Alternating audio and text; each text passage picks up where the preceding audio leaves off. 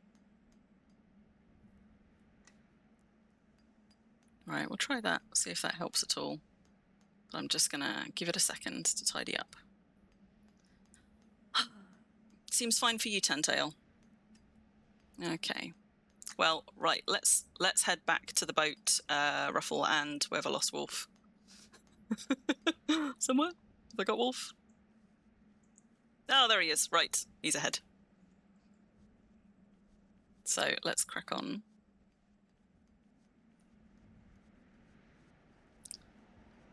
And while we do that, let's have a look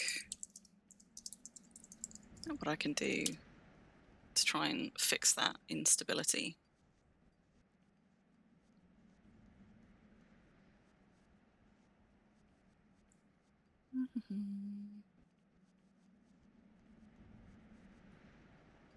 It was somewhere over here, right? We stopped on a look. There we go. If I can even see the sail from here. Look at that. Right. So let's just try. Whoop. Let's just try fiddling with some settings. See if that makes for a better stream for you guys than it did last time. So, oh, the woes of being a streamer. Let's try that.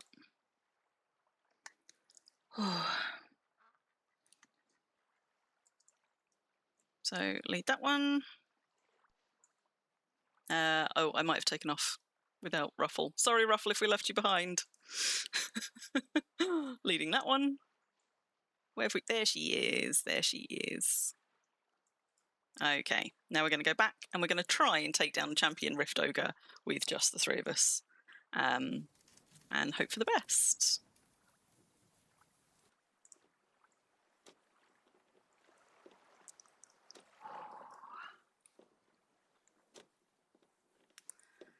So, how is that?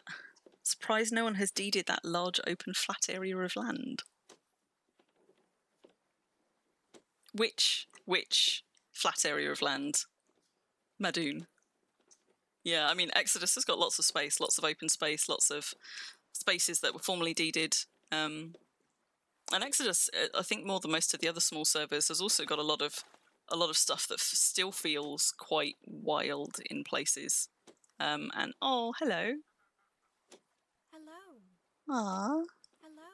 I think that mission's long gone. We had a mission earlier this week, I think, for killing champ tortoises.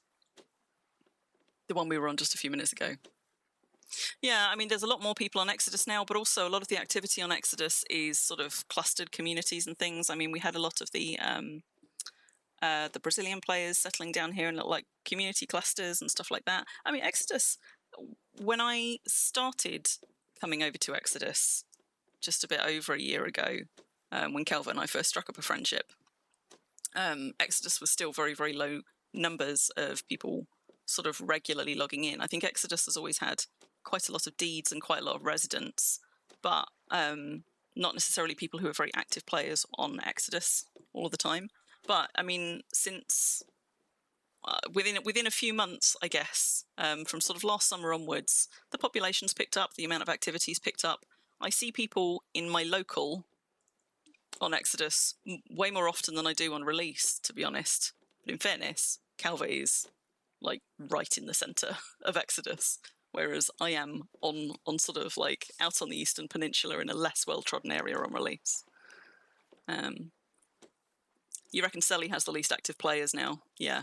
And that didn't used to be the case, but Selly has gotten quieter and quieter, and I think a few of the sort of the better known personalities who lived and spent time on Celebration, some of them have stopped playing or pulled back from playing quite as often. Some of them have moved to other servers, so I suspect that has all contributed to it as well. You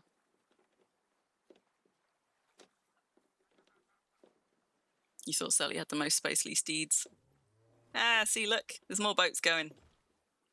Do you reckon we can persuade them to help us? Oh, in fact, I think they're already fighting it. Or is it just fighting mobs? No, they're already fighting it. Okay. Then hopefully it is going to be a lot easier to take this down than it might have been with just the three of us. So we're going to pull up here. And we're going to go and... what is it up to? I can't actually mouse over it yet. Okay, they've just started fighting it. Right, so Wolf and Ruffle. Let me give you your horses. There's that one. There's that one. There's one for me. Because this sod, like, we went round and round the houses. He almost killed me several times. I don't think I managed to get him down past about 30-40% health by myself. And every time I did, I ran out of other things to tank him. Let me know if that's way too loud for you in terms of worm sounds. I think it should be better than it has been previously, but just in case it's super loud. Yeah, every time I got him down to about 30-40%, by that point I was needing to step away to go and cotton up, and I had run out of other things to distract him with to stop him healing, and so I just gave up. That was just not happening. Also, I really don't like that here I'm too far away and I have to literally... Ugh, I don't want to look up there. I have to literally stand underneath him to get close enough to stab him in the back. Tantail, you'd like to join a different community but haven't decided which server. So Tantail, remind me, are you on Independence at the moment? Sorry, I've got... my memory is not super. I sometimes have a bit of a sort of a goldfish brain, so if I've got that one wrong, please do forgive me. Whoops. Don't know why I've got something half typed in, like, oh, you're on Xanadu. Yeah, I mean, Xanadu's a tricky one because Xanadu had some, like, really good clusters. Are you down New Spring Way on Xanadu? See you later, Madoon. Xanadu has some really good clusters, but even some of those, I think, sort of what used to be really quite vibrant communities, there used to be a lot of very active deeds around Summerholt. And I don't live around Summerholt, but I saw, you know, like Nexa has fallen, and I don't think Olaf's played in a while, and so I think some of those communities are less vibrant than they were. We're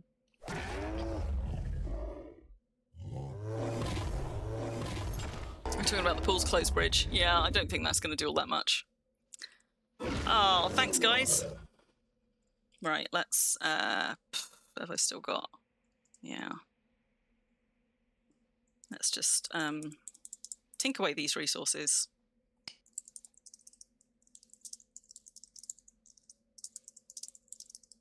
And say thank you to these guys.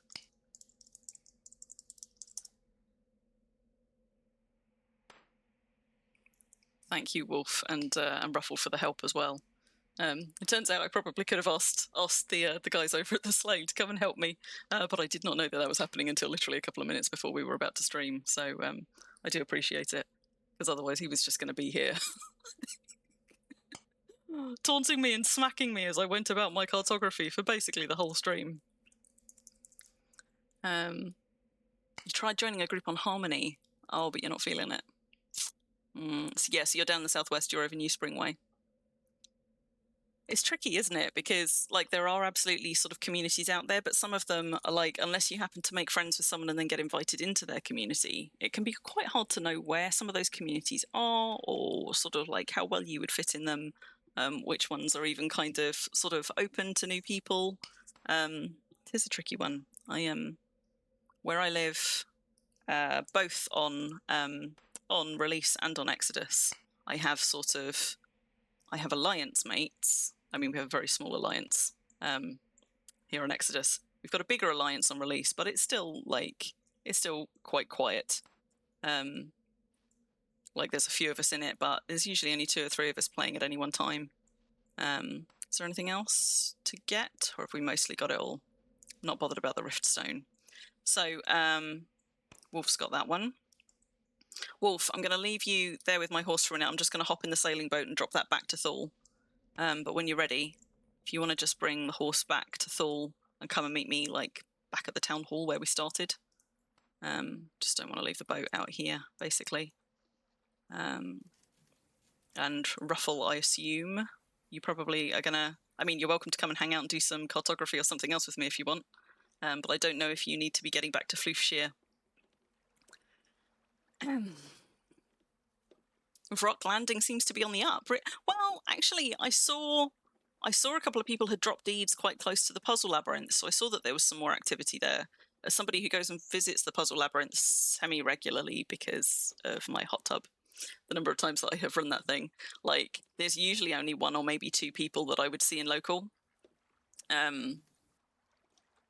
So I'm used to Rock Landing being quite quiet, and the last time I went, there was definitely noticeably some more activity. It's funny how these things come and sort of like ebb and flow, I guess. Like I say, sort of like New Spring and Summerholt were always sort of some of the most populated bits, but it seems that it is all shifting around a little bit, I guess, as alliances come and go. Do you need healing, Ruffle? I know you're a little bit dinged up. I've got some wool, if you like, from my many sheeps. You going back to Floofshire? Okay.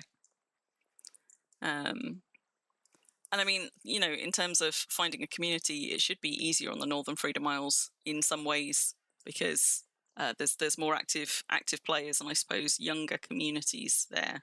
Whereas part of what the Southern Freedom Isles, I don't want to say suffers with, but I suppose one of the characteristics of the Southern Freedom Isles communities is some of those communities are like 5, 10, 15 years old. Where they've got a lot of long-standing players, but they're not necessarily all very active all at once. So for a new person coming in, I imagine they would still feel quite quiet. Thanks, Wolf. I appreciate the help. Wolf, do you need a lift? Oh, you came in a boat, didn't you? Sorry, I should have let you just drop my horse down by the boat instead of making you run all the way up here. Yum, yum, yum, yum, yum. Thank you for the help. At least now I'm not going to get bonked on my noggin. There you go. Bonked, not being a rude word, always in the British language. At least I'm not going to get bonked on my noggin with my back turned to a Rift Ogre whilst I'm trying to skill cartography. You quite like Melody, but your old spot's got a deed now. Melody's the one I know least well, and I don't really know any of the Northern Freedom Isle servers very well at all. But I had a day one deed on Harmony, but I did not keep it up for very long. So I explored a little bit of Harmony, a little bit. And I probably know Cadence the best of the three, but again, it's only a very narrow amount of Cadence because Calvert and I have been over there streaming a couple of times, sort of round to Isle of Skye, and we went up to the Haunted House, and we went over to do School of Wurm over there on stream once. And Robbie also has a deed on Cadence, so once or twice I have been portaled myself back to Robbie's deed, predictably up a mountain, and then sort of had to go running cross country to get my way back to a portal. But I don't know them all that well at all. And Calvert and I did a little bit of a sail around Harmony from Harmony Bay round and up to Heartland on stream that one time. But really, there's still a whole load of unexplored lands up there that I ought to. No, not getting fun. Thanks, Ruffle. I appreciate the help. Best of luck with floofing Floofshire, so to speak. Not sure you could afford to watch that button. Well, I mean, friendly's good in a community, and I think that's the thing as well. Like, it's not just like the immediate community that you're involved with on a server, but servers wider communities sort of all have a personality about them as well. And I suspect how that community feels to you is quite different from person to person, depending on the kind of person you are. Like, I think that Release has a really friendly community, and quite a principled community for the most part. Like, there's a lot of very good eggs on Release, and I like that about it. And you know, there've been other servers where sort of like the community has been sort of a little bit more reserved or more hermity, but you know, still nice once you get to know them. And I've been to servers where there's like a lot of kind of like really exuberant kind of chatter in Freedom all the time, and others where Freedom's quite quiet, but the community still come together and do projects together and stuff. But like I say, I reckon how that feels probably probably varies from person to person as to whether or not that community feels like your kind of a community or a welcoming kind of community. So I'm going to go drop this horse off, hop back on my champ, now that we've done the necessary start of stream killings. I'm going to get back to that cartography stream that I said I was going to do. So let's drop this horse off and get back on this one. And so, cartography. Tight alliance, yeah, Moomin, you're quite right. Like, a really good alliance can work as well as a community village in terms of, I suppose, the benefits of a community village having, like, skills that you can share between you, helping one another out with stuff, particularly on a smaller server, or I guess on a bigger server if the alliance is geographically not too far from one another. But, you know, on a smaller server, like on Release, for example, we're spread pretty much across most of the centre and the east side of Release. But when there's several of us active all at once on Release, it's not really that different to having a village. We chat in alliance chat instead of in local chat, and whenever anybody like needs something, or when we're like, I go dropping animals off to Ruffle and occasionally to Madoon and stuff, and we can mail each other stuff. It still doesn't take that long to go and visit one another to do stuff. I mined out Ruffle's mine when she first set her deed down there. So yeah, like Moomin says, I think that it can work that way as well. On Harmony, wait, FC is quite dead. What's FC? What's FC on Harmony? Also, hi, Tuplex. I don't know if I said hi earlier. Hello, Galandria. Sorry if I've missed anybody else swooping in as well when I was while I was just waffling on, as I want to do.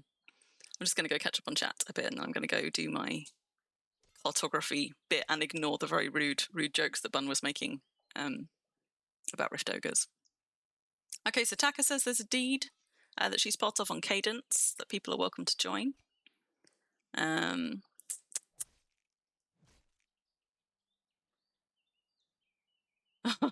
Odds are the wind will have changed when you log back in, Wolf. Yeah, hopefully the wind will be in your favour. But if not, there is an inn at Thallspring with free beds for anyone.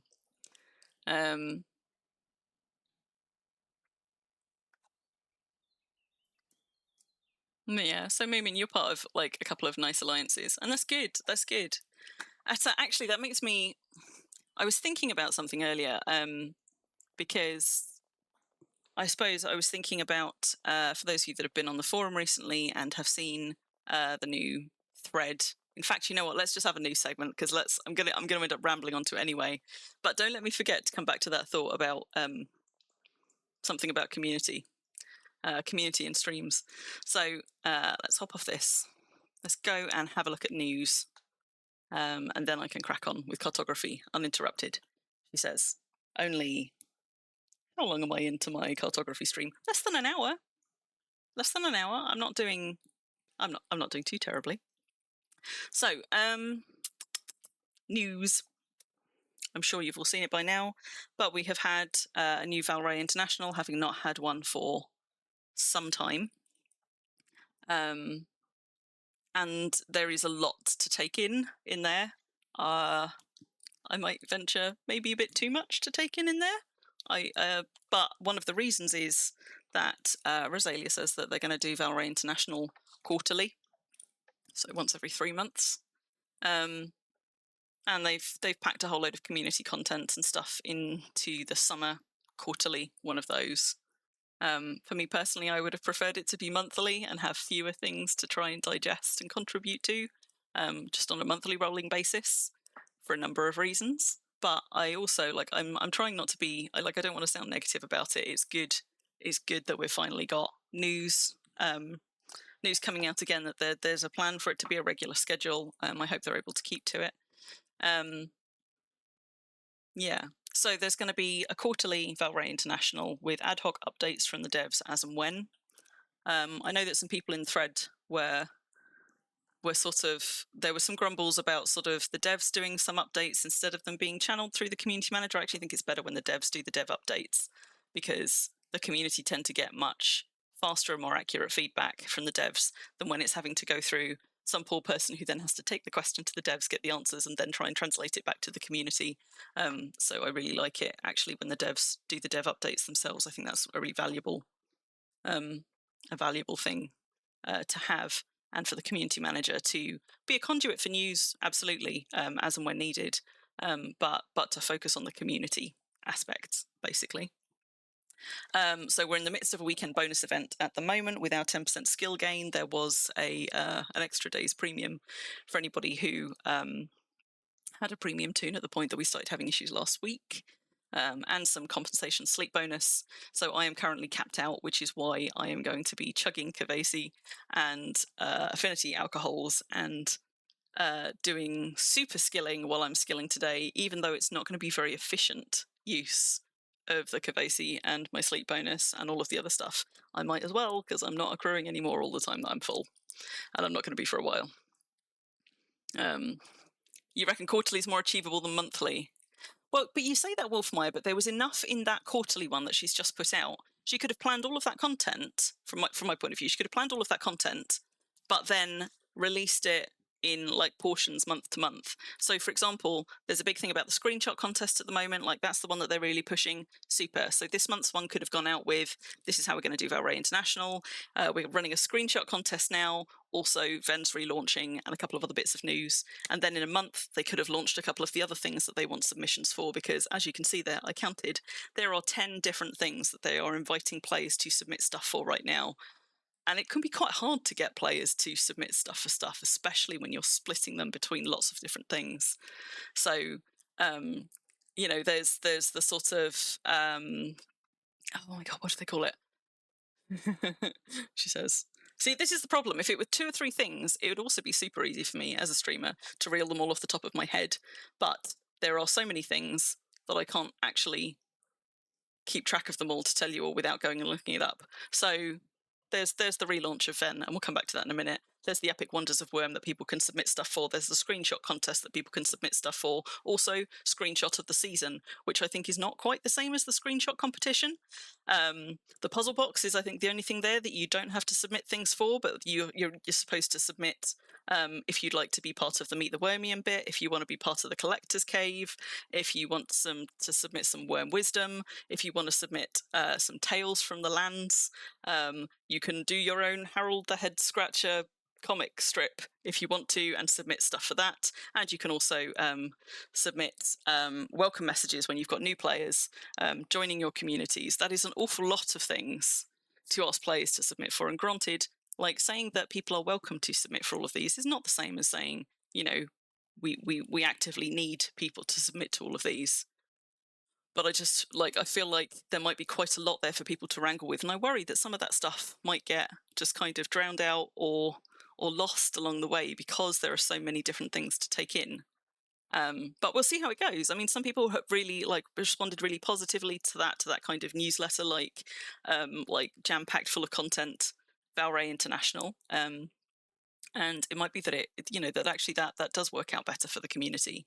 For me, I struggle to take in that amount of information at once. It feels a little bit wall of text to me.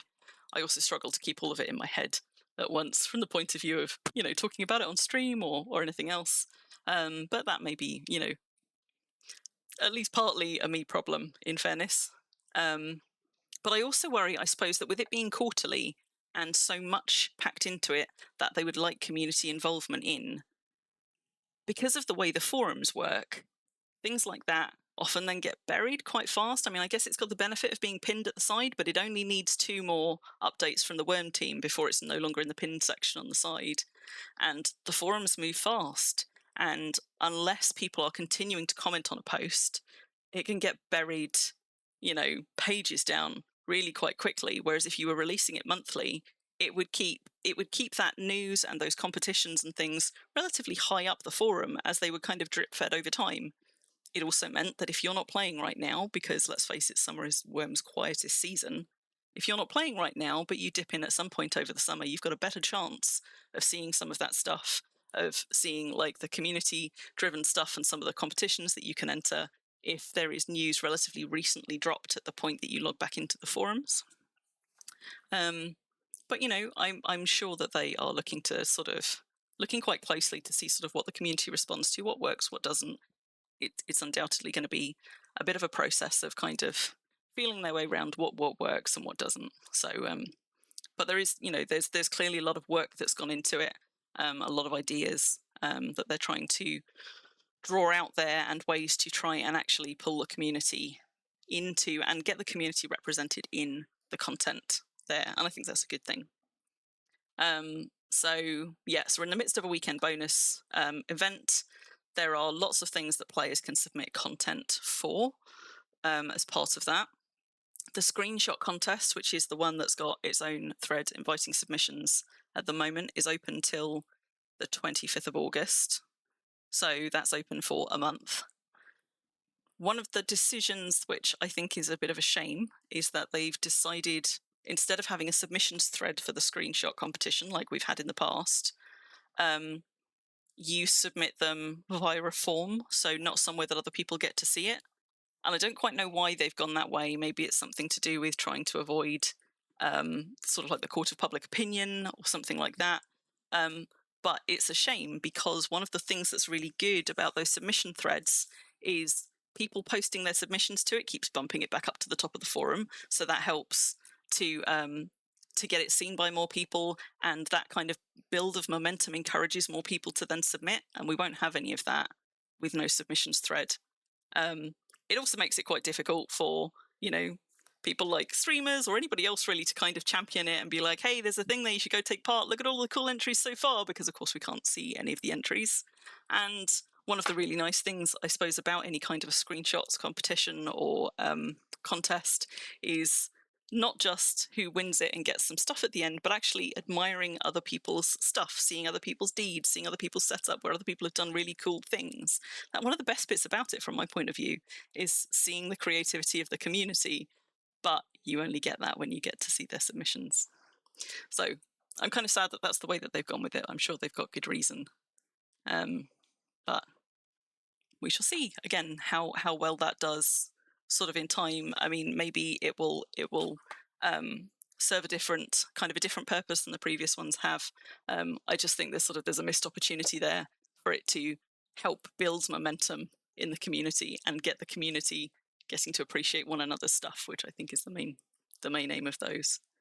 And I suppose finally the thing there is they've finally announced the relaunch of Venn, which is the Valray Entertainment Network. I am pleased that they've gone back to Valray Entertainment Network. I was not a fan of Wurm TV. So I'm pleased that they've gone back to the name.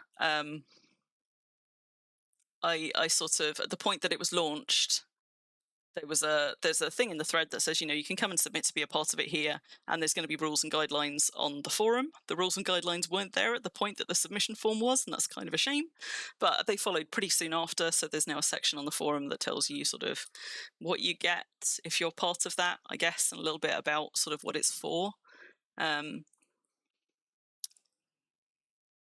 You reckon the form needs to post the entries to a forum thread locked if need be?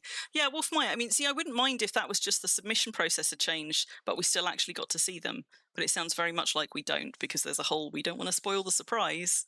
So I think we don't get to see any of them. And that takes some of the fun out of it, I think, but also takes out one of the main mechanisms of community engagement that you have, which is people kind of being motivated by one another's work and submissions and comments and things. I also want docs now, Moomin, yes, and log cabins. I've gone and played with docs on test. I'd never been on test before, but I went on test and sort of just had a little look at the mechanics. When I went on a few days ago, log cabins were not yet on test, but I can see that they're still ironing out some kinks with those. Vulcan, you're forced to read them. Myra, you can make a comic strip of life on Floofshire. You're a Tales from the Land, Tantail. But yeah, so it's nice that they're relaunching Venn. I hope that they will announce soon who who are going to be their select group of Venn streamers that they're starting with, because it would be nice to know who those people are to support them. I know that Gov has started a thread to try and make a case for then also including YouTubers. And I have to say, I'm kind of in agreement. I mean, YouTube and Twitch do slightly different things in terms of their reach. But there are a lot of people who put a lot of work into creating content for YouTube. It does take a lot of time and some slightly different skills than for streaming, and it would be nice if Ven could recognise that as well. I think I don't necessarily agree with Gov's assertion, and some people's on that thread, that that creating YouTube content, takes that much more time than streaming. I mean, as in, I think they both take quite a bit of time, but also I think whichever medium you use most, you probably have a better understanding of that than the other one. You really enjoy watching Wurm streamers, yeah, Tantail, and me too. And I sort of, I think there is space for both of them. It would be nice to have both of them represented in Ven. I can see that there are some challenges in as much as with streams, it's quite easy to see sort of how engaged the community is with that streamer, the kind of stuff that they're producing, and kind of what the impact is. It's possibly a little bit harder to see that impact with YouTube, because if you're uploading pre-created content to YouTube, other than the number of likes or comments, you've got less of a metric, I suppose, for how effective that is being at engaging people. And you don't really have a good way, particularly with YouTube content that Wurm isn't producing, to sort of track where it's actually getting new people into game. Whereas with streams, you also don't have that directly. But for example, we've had several streams where I've just seen that pop up. What was it? Palisades galore and gate locks are us. But with we've had several streams, for example, I've had several streams, for example, where somebody has come in and joined in the conversation in chat and been like, I was just thinking about downloading Wurm, or I'm brand new to Wurm, or I saw this and I was thinking about getting it and I wanted to ask you guys some stuff about it. And that's a way that streams can be good at getting new people in. But also, I think, hey Mumix, good to see you. Galandria, yeah, so YouTube is really good to make like how-to kind of videos, for example, commentary videos, all that kind of stuff. Also, I mean, never mind that a lot of streamers who stream their stuff also then upload the VODs to YouTube. So all of mine, for example, are on YouTube, because they just don't stay on Twitch for that long. So all of my back catalogue is on YouTube. But in fairness, I don't really put any effort into like trying to promote it on YouTube. It's a repository as far as I'm concerned, because Twitch is my main platform. Yeah. I mean, I agree with you, Tuplex. Wurm needs more attention on social media, and it needs more consistent attention on social media. It's actually less about, I think, the quality of the content, which isn't to say that we should put out crappy stuff, but it's less about, I think, the high quality content, and producing video content does take time. But it's more about the consistency for social media, because social media algorithms thrive on consistency and engagement. You need stuff that people are commenting on, are invited to comment on. You need stuff that is there consistently enough that people start to recognize it's a brand. But in fairness, social media management is a full-time job, and we have a part-time community manager with many other things to do besides. So I think unless that's something that they start to really invest in, trying to do it, relying on it being like a bit part of an already part-time role, or volunteer social media people, I don't think it's ever really going to get the attention that it needs to take off on social media. I think the other thing as well is, I mean, YouTube content can be really good for stuff like tutorials and things like that. And it is better. I agree that it is probably better for bringing people in who from outside the game. It's better at getting Wurm in front of people who don't already play it or don't already know about it than Twitch is. But on the flip side, because Twitch is an interactive medium, Twitch is very good at community building, or at least I think Twitch done right, Twitch at its best, is very good at community building. It is good at giving people that kind of, where we've had new people come in and ask questions, that very, very kind of immediate feedback and interaction with the community without even having booted up the game yet. And Wurm's community is one of its biggest assets by a mile, but that's really hard to communicate to somebody who's new, except when somebody has an opportunity to step right into the midst of that community and start joining conversations, which they do on Twitch streams. And it's kind of the only place that they can do that. I mean, they could step into the forums, but I don't know anybody who comes to the forums before they actually come to the game. So, you know, there's a reason why Ven focuses on Twitch, but I suppose broadly what I'm saying is I agree it would be good to have YouTubers recognised on that as well. And I don't quite know what that would entail, but I think that that content is valuable as well, and valuable and useful for Wurm in different ways.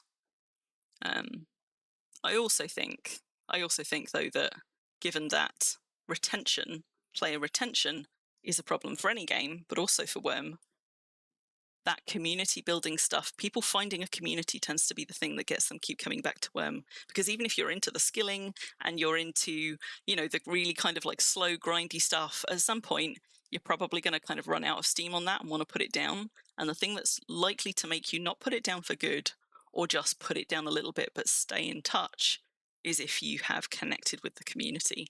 And so I think like my interpretation would be that Twitch streams are one of those things that helps people to find community, to find friends among the community, and to stay in touch with Wurm and the community, even when they're not playing a lot right now. And I think that's also pretty valuable. So there you go, that's my 2 pennyworth on Ven. But I'm glad that they booted it back up. I look forward to seeing more Wurm streams coming our way, which they are confident there will be. And I will go finding and following people when I can. I said that part already, but the attention petered out. How about let the spiffing Brit try to break Wurm? You have millions of followers. I mean, yeah. I mean, there's lots of things. There's lots of things that Wurm could do with. Ruffles just going and putting herself back into servitude on Delhi. There you go, community right there.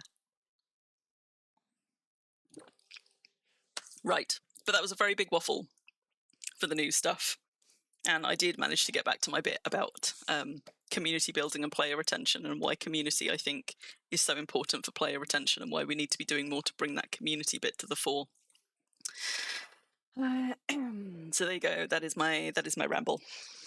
But if you haven't seen it yet, it is still pinned nice and easy to find on the forums for now. That Valray International post. But there is quite a lot to take in there, and if you're someone like me who struggles with sort of wall of text, or kind of like the scale of information to take in, maybe it's something that you want to dip in and out of a bit. Let me just pop a link in for anybody who hasn't had a chance to take it in yet. I've had to take several passes at it, and there's still stuff on there that I haven't really quite taken in, if I'm honest. But, you know, I got the headlines. There you go. So, now that I'm... What am I now, an hour into stream? Now I'm going to do some cartography, which I did promise that I would do. Also, it's 26 degrees in this house. Like, it was 29 degrees on the last stream in that heat wave, but we are still in a heat wave. I hope it has cooled down for some of you in other places, but I am once again, like, surrounded by ice packs, and I've got a fan on my legs, and I've got 2 or 3 drinks lined up, and it is still too warm despite being 9:20 in the evening here. This is going to be your introduction to cartography, is it, Tantail? Well, hold on to your hat, because I'm not going to be skilling it efficiently, but I can tell you how to. So for cartography, there's actually quite a lot of bits and pieces involved in cartography. We're going to start with surveying, which is the bit that you need to do for the beginning before we get onto anything like maps and stamps and all that kind of stuff. I am going to come onto that later, but first we need to actually waffle. I think, Ruffle, if you don't have a tune called Waffles, you now need to get one.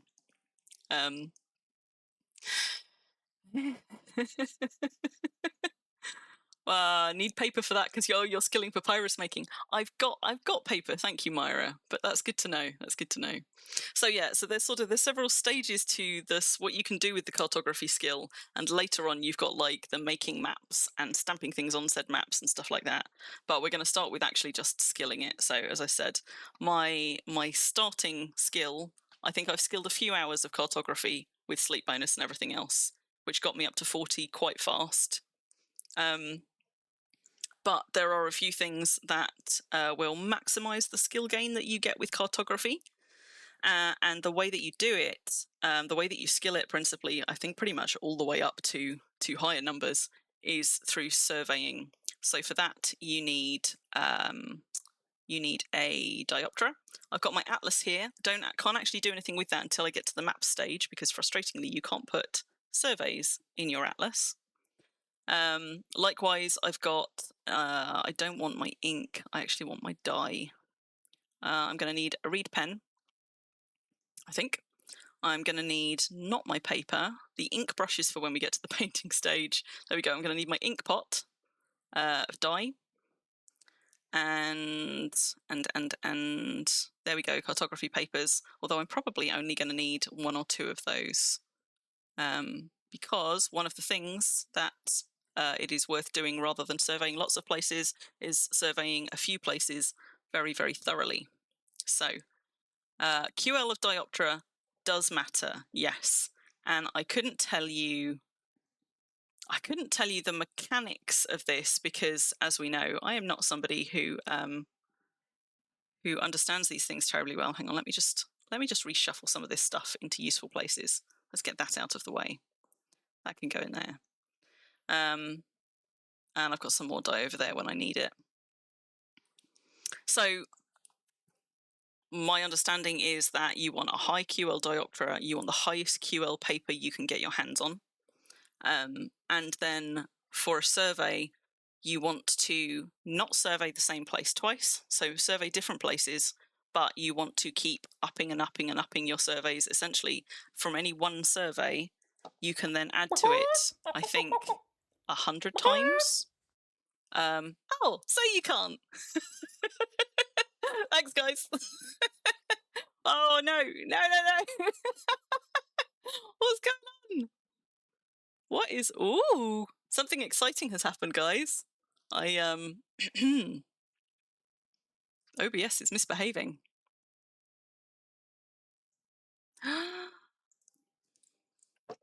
I know why OBS is misbehaving. It's because I dropped my ice pack on my down key. That makes me all quivery. Right. Yes, thank you for pointing that one out. Now you see a lot of me. Now you're back to seeing a normal amount of me. And who just got quivery? Hello, Ruffle. Thank you for shouting at me, guys.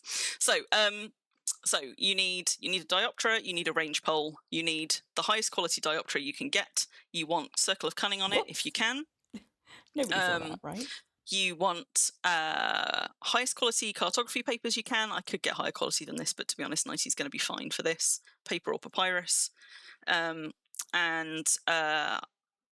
can't remember if you need ink every time you survey or if you only need it to start. Maybe you only actually need it for the painting. Well, let's go find out. It's been a while. OBS got a little smack on the down key. It more of a long press. Yes. Thank you, whoever just gifted a sub. So I propped my range pole down over here earlier because I spent a bit of time pacing around measuring Thallspring, because I wanted to survey an area which would be big enough that then when I went and made all my stamps, I could use all of the stamps usefully on it. So the size of a survey, the amount of space that it covers is 80 by 80 tiles. So it's really quite big, which does mean that to do cartography skilling, you do an awful lot of running around, which is part of what makes it hard to do it efficiently.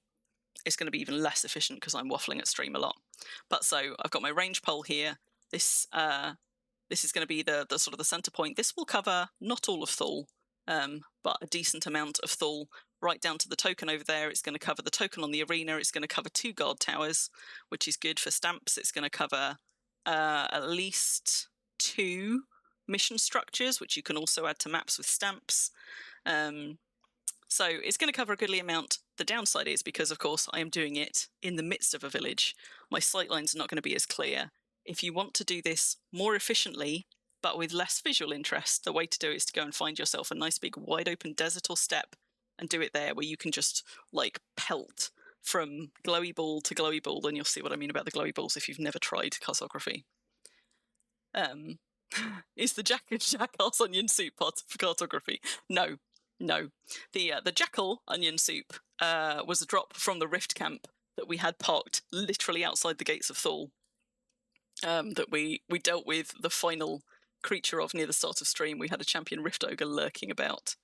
So let's pop that there. Wool can go back in there because I'm now not going to get smacked from behind by a rift ogre. So you can, I think, drop or plant your range poles, doesn't really matter. And stamps, yes, Tantail. So we'll come on to it, but once you have made your cartography maps, you can then make a variety of different kinds of ink stamps that you can use to mark things like villages and mission structures and guard towers and dates and annotations and all kinds of stuff on it. So we'll come to that, but first we've got to do our surveys before we can even make a map. Magic chest behind you's got eyes and a hat. Totally normal. You sure it's not a mimic, Myra? Just saying. So, high quality dioptra. And what do I do to kick it off?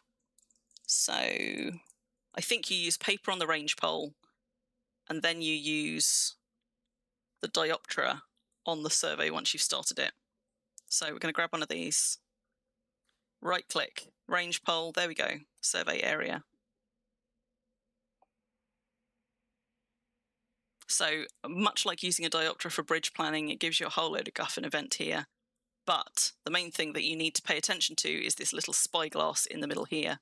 The reason I've brought my horse is because you end up doing a lot of travelling. So I've started my survey. I'm just going to, has it popped it in there? Yes. Just going to move that out. So that we can close that one back up. So this is my survey. I'm now going to switch to my dioptra. Switch to my dioptra because I'm going to use that on my survey, and I'm following the direction of this tiny little spyglass thing up here. Now, it does not stay up forever. It actually only stays up for a limited amount of time. And if you were on a nice open plain, see, Calvert has very, very helpfully made it impossible to now cross through this way, so I'm actually going to have to go out of Thal and round. If you're on a nice open plain, like if you're out in a desert or a steppe, this is why this is much, much easier, because usually you can see the point that this is pointing you to just somewhere on the horizon nearby when you've got really, really good field of view. Unfortunately, because I'm doing it in a built-up area, I'm not going to be able to see shit, so I've just got to keep trusting and following this thing. And when we get close, there is every chance that the shiny little ball that tells me the specific tile I'm looking for is going to disappear, but thankfully we can get it back if it does. So I'm just following this, treating it like a ooh, ooh, ooh. You're sort of treating it almost like a divining rod. As you can see, it's now fading, which means the spot that I'm looking for should be like, what? Like, there it is. You're looking for one of these glowy balls. And this is what I mean. If you're on a nice big flat open plain, that's easy to spot. From ages away, you can just run straight to it. If you're in a more built up area, then that gets tricky. Now, like treasure hunting, for example, you can actually survey from further away, but the further away you are from that target tile, the less skill you get, and the drop-off is pretty huge. So if you're doing this to try and skill, you want to be on the best tile every time. And I think you can check that by, if you use a dioptra on it, and go find survey location, it will then bring up that little spyglass again. So if you lose sight of the little glowy, because it starts to disappear after a short while, there you go. You can check, and this is saying I am in the correct location. I am on the best tile that I can. And you want to always be on that tile because it's going to affect your skill hugely. So unfortunately, because it's a slopey tile, I can't do this on full stamina, but I'm going to drink some Kavasi. I'm going to drink some affinity booze. I'm going to put my sleep bonus on. and then I'm going to show you what a skill tick is like on the best tile, and then we're going to go look for another one, and I'm going to show you what it's like on tiles further out so you can see the difference. You were going to ask if you could use it to cheat in weird terrain, but I see why you couldn't. Yeah. Bun gifted you a Supreme Unicorn statue today. Ooh. Ooh. I can't help with colours, but hopefully others will. So we're on the right tile, but let me just prep all of my other stuff first. So to make my sleep bonus last as long as possible, because 10 hours is going to be more than I can use anyway, but why not? I'm going to eat. And there we go. And somewhere in here, I've got Kavasi, and I might as well drink up Kavasi because I've got 10 hours of sleep bonus to start using through. So I'm going to drink that, but I'm going to keep a close eye on it because I don't actually want to go too high. Whoops. Where are you? Caffeine, 60. 60 power, so I want 2 more sips. So that takes me up to 80 power, and that takes me up to 100, which is the highest that it can go. So I've got caffeine making my sleep bonus twice as effective for the next 55 minutes. Still not quite done yet, though, because if we're going to skill efficiently, we might as well stack as many things as we can. And I've got some affinity booze tucked away here. Now, if you're somebody that that likes to make the very best use of skilling with affinity booze and everything else, aside from cartography, you might also want affinity booze for body stamina. It's not actually one that I have booze for, but cartography I think does give you body stamina. So if you're doing it and stacking everything up, you might as well have affinity boost for body stamina as well, if that's one that you have. So somewhere. Now, have I done a foolish thing? I have done a foolish thing. How much of this can I fit in a reed pen? Just asking for a friend. Not as much as I want. It'll do for now. Right, so that's giving me some cartography skill. That's giving me an hour and 55. That'll do. If I notice that it's run out later and I'm still doing cartography, I will go and take some more. But pro tip, if you filled all of your measuring jugs with dye, which I have, but you've got a reed pen, that'll give you 10 grams, which on high quality booze gives you just shy of 2 hours. So I've got all of my stuff stacked up. I'm going to turn my sleep bonus on, and then diopter activated. I am going to continue the survey on this point, and we'll see what we get in terms of... To record any... I need to be facing towards the starter location. My bad. So that's the other problem with uneven terrain. Because you need to be like facing back towards where your range pole is.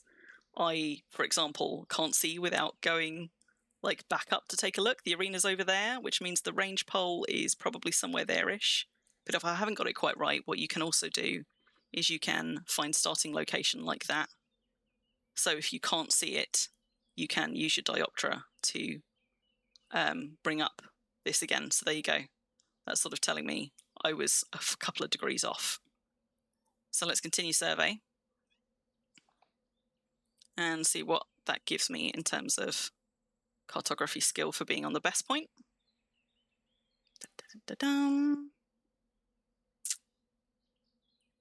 Feel confident that I'm in the best location. That's what you want. That's what tells you are on the right tile. And now it's given me a new best location, which is somewhere over there. But let's just have a look. So, okay, frustratingly, I didn't get a cartography tick for that. We'll go and do best location for the next one. And once we've got a cartography skill tick, then we'll go and do some not best locations so you can see the difference. So, diopter's pointing me towards the range pole, but the spyglass is pointing me towards my next survey location. So it is either going to be in the arena or around the other side of the arena. But you see what I mean? Like, there's a lot of riding around, and this is so much easier when you are not riding around buildings and through thick trees where you can't see terrain properly. But this is also why we needed to deal with that Champ Rift Ogre, because otherwise half of my surveys were going to... there it is. So that's best tile. Otherwise half of my surveys were going to take me in range of that. So we're on the best tile. We're going to continue the survey before that lava spider comes and engages me. Oh, except I need to be facing towards the starting location, so I'm just going to have to fight it first. Hello, Spidey. It's that tile behind me. I need to just step back onto it before I continue.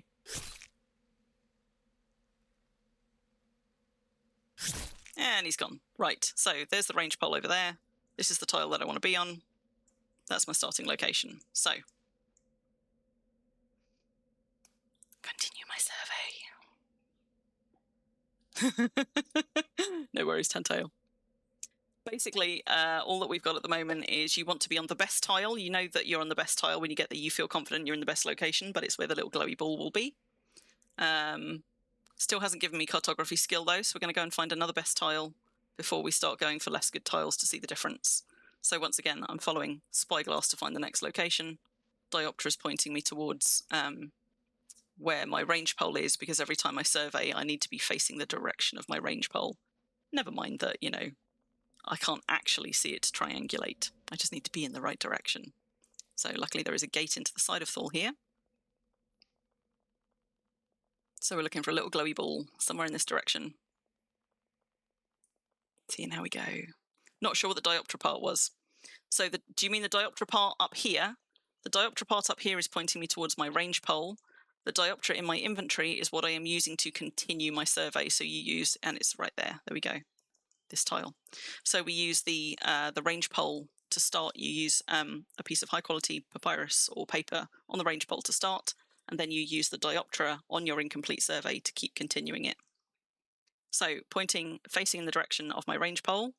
Can't remember whether it would let me do it from horseback. I think it would. Let's try. Yes, it will. That's good. Nobody wants to be getting on and off their horse the whole time.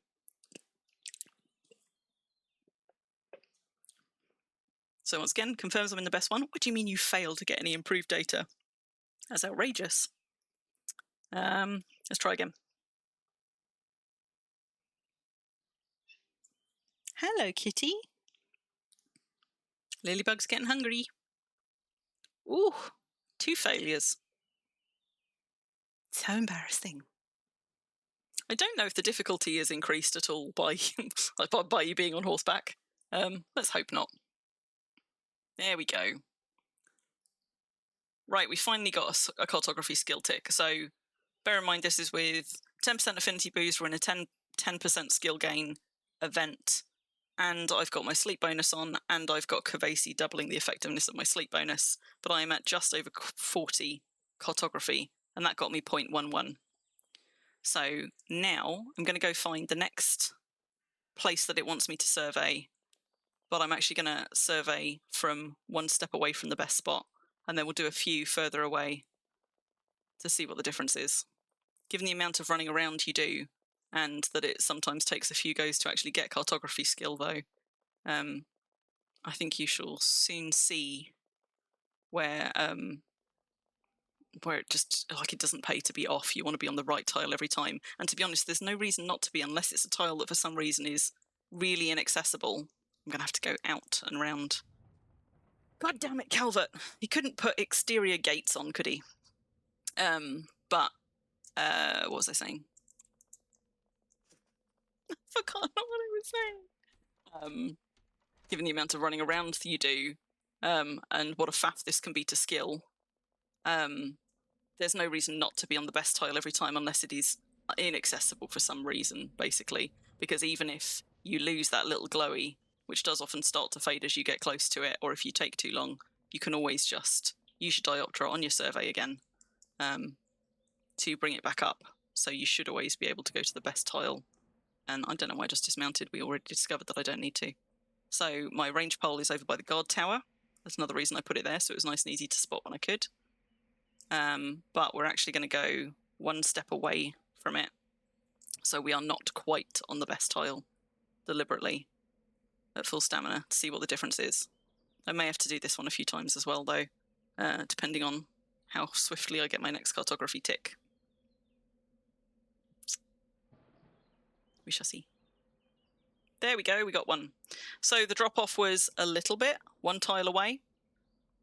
I lost point...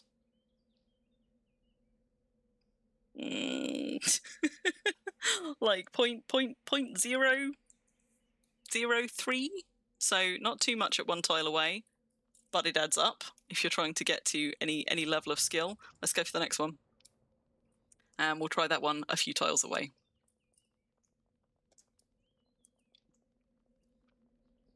On the plus side, with all the riding, maybe I can catch up on chat while I'm moving between locations. Any of you watching the stream from SFI want a book sent to you with high-quality paper? Oh, thank you, Myra. Even if you're not into cartography, high-quality paper makes all the difference for archaeology as well. So knowing a good papyrus maker or skilling papyrus making yourself is well worth doing, because actually the quality of paper makes a hell of a lot of difference to the amount of stuff you get out of caches and the amount of skill you get out of cartography. So back on this one, we're going to be turning around this way because we want to be facing our range pole, which is over there. I'm going to go, let's go a few tiles away this time. So 1, 2, 3, 4, 5. If we go 5 tiles away from the best tile, see what difference that makes. But like I say, you can always bring that little glowy thing back up again. So there's no good reason why you would do this. It's just, you might think that it sort of doesn't matter particularly. It used to be more of an issue when they first released this, because that little glowy, that disappeared way, way faster. They increased the amount of time that it sticks around for, which makes it a little bit easier. Okay, so I'm now 5 tiles away, and that's the drop-off. We're now down to 0.007, whereas at my best, I was like, what was I, 0.11? So, now that we've done that, I don't feel a need to keep doing it. I'm going to go for best tile every time. But we're, I don't know, how many actions in? If we examine it, is it going to tell us? Notes from 6 locations. So we are up to 6 locations so far.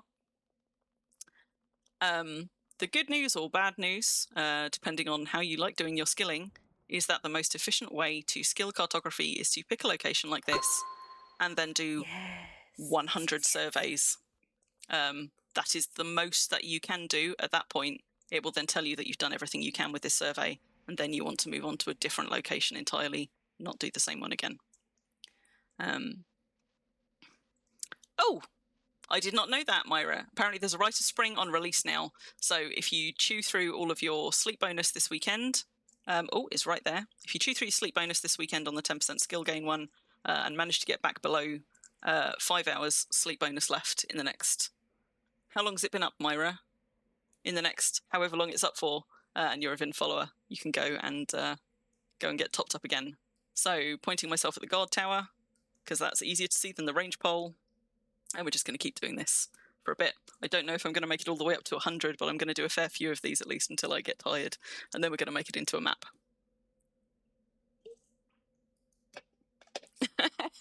You thought it was going to be the best way to skill it is not to do it.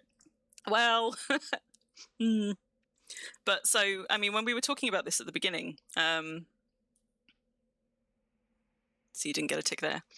I said I've got 40 cartography skill, and most other people were saying I got just enough to finish the journal. So most people didn't get much past sort of 10, 15. But my point was that getting to 40 cartography skill actually is still going to be over the other side of the arena, isn't it? Getting to 40 cartography skill did not take that much time. What I did was I went out to the desert to the south of me on release to a nice big wide open space, not in a village. And I just did... let me just point myself at the tower so I'm in the right direction. And continue survey. So where did I put them? These 3 surveys are what got me to 40. They're not all 100s. So that has got notes from 100 locations. That's got notes from 43. And that's got notes from 100. So that's still a lot of survey actions to get me there, but it didn't actually take me that long when I went for a nice big wide open plain where it was really, really easy to see stuff. Failed to get any improved data, so I need to just do that one again. But, I mean, that's the thing. Like a lot of things in Wurm, there aren't a lot of things in Wurm that are super, super engaging to skill. I would say that archaeology is one of the more fun ones to skill. I quite like botany and foraging as well, but your mileage may vary, because I get to keep moving around with those. I suppose the thing is that if you pick a nice enough area, zigzagging around it, like, it's not much of a hardship, but it isn't one of those things that you can sit there like mining and just kind of sort of semi-AFK grind. Cartography requires an awful lot more running around, and that is just not for some people. But yeah, okay, so I love the little maps as well, and cartography doesn't seem to have a lot of utility which is why a lot of people are like, why bother? But for me, as somebody who really likes decorating, high cartography skill is going to be wonderful for me. And I will tell you why. And that is because, first of all, I want a war table. I want a war table. You can, when you survey places, I suppose at lower cartography skill, you tend to get maps that are more like those kind of low quality treasure maps, right? They've got a lot of blurry bits. They haven't got a whole lot of detail. Sometimes they've got blotches and stuff. Where are you? There you are. Grabenon's Rest. So the kind of finished maps that you can make at low quality are not super, but they are still maps. They're kind of like, they're nice, they're pretty. The higher your cartography is, the more detailed those maps get, the more they become like kind of high quality treasure maps with like no blotchy bits, with much more detail, more detailed terrain. I think past 20 cartography skill, they are also always correctly oriented, whereas at very low cartography skill, sometimes they're not oriented to the north, so you can't patch them together. But as you can see, I'm still getting quite a lot of failures. But when you've got higher cartography skill and you're producing maps that look detailed enough for you, one of the nice things you can do with cartography, for example, is you can survey several places side by side in a block, and then when you create the maps, you can piece several maps together for larger maps that cover a bigger area, which is great if you're somebody who wants, for example, war tables. So you can get bigger and bigger maps to put on the walls. But yeah, right, it is so nice seeing map rooms that people have made. And like, if you've ever been over to the public slayings on release, sometimes they have on the little stall just inside the slaying pen, sometimes they sell like little sort of souvenir maps of Bruce's Flying Circus and the area around it. I think those are super cute. I've got one of those up on my wall in Brambleheim. So they can be quite nice, sort of charming keepsakes. You could use them to map your alliance. I quite like the idea of having sort of like an alliance map. Now, if you're quite widespread, that's probably less feasible. But if you've got sort of like a cluster of villages together in a community, something like that, I think it would be super charming to have kind of high quality maps that kind of chart the spread of your alliance. Now, there's the guard tower, so I'm in the right direction. Moreover, because we've got other teeny tiny little things like chess pieces, for example, you could theoretically make yourself a nice kind of war table covered in maps and also put little pieces on it. But also we've got stamps for that. And once you've made a map, you can make copies for other people. So if you're doing something like that, like for your alliance or for your community or for your village, like your best cartographer can go and make them, and then you can give them to everybody, and everybody can have one of those as a really nice deco piece that's really unique to you. And I think that that's dead charming as well. You don't have souvenir maps, you have souvenir wool hats. You figure the best place to... Oh, wait. Okay. I thought I had just clicked on the wrong thing, but I have not. So I'm going to follow it to the next one. So those are some really charming ways that you can use maps as intended, but there are also, I think, some even more charming ways that you can use maps not as intended. And you would want high cartography skill to do that well, and that is pixel art. So for anybody who's ever seen cool pixel art on someone's wall in Wurm, and wondered how the hell they did that, the answer is they've done it with cartography. Because cartography, like treasure maps, shows different colours for the different kinds of terrain, if you've got good cartography skill, and you go and find yourself a nice big open patch of terrain, say desert, you can then essentially treat the tiles as pixels, and... oh, crap, I've lost it. Hang on. You can then treat the tiles as pixels and deliberately change the terrain to make pictures with a canvas of 80 tiles by 80 tiles, and then you can go and survey that to make yourself pixel art to put on the wall, and you can make copies and give it to people or sell them or whatever else. And that is a really convoluted way of getting art into Wurm, but it is possible thanks to cartography, and it wasn't possible before. So short of going and dropping a gold on a PMK. There it is, it's over there. So if you want art on your walls in Wurm, and you've ever seen anybody else with like, somebody got like a little like pixel chicken on their wall. I've seen people with like pixel love hearts and things. If you're ever wondering how those were done, or wanting to like have some way to have like your own artwork to an extent on your walls in Wurm, cartography is the thing that lets you do that. It's the closest thing we have to an art skill, and that is why I am super excited about it. Also for the war tables, but yeah, yes.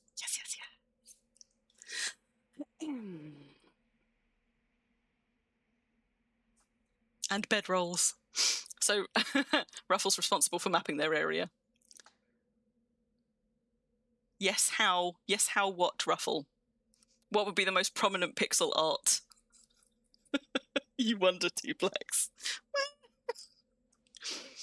Okay, but that does mean, for example, that where people have already essentially done pixel art so that when we get the map dumps, it shows up on the map dumps. Like, for example, Calvert has written Thallspring in great big bloody letters across the side of Thallspring. If I went and surveyed that area with high cartography skill, I could make a map, which, frustratingly, because the Thallspring writing is to the east, not to the north, it would have Thallspring written down the side. But, you know, so if you wanted to, you could use your pixel art to do stuff with text. You could do it to make quite simplistic little pictures. Theoretically, if you think about the colours that are represented by terrain tiles on treasure maps, you could do little, like, landscapes and things like that. I think the possibilities are endless. And it takes quite a lot of time and skill to make just one picture. You know, you'd need a large space. Ideally, you probably want a space that is pretty flat, so you don't also get terrain lines on your map, which might mess with things. But, you know, for somebody who is good at hyper-focusing at this stuff, or who is super, super into it, I think we could do some really, really gorgeous stuff with it. And that is why I want to skill my cartography up. That is what I am aiming for. Absolutely. Ruffle could have pixel sheep. I could have pixel chickens. We could have all sorts. Theoretically, I know people have been asking for things like alliance banners and flags and stuff for a while. I don't know if we're ever going to get that. People have been asking for it for ages and it keeps getting pushed back. Can't get you alliance flags and banners, but could get you a little, like, you know, alliance insignia that everybody in your alliance has, like, pasted to the outside of their house or to their gatehouses or stuff. You know, it's like a little bit of imagination. I think that there is lots and lots and lots of cool ways that this could be applied. And also, despite the fact that I worked out very early on that I don't have to get off my horse, I do seem to just keep doing it, don't I? Right, Galandria? Like, all sorts of fun things that you could do with it, both by surveying existing land and features, and by creating stuff purposefully to then survey it to make art. And it's not like Wurm is short of deserts. I would suggest that deserts are probably the best terrain to do it on. You probably also, like, the ideal place to go and find for this, if you want to get high cartography skill and make yourself pixel art, the best place is going to be low-lying ground, so that you can also make use of water tiles if you want to. So you kind of want desert tiles close to water, I would say, or large enough, flat enough terrain that you can convert it to something like all grass or all desert, or something like that. So there you go. That is my, I think, very compelling argument for why cartography is a useful skill, because people are like, I don't really see what it adds to game, but the community has been asking for custom art in the game for so long, and this is a way that we've kind of snuck it in, like in moderation. It's still pixel art, but also because you can piece maps together, you can make bigger pieces if you really care to. With transmutation fluids, you know, you can get darker colors and things on the map, or more unusual map tiles, but you could do a lot of it with, like, you know, with paving and the terrain, which is easily acquired. So it doesn't need lots of fancy transmutation stuff. It just needs a bit of perseverance, a very large, very flat space, and some patience.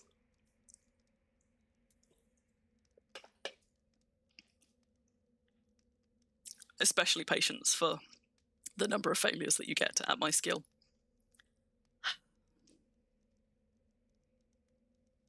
Now, what I did mean to set a timer for, and forgot, I've just failed 3 times in a row, was I was going to try and set a little ping for when my caffeine was going to run out. Now, I never remember to do this. I usually just kind of try and pay attention, but because I am extra distracted when I'm on stream, oh, we're off again. Because I'm extra distracted when I'm on stream, I thought I should set a little ping. So I'm going to go and see if I can, we can add custom timers to these, right? I'm going to go and do that, because what I don't want to do, for anybody who is unfamiliar about boosting skill with Kyklops, when it runs down, will start to drop power, and it is much, much more efficient to top up your caffeine before it starts to leave 100 power than it is to drink your way all the way back up again. So it takes 5 sips to get to 100 power on really good Kyklops. And at any point, I can take another sip. It's back there, isn't it? At any point, I can take another sip, and it will top me back up to the full 55 minutes or whatever I got on this one at 100 power. Whereas if I let the power start to drop, I have to take several sips to drink my way back up. So the most efficient way to use Kyklops is to top yourself back up just before the timer runs out and you start losing power. Trying to pay attention always works so well. Well, you know, and like when I'm doing things like I use Kyklops almost always.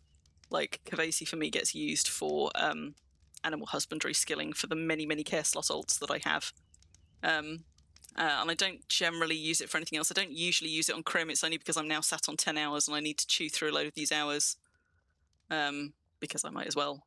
Where is this one? Oh, it's right there. You nana. Speaking of paying attention, so I am now using it on Crim, but I don't usually. But also, if you're trying to eke out your Kyklops, the most efficient use of it is, where is the guard tower? Is it just? It must be just over that way. Is to keep topping it up before it drops. So what I was going to try and do was add a timer. There we go. How long have I got left on my Kyklops? 29 minutes. So if we put 28 on that, not going to name it anything. It's just going to tick down, and then hopefully that will ping and remind me. If it pings and I completely ignore it, if you guys can just bok chuk at me or something to point me at it. Oh, didn't get any data. So I can sip my way back up to Kyklops.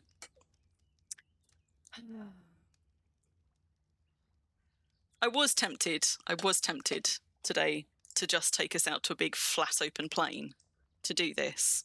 But I thought it would actually be quite nice, partly because I wanted to use the stamps and I wanted to show you guys how the stamps work. I wanted to do it in a place where I had things like deed tokens, mission structures, guard towers and stuff, so we could use all of the stamps. But also because I thought it would be quite cute to do one of Thallspring. Back when I was looking into this before, by the way, I was talking earlier about how the maps, the quality of the map changes as your cartography skill changes. When I was doing cartography last, which was a couple of years ago, Proceda shared a really useful link with me, which I went and dug out of my logs from years ago. Here you go. Which shows you how 5 to 50 QL maps look. So you can see sort of like the difference. And every time I complete a survey, it's tinking up the skill of this a little bit. So that's partly what I'm doing. So we want, ideally you want 100 completed surveys on any one map from a skilling point of view, but also for when you are trying to make maps to actually keep and use.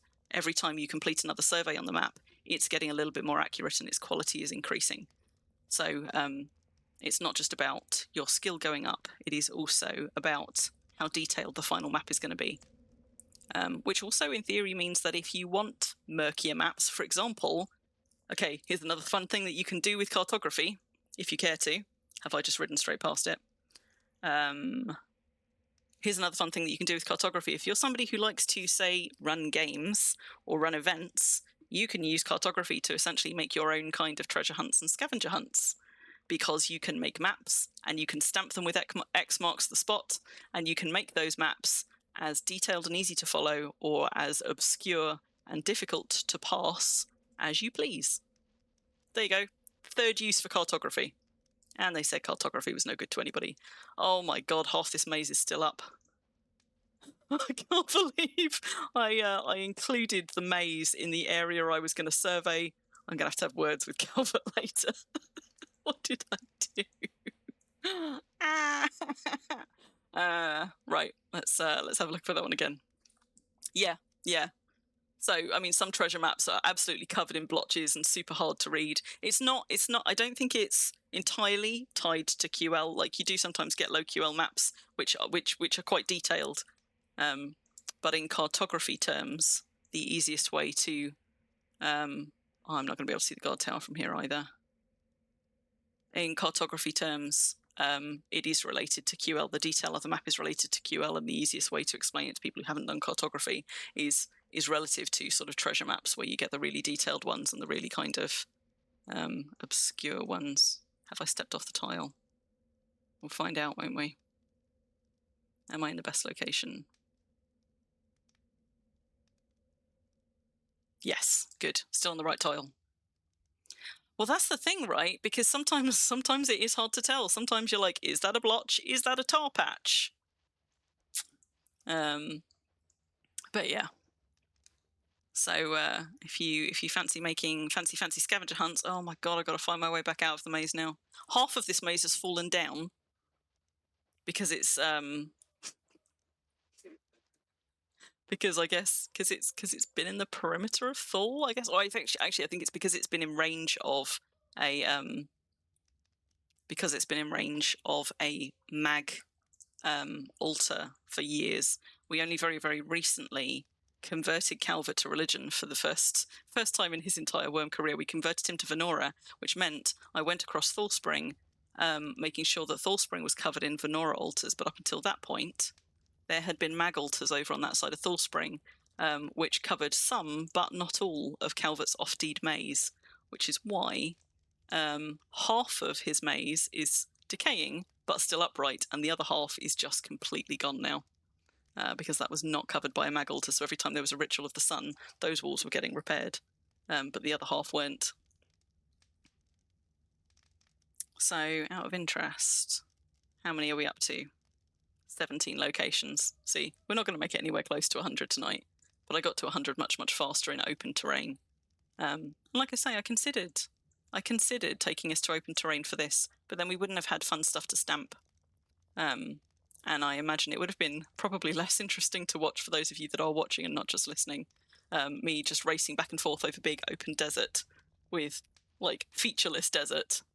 Whereas at least this way, you get some nice kind of daytime and nighttime tours around Thallspring, which is Calvert's deed of many, many years on Exodus.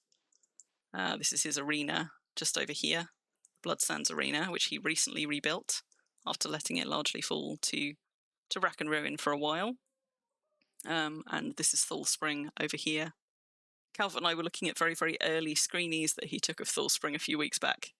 And that was really cool to see, like, back when we only had single-story buildings and sort of auto roofs and that kind of stuff. Failed to gain any improved data. Rude. So I got to see some very, very early Thallspring screenies with just like one or two buildings just around the D token and the guard tower that's by the D token in Thal. I'll point it out next time we go past. That's been there for forever, but Thal has definitely grown over the years, quite significantly. Auto roof. Yep. Tantail, before we got multi-story buildings, I don't know how long you've been in Wurm, but back when we had only single-story buildings, they automatically had roofs when you completed the building. You want to be knitting a sleeve and listening, but you're just watching. Sorry. Here we go. Off to the next one. You go back to JK Home, do you? Well, there you go. You remember auto roofs then? Oh, fucking, there's no bloody... Used to be able to ride through here, and then he had the bright idea of putting hedges, impassable hedges. It scuppers me every goddamn time. An old green man. Green man indeed. So that means you also remember the really tall, spindly trolls as well before they got short and fat and nose picky. They were like bright green giants. There you go. JK high five from Ruffle. You found another.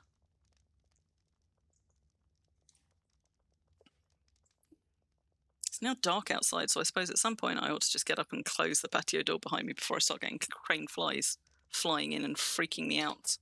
Ooh, ooh, ooh, ooh. What? What? So, with me waffling less. How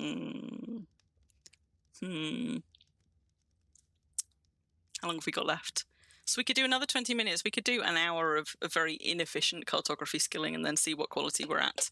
Like I say, I'm not going to get it up to 100 surveys for this one. But it would be nice to get it up to sort of 40 or 50. But then when we've had enough, I'm going to go make it into a map. We're going to go and do a little bit of pottery. Thankfully, my pottery skill is higher than my cartography skill. To make ourselves some stamps, and I will show you how to make the different kinds of stamps that you can use to stamp maps with.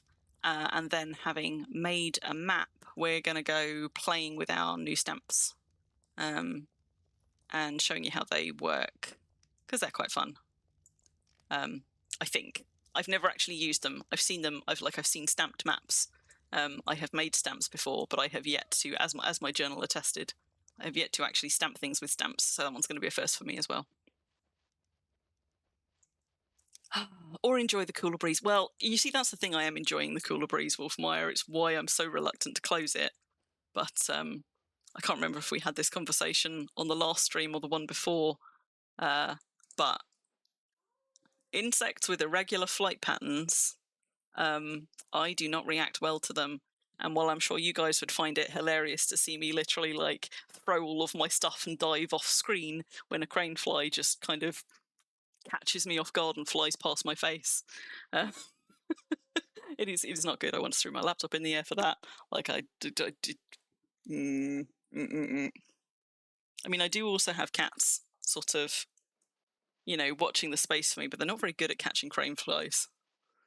So I'm sort of halfway between how much do I want to tempt fate with flappy things coming in and making me freak out on stream versus, God, and I can't get through that way.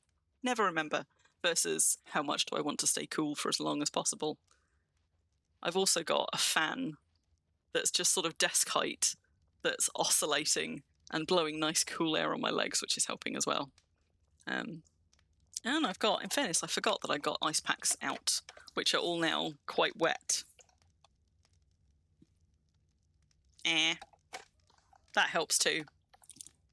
That helps too. But at least now the sun's gone down, it should be getting a little bit cooler. So this is sort of the middle of Thal right here. And when I was just talking about sort of Calvert's original guard tower, that was the one. So Thal used to be sort of from about there, I think, up to just a little bit beyond here. And we were looking at some nice old screenies of it. But as you can see, it is now a lot bigger. I think it's about 120 something tiles.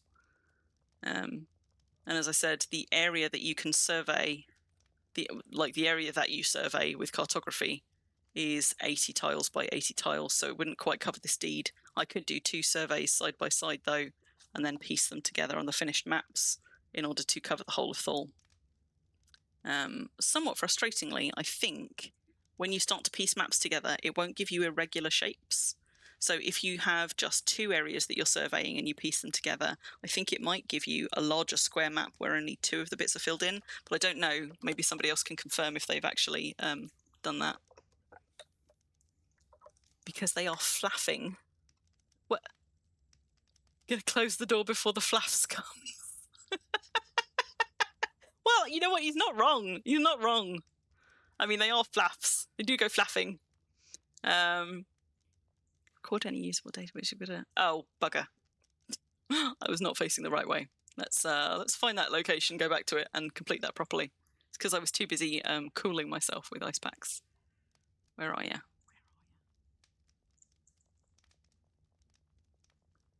Wait. I'm confused. Oh. I'm confused. So, guard towers just there. So, facing that direction.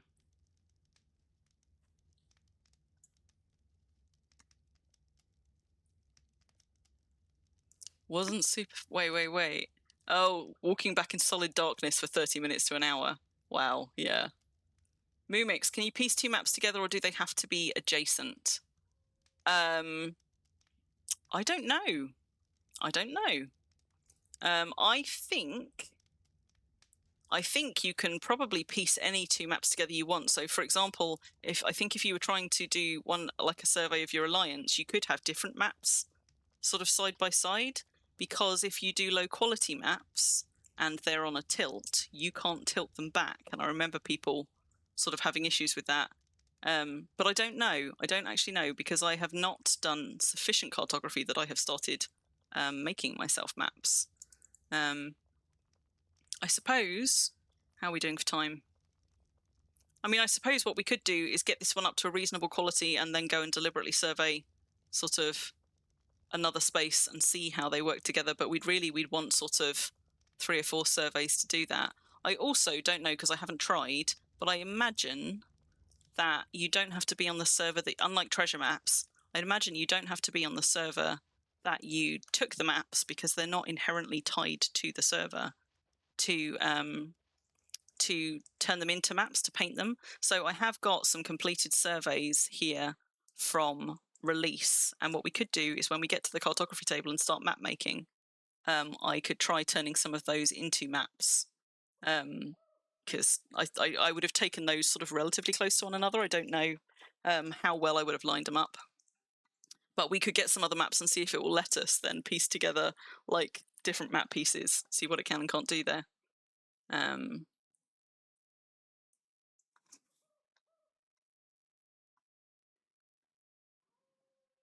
Flailing. Only 0 brain cells and crashing into everything. Are we? Was that like the crane flies and the flaps? Oh God, mosquitoes.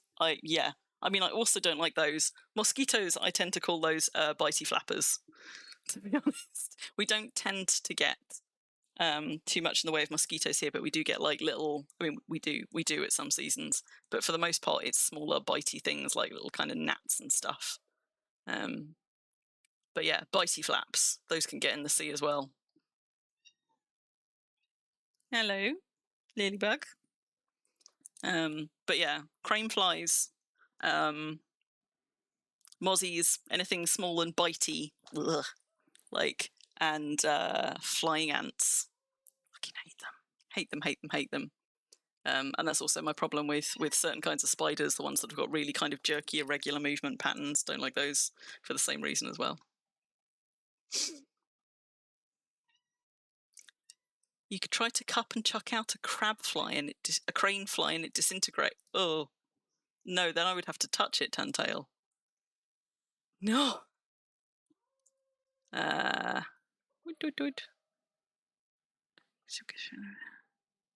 Did I just talk so long that I completely missed the next one? Midges. Yes, midges. Oh, flying ant season. I can't leave my house, Tantail. Once or twice, I've been out in my car, and then I have realised belatedly that I'm in the midst of flying ant season, and like that, like I've been like, nope, not getting out the car. I can't. No. Take my car back home. Sort of like have to go diving into my house. I cannot stand them. Like they make my skin crawl. They get me into proper like panic attack territory. And it's not that I think they're going to hurt me. It's just I have a really kind of like have a revulsion reaction to them. It makes me super twitchy. It makes my skin really kind of like it feels like my skin's crawling. I can't stand them, and that's my problem with a lot of those things. Like them bumping into me, the really kind of like light touches on my skin, but also just something about them touching me. Speaking of flappy things, something's just flapped. I feel like I've jinxed myself. I'm fine with moths, weirdly. Maybe it's because moths are more substantial. What? Oh, I did the wrong thing on it. Whoops. Find survey location. Like, I'm generally fine with moths. I wouldn't like one flying in my face, but but it's the sort of... I'm going to stop talking about it now. Yeah. I am... Oh, God, where the fuck is this one, Calvert? Oh, God, it's in a building. Well, it's a good thing I can access all these buildings then, isn't it?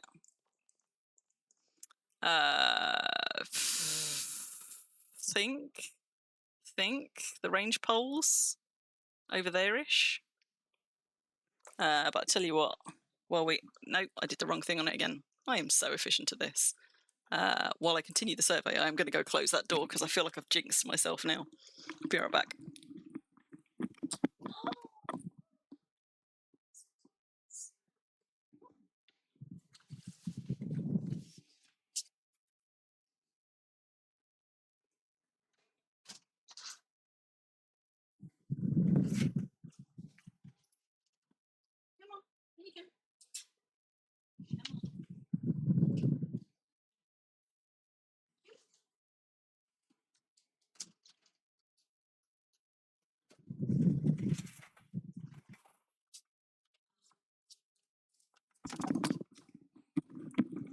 Realised I didn't mute there, so you probably just got me blowing kisses to my cats, but never mind. Never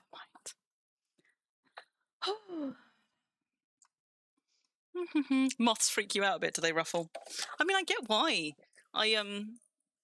Particularly large ones, like, I think are gorgeous. But if they're like flapping about in the room, I still don't want them to touch me. I also kind of don't want to touch them because I know that, you know, if you touch them, you weigh them down, like they're super breakable. But they don't freak me out in the way that others do. To the right. Okay, so I needed to be facing that way.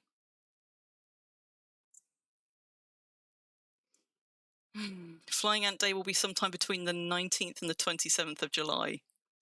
Sod's law, it's going to be heatwave season as well. So that's going to be a miserable day for all of us. All insects kind of ick you, Tantail. Yeah, I get why. What was the big, ugly black insect crawling on the back of the... Fuck off, Duplex. No. Don't you do that. That is cruel. Yes, it is nice of the ant colonies to keep a calendar, isn't it? Hang on. You see, you can tell that I'm getting more and more distracted now. Like I'm less on target, so my glowies are going before I even get to them. Or sometimes I'm waffling and not even seeing what direction they're in.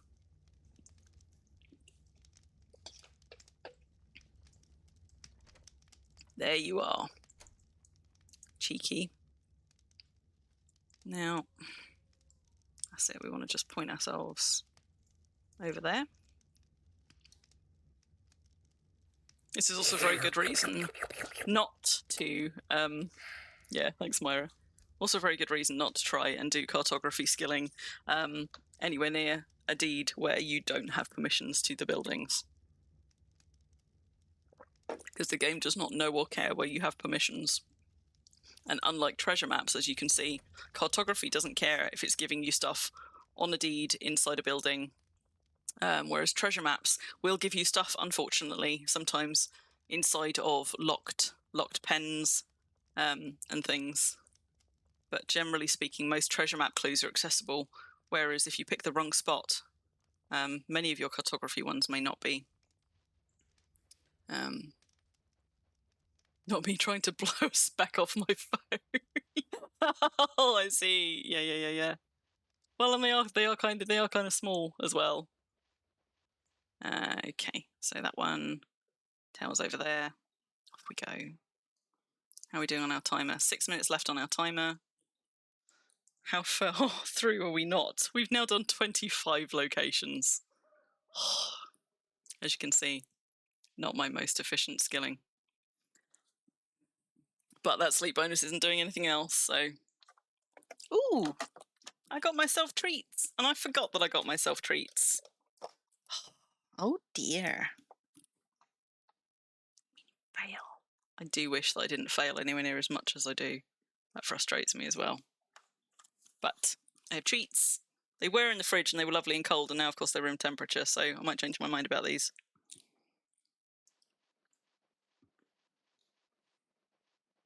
I did also pick a deed that, don't get me wrong, I am a big fan of Calvert's architecture and his building. Like, he's got some really, really nice designs here. I'm often frustrated by the impracticality, though, of his gate placement. Because me, when I'm making pens and spaces, I want to be able to access them from all the sides I am reasonably likely to come from. That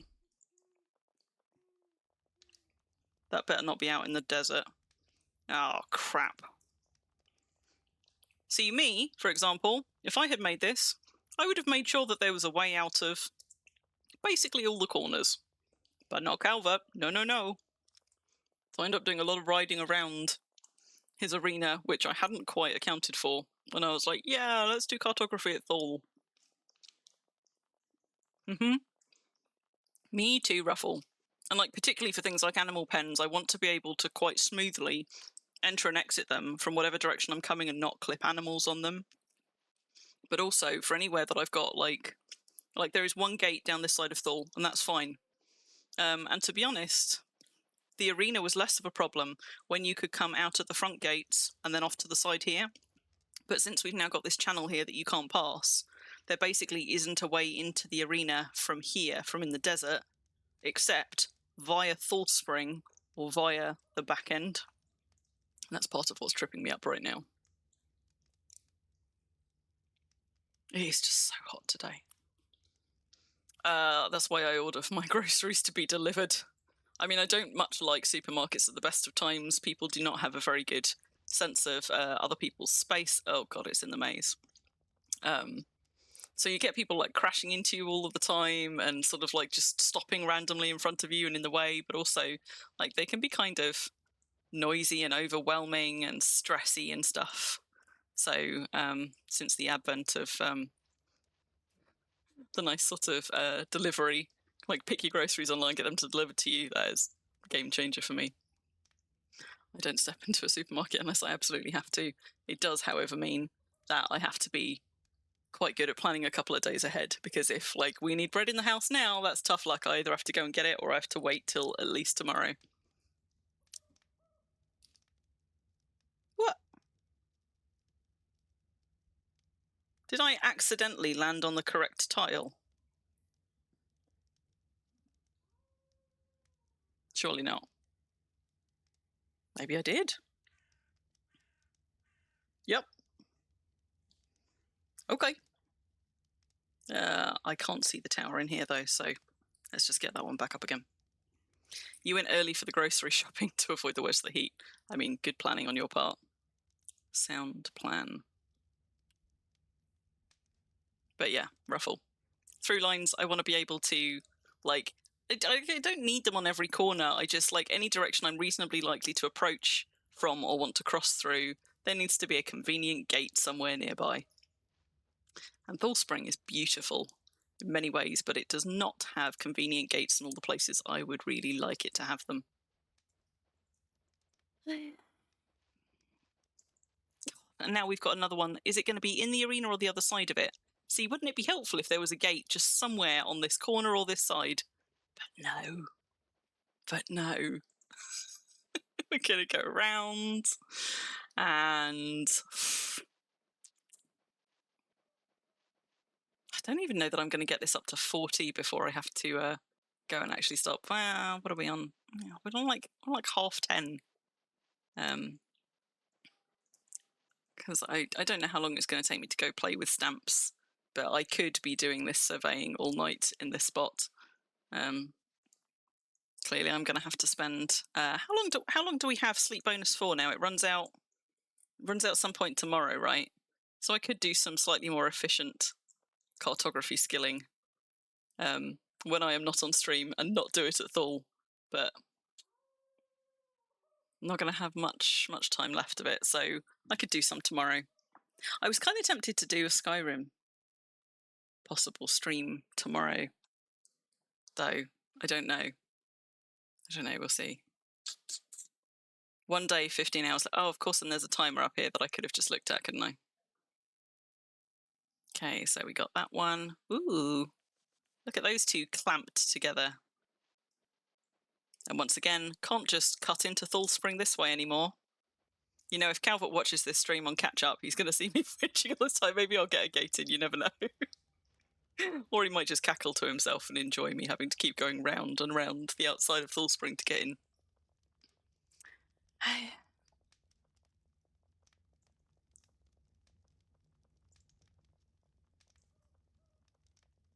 I mean, it's a pretty good look indeed, though. I am a big fan. Where are you? There you are. There you are. Thank goodness you can do this on horseback.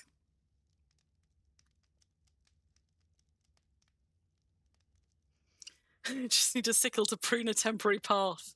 Or a hatchet.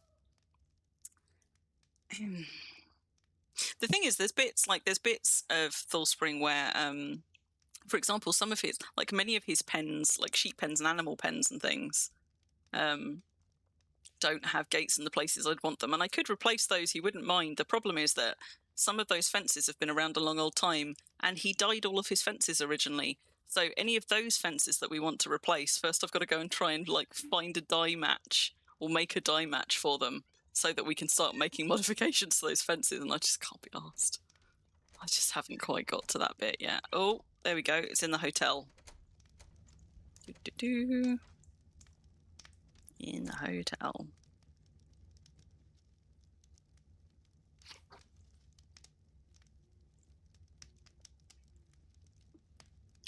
Speaking of Calvert, he's just logged in. Uh-oh. I don't know whether I should now whinge more loudly about the lack of gates or just be like,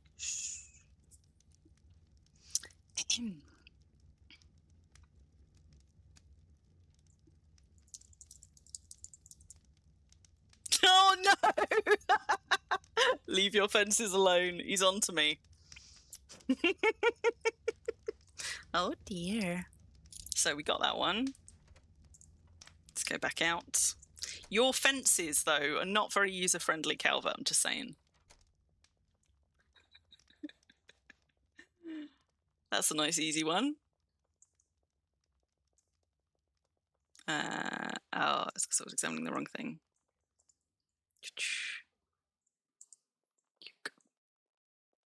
So from here, the tower should be somewhere over there-ish, I reckon. Cavasi time. Oh, yes, good shout, good ping. Oh, crap. I did not set it well enough, but you know what, that's fine. I'm not sure Cavasi, so let's just drink up. Drink. What does that pop to me up to? What?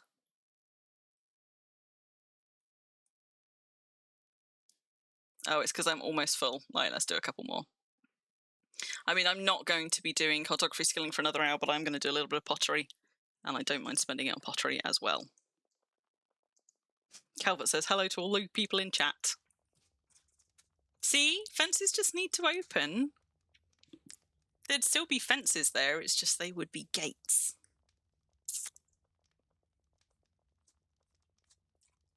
Nice rebuild of Calvert stuff, great stream. Just like go around sort of like a little bit of guerrilla modification, just tweaking. Just tweaking.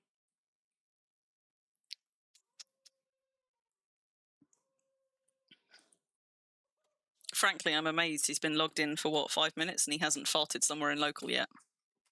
Quite offensive. Bun. Oh, Bun.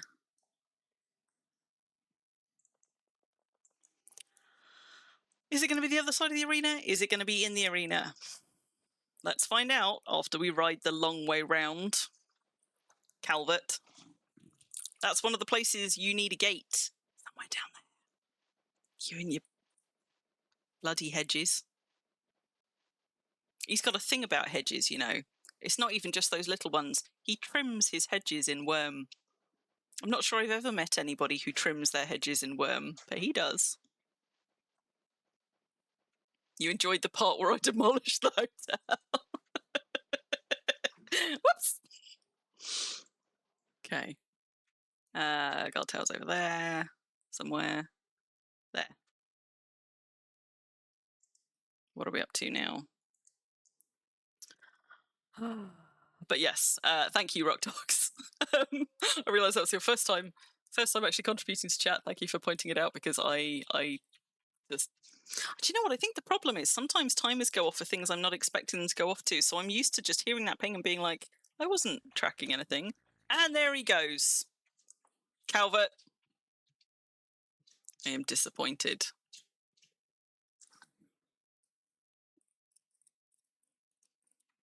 Wait, what would be perfect out of context? What would be perfect out of and painted hedges? Tuplex, you trim your hedges. You missed the fun earlier, Calvert, because a rift camp spawned literally right outside your deed. I took a little film of it to show you as well, including a champion rift ogre. I did taunt him. And he fell for it. If I can find him, I will slap him on the way past.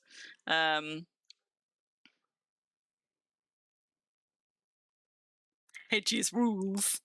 What do you mean, where's the cart gone? I haven't done anything with your cart, you sod. It's in the workshop, where you left it. Where's the cart gone? Cheeky fucker. Wait, hang on. Oh, I'm in the correct location. I did not complete myself properly. Calvert? Whoops. Oh, go on then. I'm gonna. 32 locations we're up to. We'll get it to 40 and then we'll stop. Oh, that was close. That was lucky. Normally it keeps me, like, running all over the shop. Right, let's do that one as well. What's that you say? Slap Calvert? Oh, go on then. Hello, Calvert. You're in that chat as well now.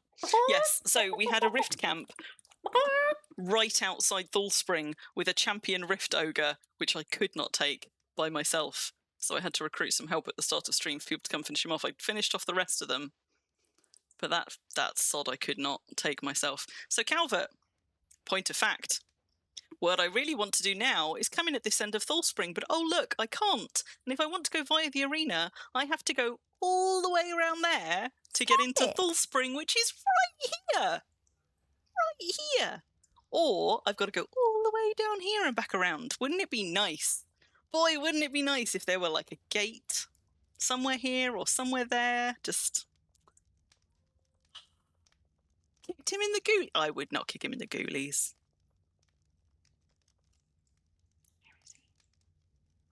Where is he?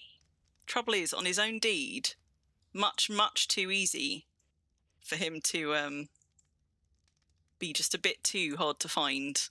And also, whilst watching me stream, to hide from me if he wants to.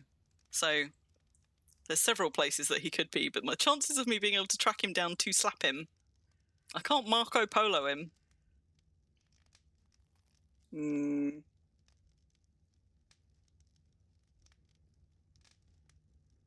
Is he up there? Don't think he's up there. Hot cup. Wait, cold now? What? Oh, I see. We're playing that game, are we? Calvert, I've got my... You know what? I do owe you 2 slaps. Where are you sod? You down in the mine? I know you haven't started a farm again because you let your farm go to ruin. Breathing? Not by your cart. Where's he gone? If only I were a priest. That's enough, Lilybug. Close. Are you in stealth mode, Calvert? Because if you are, I'm not going to be happy. And gone. What do you mean, and gone? If I find out after all this time that you guys have, like, he's just been standing somewhere out in the open and I have been whizzing back and forth past him, and it's really obvious on stream, afterwards I'm going to be so pissed.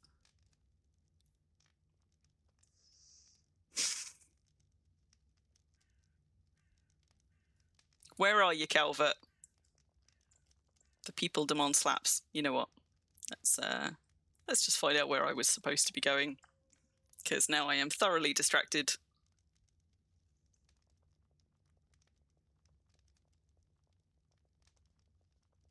Wait, oh god, you're not going to make me go back out into the desert, are you? Surely not. We only just came into Thallspring, right? Where is it? If only there were a gate nearby. He's not. Oh, Myra, he's not making out with a nymph. Oh, that look.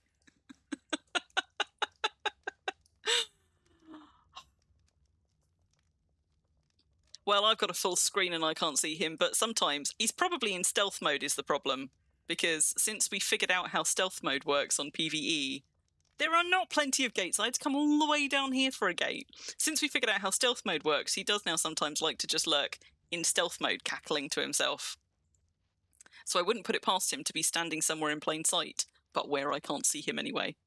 But also, it is dark, it is nighttime. He is not in any of the reliable places that I know to look at him. I mean, he might be down in the mine, in fairness, but he's usually up high somewhere at this time of night. And I couldn't see him up the tower from the other side. Oh, crap. I hit the wrong thing on my survey. Find survey location. Let's try that again, shall we? Like... Time for science. For things to hear when you rejoin. Hello again, Mad. Good to see you. Right, okay. That's our next survey location. Let's just do that one. Wait, I'm facing the wrong way. Let's try that again, shall we? The problem is, like, I need to be facing towards my range pole, whereas what I want to be doing is mousing around Thallspring looking for signs of Calvert. I did, well, yes, but okay, but let's not encourage him to do that, because I do not want to Marco Polo my way to him through his fart noises. Thank you very much. Just do not encourage. Nope. Either of you. You're as bad as him, Myra and Madoon. You're banned. Oh, you fucker. And I didn't even get a tick for that one. Let's try that again. I'm gonna drink something.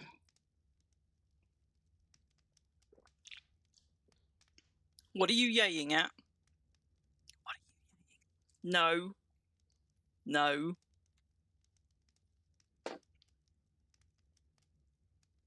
Mm-mm-mm.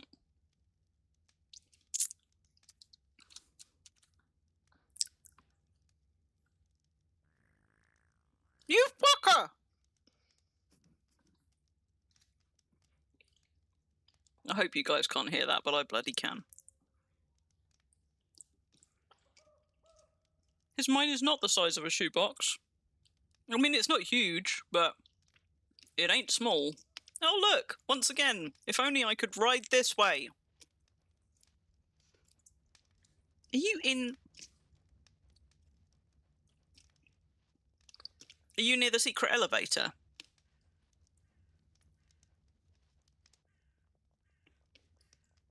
Where is he? Like, in fairness, I didn't mouse over the top of the tower from this side, but I don't think he's up there. It would have been sneaky of him to be halfway down. He's probably standing in a bloody window somewhere, just peering out.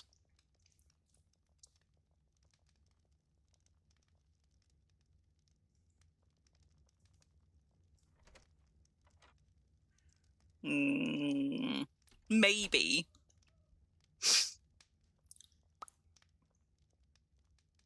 Maybe... You fucker, are you actually in stealth, Calvert? You saw it. Can you make a sound that isn't a fart sound?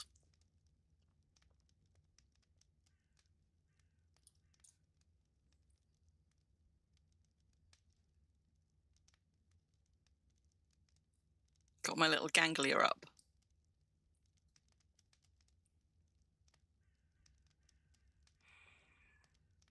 As soon as I start riding away, he's going to make a noise as well.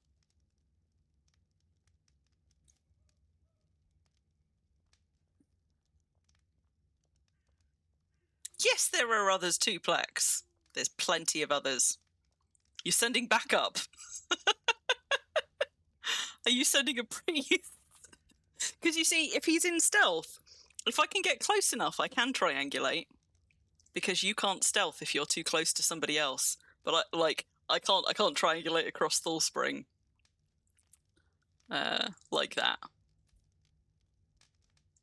I reckon he's got to be somewhere in this area, because otherwise he'd be making noises now. Maybe I'm too close to risk it. He could, of course, just be stealthed up the top of the tower, because he does like a view.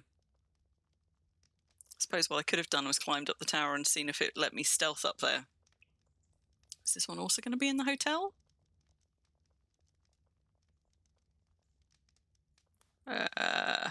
Oh, you sod. Is this going to be in one of these gaps or in one of these towers? Oh no, it's fading! It's fading! Ah! Come back! Wait. I think it was in that one. Or was it hiding in a pillar? It's always possible it was hiding in a pillar. Let's find out. Bring a wagon. Really? That's good to know, Bun. I didn't know animals would break it. Next best place is to the right of me, so it was actually hiding. Just there you go. You can just about see the glow. It's hiding in a pillar. And the tower is just over there. Yeah, tucked in a pillar. Some of these have been in bedrooms and things as well.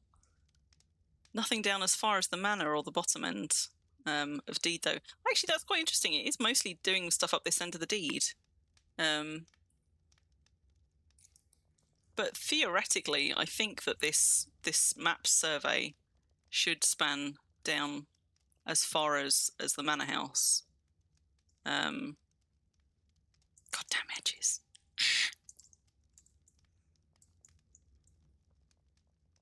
This is going to be another one of those annoying ones where actually I want to get out of the arena, isn't it? Oh, no, it's just over there. Except it's about to fade. It's about to fade. No. There we go. Got there just in time. Okay, we must be nearly there now. 36 locations. Right. What do you mean you fail? I'm going to get it to 40. Then we're going to go and paint ourselves a map. We're going to make some stamps, and then we're going to go and stamp some things on it. It's going to be great. Maybe Calvert will reveal himself along the way. Right, that's number 37. After map point number 38. Do you know what? I do like foggy nights. I like the reduced detail on the landscape and that kind of painterly look. Does everyone have a sickle? She does, although technically I suppose those ones are off deed, so anybody could tidy them up. It's right there. Right there. And oh look, more bloody fences in the way. There we go. Tower's somewhere over there.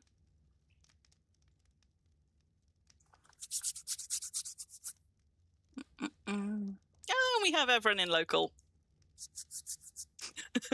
The bit connecting Bloodsands Arena and Thallspring, yes, because it's in the perimeters of both, where the perimeters butt up against one another. So that was 30... Wait, what was that? 38? That was 38, so we just need 2 more locations. Then I'm going to stop and I'm going to turn it into a map.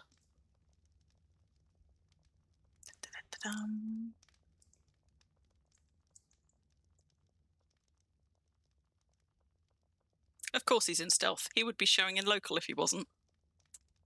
Fucking idiot. Me, not you. Oops. Let me guess. I actually needed to leave Thallspring for this one. Yep, I did. It's over there. So, it would be helpful if there were a gate here, for example.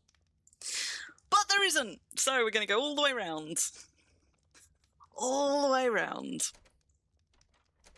Hatchet. I wouldn't take a hatchet to his hedges. But I might join the hedge trimming brigade. Maybe. Also, I can hear those bloody wolves again. No, it went away.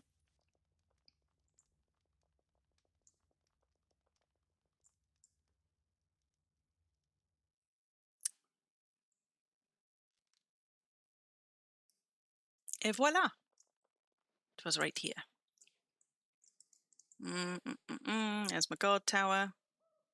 See what I mean, though? If you're doing this not on a big flat open plain like a desert or a steppe or something, although frankly, even with one of those, it can be quite difficult to see a range pole. But if you're sort of doing it to map a place, it's useful to have your range pole near something which is more visible than it. But I accidentally moved whilst surveying, so let me just try that again. Because no way would I be able to see my range pole ranging around 80 tiles. But I can see that guard tower from most places, and when I can't, I still know what direction it is, usually, except when I'm in the maze. One more, and it is outside of Thal. One more. You're making notes on new gates, call them Crim's exits. Just don't call them Crim's holes. Not like the not like the like the hole you made in that fence. Okay, right. So this should be the last one. He's east of Thal. Wait, he's off deed? East... Thal's pretty big. Are you at the edge of Thal? You don't want a GM visit. Yes, true. I also do not want any gates called Crim's holes, thank you. That was said in jest. Thank God, don't actually take me up on it. No, not off deed. Or you mean he's on the east side of Thal? There we go. So we got 40 locations. Also, oh crap. After all that, you know what? I topped up my Kavasi, but I turned my sleep bonus off when I went looking for Calvert, and I forgot to turn it back on again. I will turn it on when I start doing pottery in a minute. It's not the end of the world. And I probably am not going to need to top up on any more Kavasi for pottery, because I'm not going to be doing pottery that long. My pottery should go up quite fast. As in, because my pottery is quite high, I should be able to imp things up quite fast. The trouble is, Ruffle, grateful as I am, he can move. He could just keep darting his way around Thallspring and then dropping back into stealth the sod. He could be anywhere. Anywhere.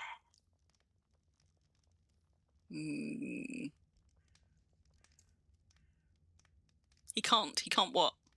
He can move, like he can move and break stealth, as long as neither of us are somewhere where we can see him. This is his deed. So he can absolutely break stealth, scuttle into a different building, or make his way quietly across the deed, especially since he can see exactly where I am on stream, and then drop into stealth again somewhere else. He can move. Hot. How hot? Yeah, he can't do it without breaking stealth. But oh my god, look at the size of our ray. Woo! Yeah, he can't do it without breaking stealth, but I can't see him everywhere he is. Now, that is true. That is true. He would pop up in local. Okay. Yeah, fair. I'd have to be paying closer attention to local. Am I still hot, Calvert? I realise that sounds like a trick question.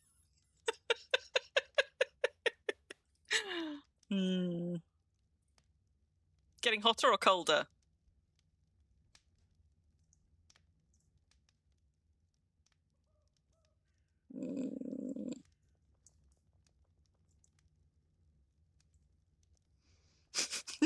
What are you laughing at, you sot?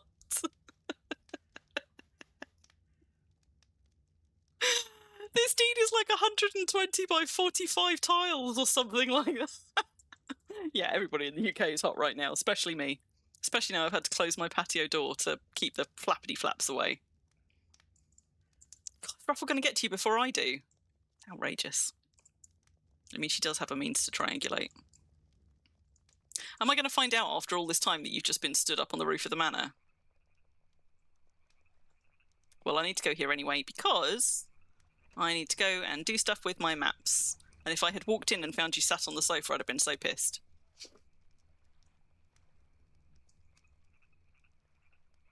He's not in my bathtub. Well, except he could be because he's in stealth, but... Don't know why I'm looking. He's in stealth. It's not like I could see him. Anyway, so cartography table. Right. So, stage 2 of doing the cartography things. So we've got our completed survey. We could do another up to 60 actions on it, but we're not going to, because it would take ages on Thallspring with me getting distracted by absolutely everything. So now that we've got a completed survey, this is where your cartography table comes in. If you open it, you'll see it's actually got a whole bunch of slots for things. So, now this is the bit that I never quite remember how to do. So I think, see, that's for a painted map slot. That's for a blank map slot. How does one finish the survey? The tables do look pretty cool themselves, I agree. And I wish, the only thing I wish is that they didn't have these scrolls on. Like, they're fine, I work around them and things, but it's sort of, I wish they were just blank. It's a little bit like, it's not as bad as Alchemist's Cupboard where they've got all of that tat on it, and I just kind of want a plain version that we could put our own tat on. But thankfully it is only a couple of scrolls, and they are pretty good looking. We've got another one over here as well in Thorn. That one's blueberry wood. But yeah, they are really smart looking desks. I'm a fan. But I've got my blueberry wood one here tucked into the corner by my very, very fancy blueberry wood bedroom. So. Don't think I need the diopter anymore. Mustn't forget to go and pick up my range pole at some point. So the next question is, how do we turn it into a map? Because we can't put it in there. Put a cloth sheet on it to mark the working area. Put a cloth sheet on it. Yeah, you could do. Cloth sheet's quite bulky though. Like over here in the not that I'm getting distracted. Over here I've used like recipe drops and things as like sort of flannels around the bath. So those are quite nice and flat. But folded cloth sheets, and I have used those for like fluffy towels and things. Those are quite thick. In here I've used a bedroll instead as my kind of like towels tucked in the cupboards. So it would help, wouldn't it, if I actually opened up my stuff. So things that we might need. We're going to need an ink brush at some point. We're going to need an ink pot, which I've already pulled out because I've got a couple of ink pots here, but I want the one that's got dye in rather than ink because ink is precious. If I get all my bits out, then I'm going to figure out what I do with what. I can't remember if I need a reed pen at all or if I only need the brush. I think I'm done with the dioptra at this point, but I am going to need some dye, but I have also got dye in there, so that's my backup dye. So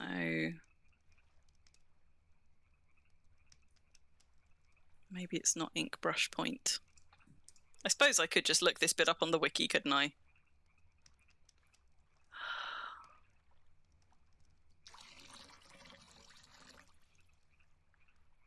What do we do? What do we do? Somebody must know. I presume I have to use this on something. Oh, fuck. I should have just tried that first, shouldn't I? Okay, so to do this next bit, it looks like you activate your survey and you right-click the table. I was looking for a slot to put it in, but no, you use it on the cartography table to create a map. Must have a blank map of at least the quality of the completed survey to create a map from the completed survey. Okay, so that's quality 44. So does that mean, how does one make a blank map? How does one make a blank map? Why did they make this so difficult? Let's find out. You don't want to sit there and wait for me to try and figure it out by brute forcing it with all of the things.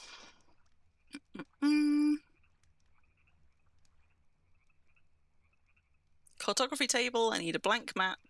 To make a blank map, I do what? Oh my god, you're kidding me. I need a press. Now. I don't have a press in the manor. Calvert, have we got a press anywhere? Is this all about to come unstuck? To the rage pole. It is going to be a fucking rage pole if I can't find a press anywhere.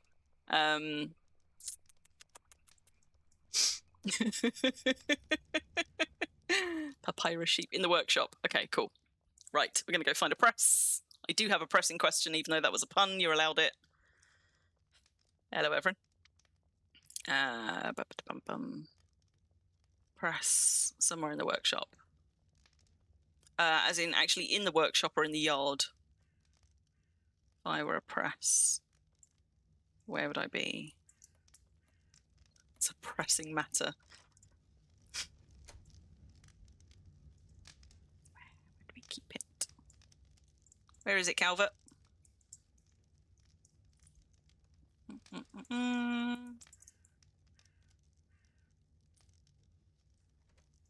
No, I don't think it's in the forge.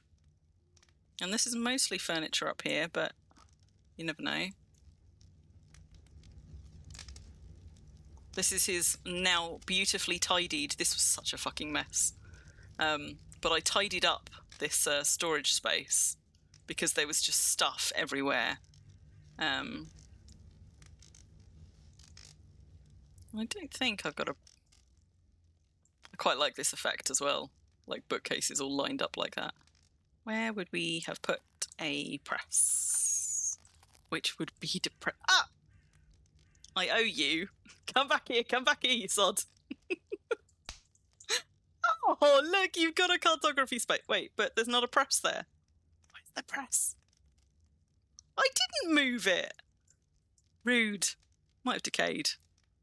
Also, you know, because I slapped you. Although I'm fairly sure that actually 2 slaps were redeemed, so just for balance. Okay, so we thought there was a press here, but clearly there now isn't.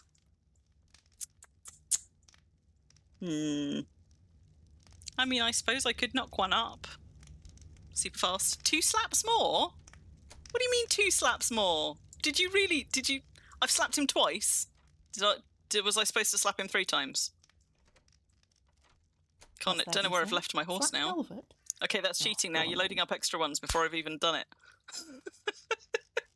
What's that you say? Slap Calvert? We might have put it in the kitchen. I don't know why we'd have put it in the kitchen. I mean, you can press kelp, but it could be in the granary.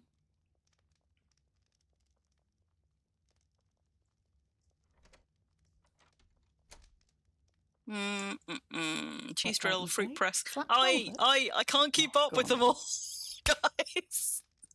No.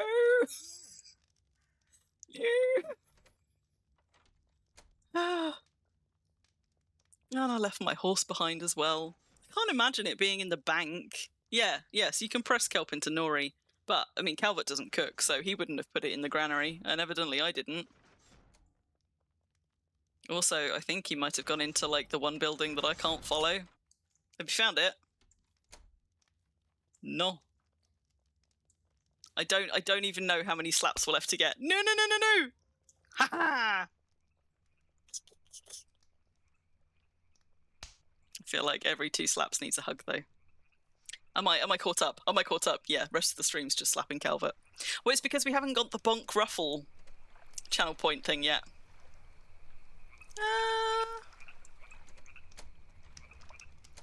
Yeah, that's a fair call. I suppose it could be in here. I've definitely seen one. Somewhere. It's just... I don't know where. You wouldn't have taken it up to the villa, would you? Oh, yes, there was a whole thing about bonking ruffles that you missed. Mimas was talking about bonking, and Ruffle politely pointed out that bonking means something else in British slang. And I said, except for example, bonking someone on their noggin, which is something that I say semi-regularly. And then lots of naughty jokes about bonking Ruffle ensued.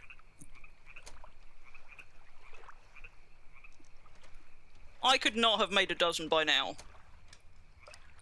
But I may go and make one regardless. So what do we need to make one?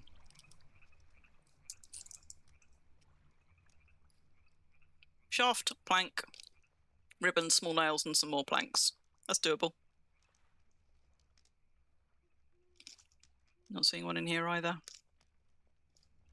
In fairness, I thought I would have to fire up the forge to make one, but I don't have to. So I can just go and knock one up in the workshop.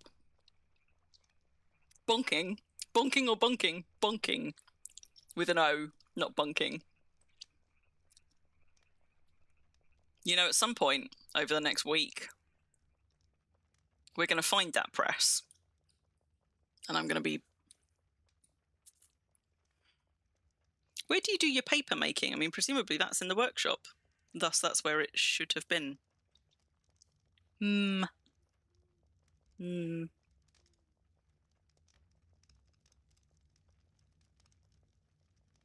Right, I'm going to go knock one up, so to speak. Because I think we've probably got some ribbons around here somewhere. And if not, I certainly know where I have. Okay, so we want 2 ribbons. Hang on, it would help if I closed a load of these windows for a start. So 2 ribbons, 2 small nails. Where's this? He's going to find it just as I make it. You thought we had 2 on the desk. I certainly haven't moved 2 off the desk. Small nails. 2 small nails. And then we said, what, 4 planks and a shaft.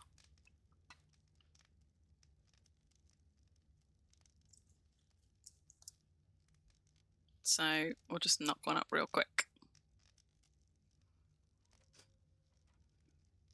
One shaft. And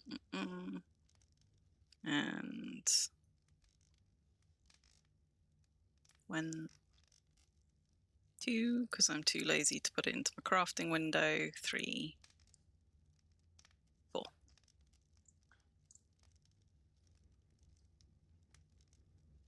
Sorted.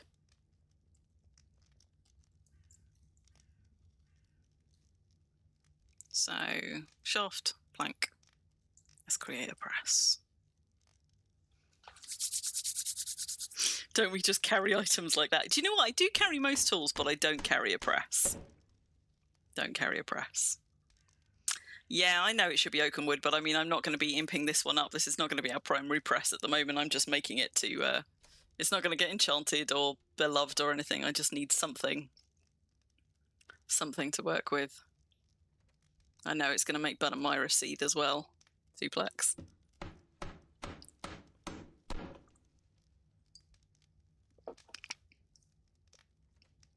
What have I just been mailed 5 of? Oh, Tantail. This, though, I will add to my crafting thing. Who's been mailing me stuff? Yeah. Just make myself a supreme press in cedarwood. Oh no! I think the journal gives hints on how to make maps. I use papyrus and a press, which is why we're making a press. That will make a blank map. I stick the blank map in the table, and then I think I can use my completed survey on the table, and it will make us a map.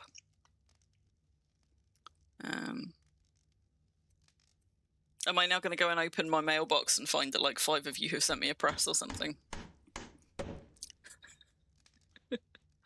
Also, where the fuck did I leave my horse? I left it in the workshop, right? I think I got off it at the bottom of the stairs. Just, let's just go check. Let's just go check. Horsey, horsey? Yeah, there it is.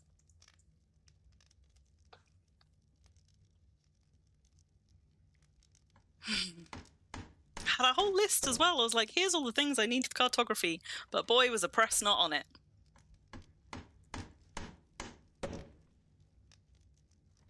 Da-da-dam! Right, we have a finished press. Let's go, go, go, go. Okay, so Calvert, now that you're back out of stealth, you got to tell me, where were you stealthed? I want to know. I wants to know.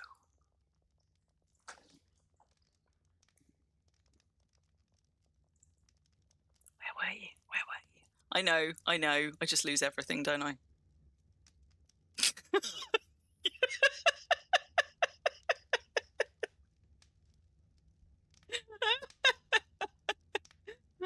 Good night, Calvert.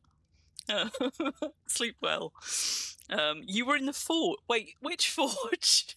You were in the forge in the workshop. Oh, you sod. Is that why you were hot the whole time? Were you just randomly being like, hot? Fucker. Good night. Myra, Thank you, Myra. But I do not need all of your presses. You have those back. Do not approve, Calvert. But sleep sound all the same. Right, we've got a press. Funny as Myra's just mailing me 5 was. Let's go press some paper, turn it into a map. Do the thing. It would be ironic if I looked down at this point and realised that I had brought a press up to the cartography table ages ago and that's where the press went. But no, I did not. I haven't, just... No. We're good. Also... Do you like the person trapped under my bed? I love it. Super creepy. But Ruffle! Not you as well! Oh my god. Right, so we're going to use a press on some papyrus to create a blank map. Da-da-dum! Oh, that's an exciting... Oh, that's not how you use a press. Never mind. What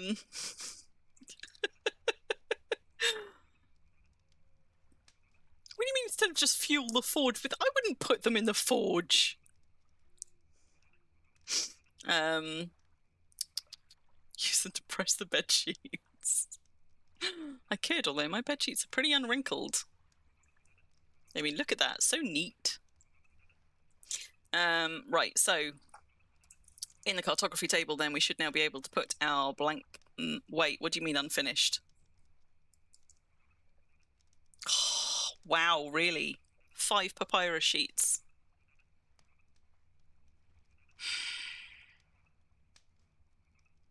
God, I don't want to waste my 90 quality papyrus on this shit. How much do I care? Not enough. Right. 1 blank map. 4 more papyrus sheets. Go. Clearly papyrus making is something I also need to get back to. I did actually bring my string so that I could do some papyrus making. What I didn't do was bring any of my books. But I brought clay so that I could do my pottery for my pottery stamps. I even brought things like I've got botany and foraging stuff in case I got a chance to do that over the weekend. Don't think I'm going to somehow. Right, there's my blank map, finally. So, blank map goes in there. Completed survey used on the desk to... I have to have the ink brush in the cartography table. So there we go, that's now in. Now, can I create a map? Yay! We are making a map. A partridge on a pear tree. It would be nice if we could press flowers. It would be cruel to the flora. God, creating a map actually takes some time as well. Look at that. It's a 56-second action.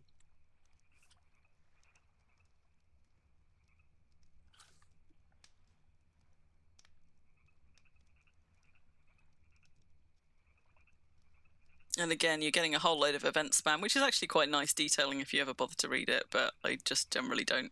I just wait for the timer to go.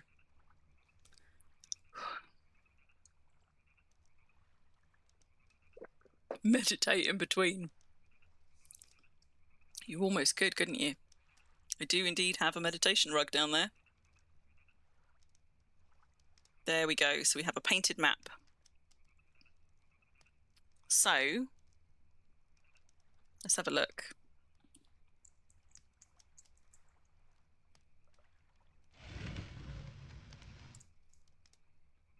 Okay, so... interesting.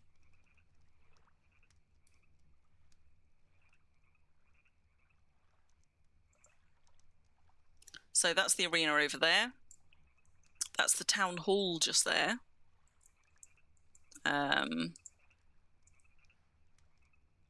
That takes us up to the edge of Nefarious, which is my deed, right next to Calvert's. And that is the edge of Thallspring right there, so it took us right up to that edge. But interestingly, it did not actually take us down far enough to the manor, which actually means that we don't have that deed token in it. I must have mismeasured, but we do have a deed token over there that we can go and mark on it. So that is our map at quality, what did we say this map was? 40 something. So that is a quality 44 map. Now I can make copies of that map. How does one do that? Presumably we're going to need another blank map. So press.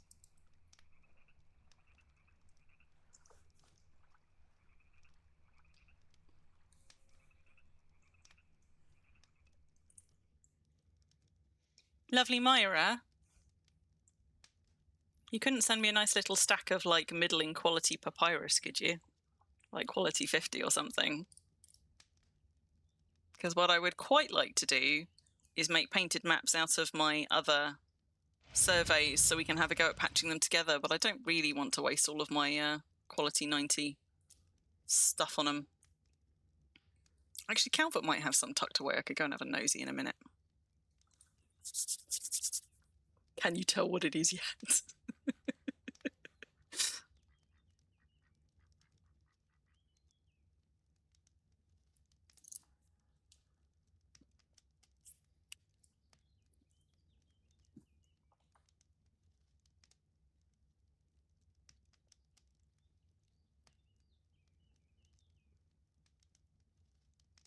Okay, so we've got another blank map.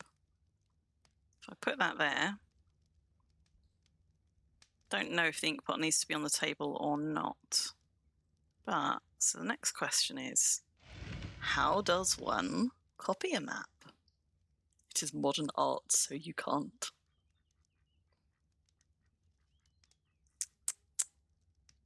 Modern art, so you can't? What?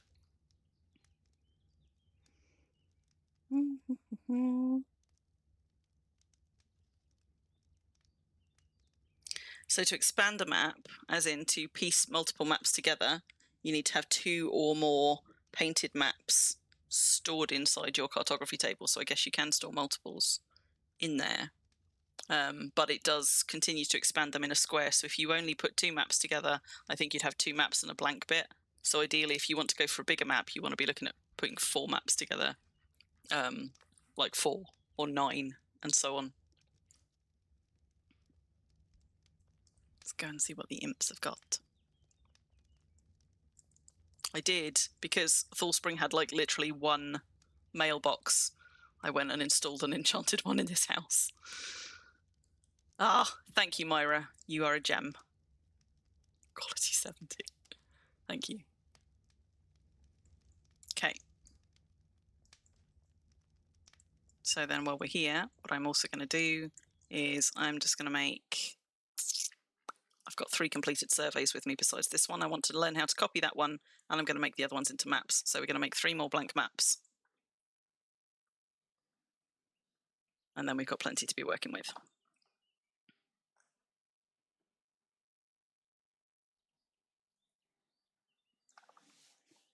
Little lesson on mailing paper. Yes. Well, they won't charge a silver, but they charge a copper each, right, Myra? But yeah. So they're as Myra says, they're a copper each to do them individually. Stick them in a book, dead cheap. Always the best way to do it. Another good reason to just either have books lying around or just, just knock one up with one of your pieces of paper and some string. But yes, Myra is quite right. It's a good tip. Put those in there, and then did I go and do that with the 90 quality stuff after all? I think I did. Anyway, what do we want? So 4, I'm going to want 12. 12 of those. And we're just going to make up a few more blank maps.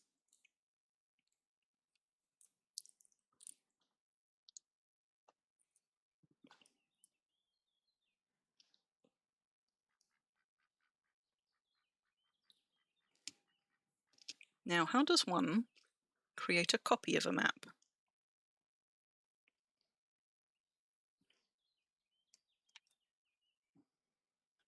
Maybe we'll have to do some experimentation to find out. 1 silver would have been particularly extortionate. It's also like, it's different. I think if you're sending blank paper, it's a copper, but if you send in scribed paper, it's an iron. Is that right? I know, like, some ways that you treat paper are just magically cheaper to send than others, but I think just blank papers, yeah, are always a copper. Thus, if you send a stack, you want to send them in books. Map plus bank plus blank map plus ink plus press. Yes, but it's what do I activate and use on what? Because there's slots for all of those in the table. But to do it, presumably, unless I can just do it on a right click, can only create a map from a completed survey. So maybe I need to use a painted map on the table. That would seem to be the most obvious way, wouldn't it? We'll finish making this and then we'll try that one first. Don't think the wiki says. If not, we'll try an ink brush. Yeah, where there's a blank map in the table. I'm sure it will prompt us and tell us if we get it wrong. But it's the what you activate to use on what. Always a bit of a mystery.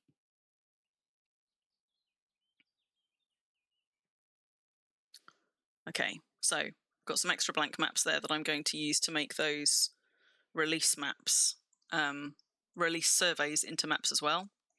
But let's try using a painted map. Copy map. The ink pot does not have enough ink or dye. How much are we gonna... Oh, it's empty.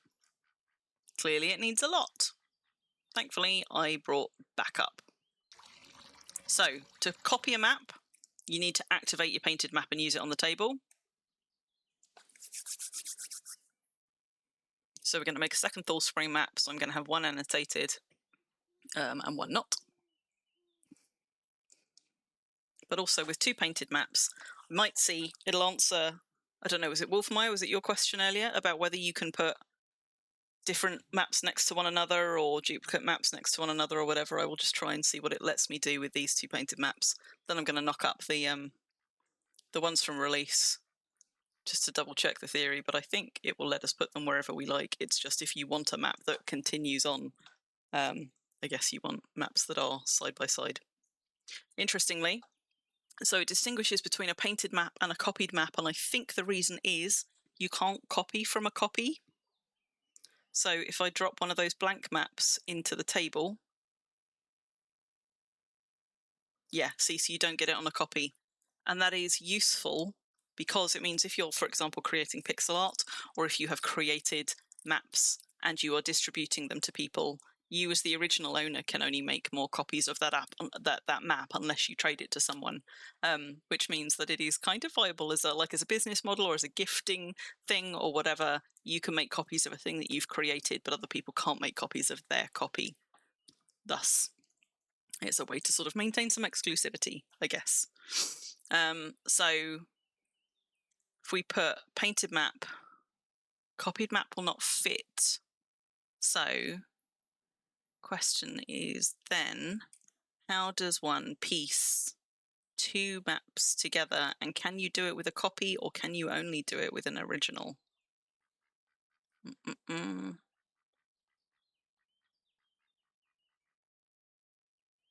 I think you can only piece them together if you've got multiple painted maps. So now that we've got one of those, let's dig out some of my release surveys and try with those. There we go, I've got 3 completed surveys there. If I pull those out. Incidentally, I do this with my treasure, not my treasure maps, I do this with my archaeology reports. So if you don't know the areas where you do archaeology really well, it is worth renaming new reports with the rough coordinates so that you can go and find those again more easily. I also actually have different archaeology journals for different bits of the map, so I've got one just for the Eastern Peninsula where I live on Brambleheim. But it's also quite useful for things like cartography, because otherwise they will all just be called completed survey. So if you're doing several, if you're not just doing your deed and therefore know exactly where you've done it, highly recommend putting something on it to tell you sort of roughly roughly where you've done it. So let's have one of those, and let's create a map. Cannot be used. Well, there you go. That answers that one then. Apparently I can actually only do it on release, on the place where it was made. How frustrating. Do I want to? I could mail them back home to do it, but I'm not sure it's worth it at this point. We may have to leave seeing how you piece maps together for another time.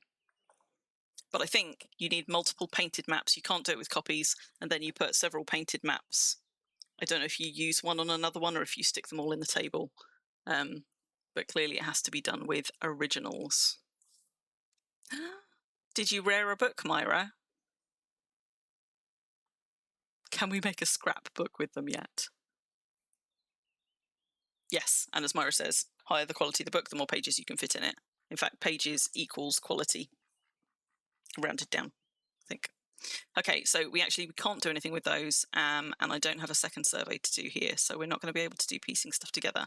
But now that we've got a painted map and a copied map, I'm going to stick my stamps on the copied map. First, I would have to make them, though, so I'm not going to leave my blank maps in the table because my assumption is that they will decay. So let's put those back in here for now. You did! Congrats, Myra. Love me a rare book. Let's pop those back in there. And how much clay do we reckon a stamp's going to use? I can't imagine it's going to use that much. But let's find out. 0.15 kilos. So I'm going to go and grab some clay. Because the only clay I've got on me is my enchanted clay. And then we're going to make some stamps. We're going to imp them up a bit. We're going to stick some gems in them, which is what turns them into things other than just the X marks the spot stamp. And then when I've got them up to a decent enough quality, we're going to fire them. What I should have done, in retrospect, what I'm going to do is go and grab those gems, because it would make sense for me to make the stamps over in the workshop where I can also fire them. So I'll grab those gems, go get some clay, make some stamps in the workshop, fire them up, and then, have I already got the map on me? Did I pick the map up? I did. I've got the copied map on me. Then we can go out and about using stamps, because you have to actually use them on the items that you want to mark on your map. So let's take those. We'll take the stamp box as well. I don't know if we need any more dye at this point, but it won't hurt to take it just the same. That can go, because we don't need a... Whoa! Did I just...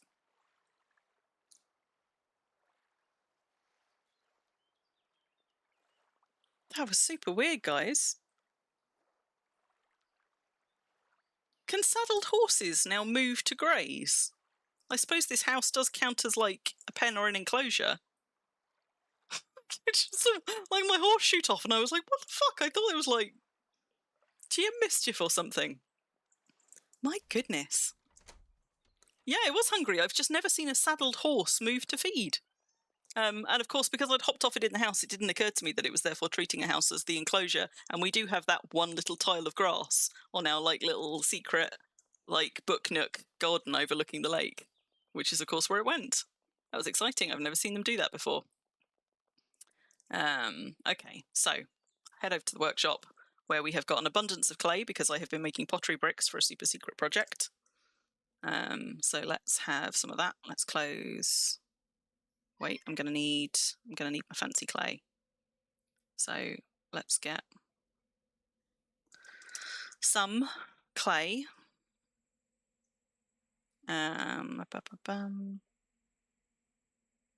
And since I'm going to be doing this, I might as well, somewhere here, I think I've got pottery. Have I got pottery? Ah, yes, I have got pottery. I've also got my reed pen now full of dye, so let's pop some of that back into the ink pot and use the trick that I used earlier, because my measuring jugs are also currently full. And let's drink out of a reed pen, because that will give me enough. I'll let my caffeine drop again, unfortunately, but never mind. So that's given me just shy of 2 hours on my pottery. Definitely not going to need anything like that much. But since we're here, why not drink up some Kavasi? What does that put me up to? 50. I'm also going to eat something because my food's dropping rapidly. I just drank out the last of my Kavosi as well. Whoops. Right. I also have gardening gloves, and I think that the cock on gardening gloves also works on pottery. So we might as well, while we're here, let's put those on as well. Do it properly. Okay. So we are going to make a grand total of 5 gems plus 1, 6 stamps. 6 stamps. You need to find your gardening gloves. I just carry them on me all the time, otherwise I would never use them. Basically, I'm not prepared enough to remember to go and pick them up when I need them, but if they are always in my miscellaneous thing in my inventory, this is why I carry so much fucking stuff. Then when I start doing foraging and botany, when I start doing foraging and botany, I can at least sometimes be like, oh, I've got my gloves in my pockets, and remember to put them on. The bigger trick is remembering to take them off. Sometimes I've gone like a week before I've realised that I am not wearing my Drake gloves and I am still wearing my gardening gloves, and I've been into I don't know how many fights since then. Eh?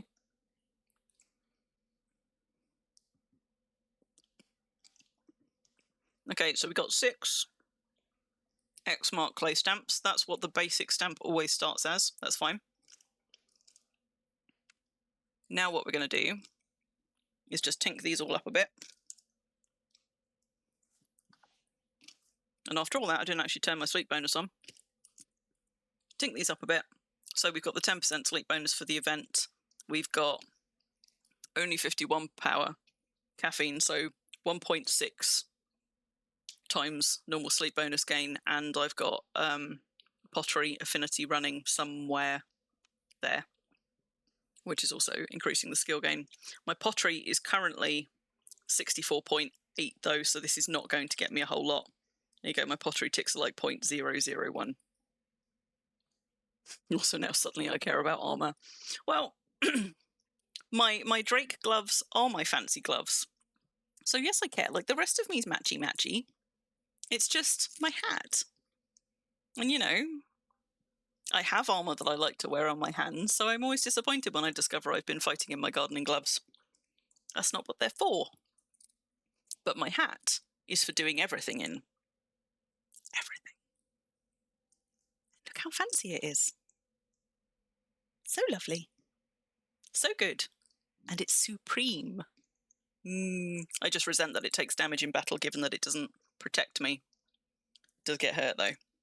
Now, what I haven't done is stacked up my tool belt for clay imping. So let's see what we can do.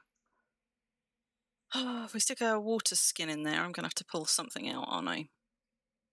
Let's take that out. Let's put a water skin in spatula and a clay shaper. So if we pull the carver out as well, might as well take everything out on a theme. So the carver can come out and the mallet can come out. I take my fine carp tools out effectively. And then put in my clay shaper. And somewhere, my spatula. My clay baster. My pokey sticks. All of my tools have names that amuse me, and I'm ashamed to say some of them are in fact puns. Can't be helped. So I want to activate my hand because that's the only thing that's not in my tool belt, except for actually my clay. My clay is not. So let's put... Fine, let's put the stone chisel away. So the clay can go in there. There we go. When the gloves come off, that's when the fun starts. Wear it even when bonking ruffle, especially when bonking ruffle. Yeah. Ogre might have something to do with that. Does it use hand automatically? Okay, okay, so I could have actually kept the clay out. Good to know. So we're just doing these a little bit of a tink up. Unfortunately, it's going to go through my water quite fast because pottery be like that, but never mind. And the rest of that clay can go back. Look though, nice 90 quality lingonberry stamp box I've got there. See, some things I get up to decent quality by your standards, Bun.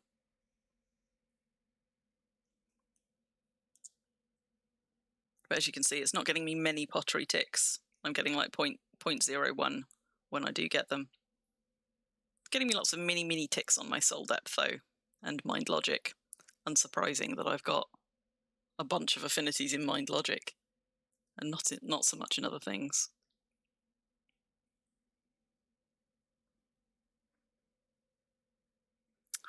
Now, at some point, the quality of the stamp intersects in some way with the quality of the gem, and I can't remember what that is. I feel like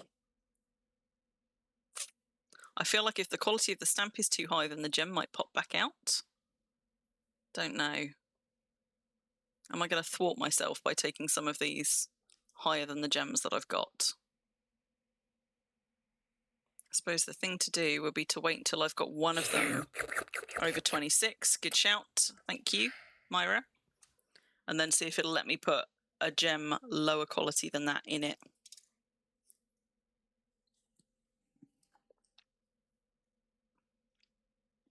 Because I think 25 point something is the lowest quality gem I picked up. So we get one of these over. I will test and see.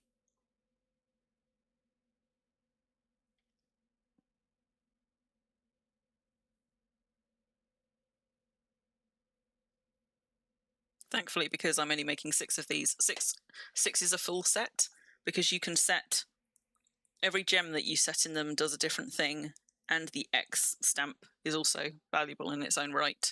So sort of a good set of stamps would be a set of 6.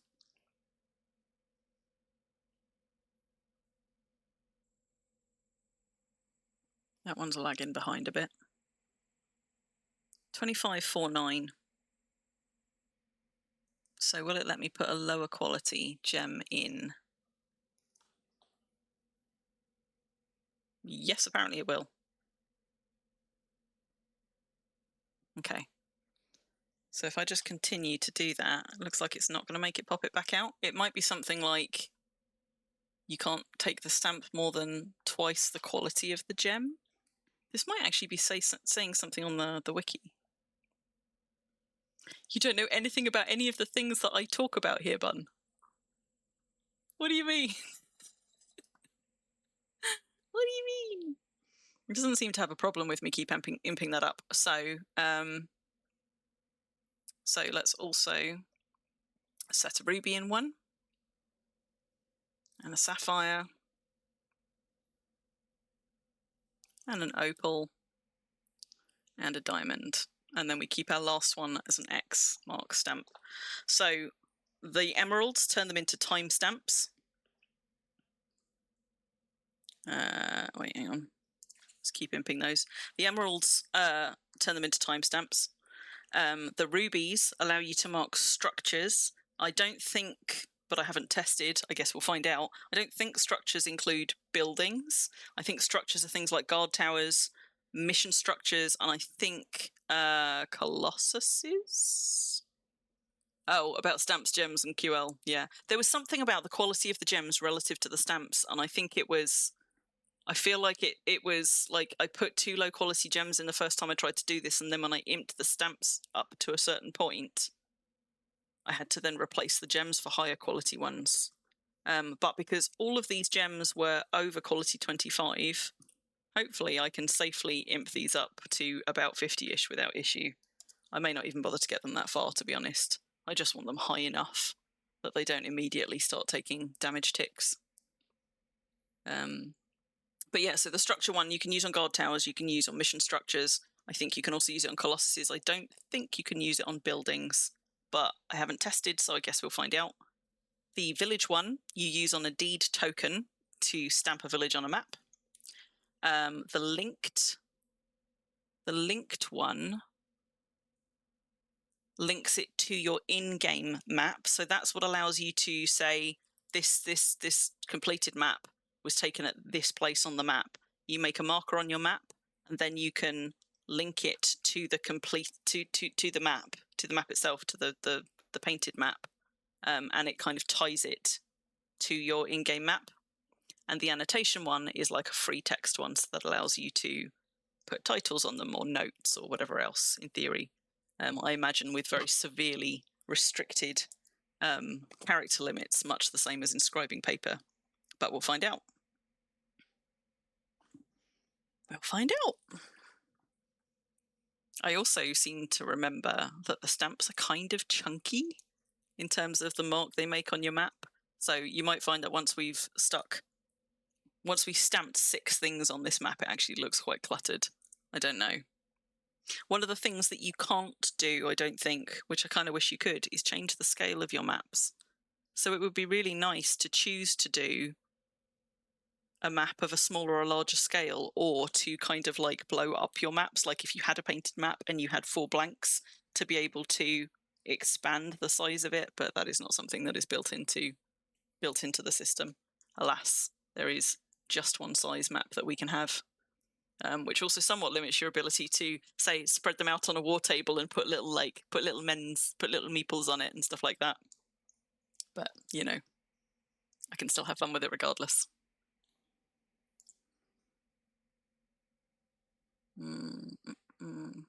Get those up a little bit more.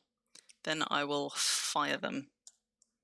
Sure, we've got some kindling here somewhere. I can surely make some, otherwise. There we go.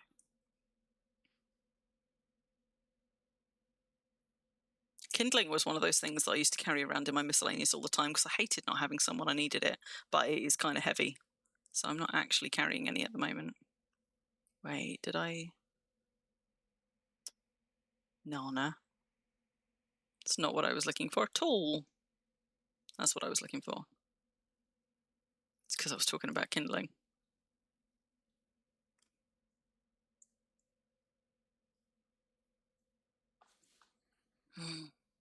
The pantograph hasn't been invented in Wurm. What you mean for expanding them? Okay, but like we were taught how to do that in like primary school art, right? How to expand the size of things by using a grid and then drawing it at a bigger scale. So you should be able to do that without any fancy stuff. Okay, well, we're all up past 30 now at least. I'll take them up to 40, and then I will fire them. Handily, I've got a couple of kilns right behind me. So we'll fire them, and then we will go around with our map and try stamping stuff on it, for which I will need dye. Thankfully, I brought some.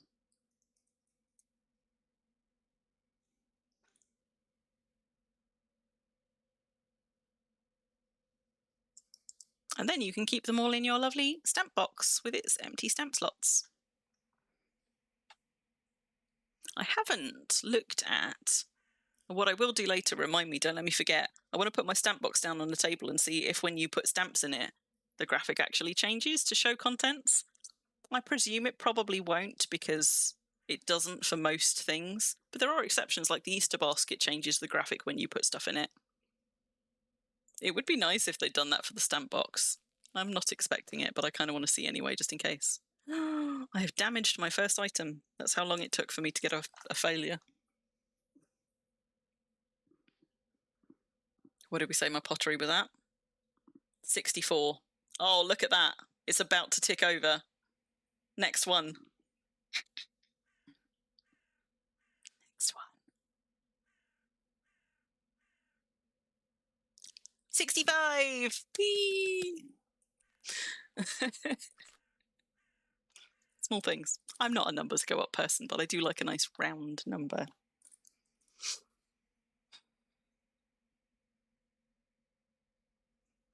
Running low on stamina though, so I just need to let that settle before I line up a bunch more.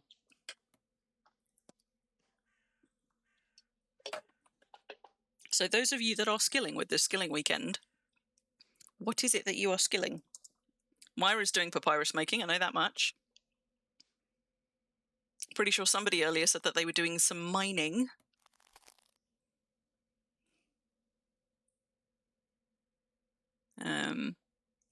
What else have we got?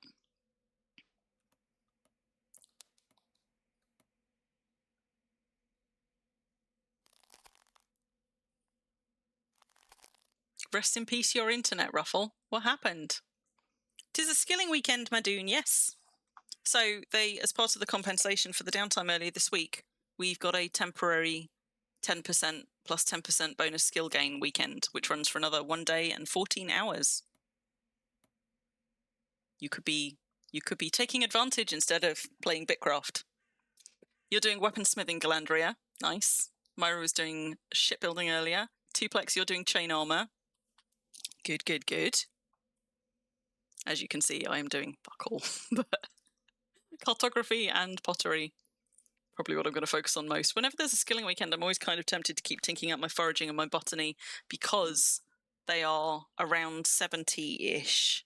And I think I need to get up to 80 to start getting the fun stuff out of nodes, and that's mostly what I'm grinding them for. It takes a lot to make me grind anything at all. There you go. So my botanizing's up to 68, my foraging's up to 70. But I need to get them both up to 80 so I can get fun things out of nodes, and that's the only reason that I'm doing, like, grinding them at all. But I also can find it quite sort of therapeutic, like when I can't quite bring myself to sit down and do a grind on something else, particularly like an imping kind of a grind. Botany and foraging are quite pleasing because I can just keep wandering around a pretty landscape being like, ooh, another gemmy thing, ooh, another gemmy thing. It's a bit like forestry. I quite enjoy skilling forestry for the same reason, because I just get to walk from shiny thing to shiny thing and interact with it, which is much more fun for me than the kind of the imping grinds, which I'm not good at, which is why all of my smithing skills took so long to get anywhere at all, and some of them are still pretty pants. I don't have any of the armor smithing, shield smithing, or weapon smithing skills. I got almost all of my blacksmithing skill from impalongs. So the only reason my blacksmithing's up to 84 is because of impalongs. And I think I got most of my jewellery smithing there. I did do a bit of that on purpose at home, but my jewellery smithing up to 66 is mostly from impalongs as well. But as you can see, I am not a smith. Look at that. I have never done plate armor smithing. That one's still at 1. Somehow my shield smithing is all the way up to a grand 3.93. Yeah. Imping one's not my forte. Carpentry's an imping one, and my carpentry and my fine carp are high, but that's because I'm a builder and a decorator.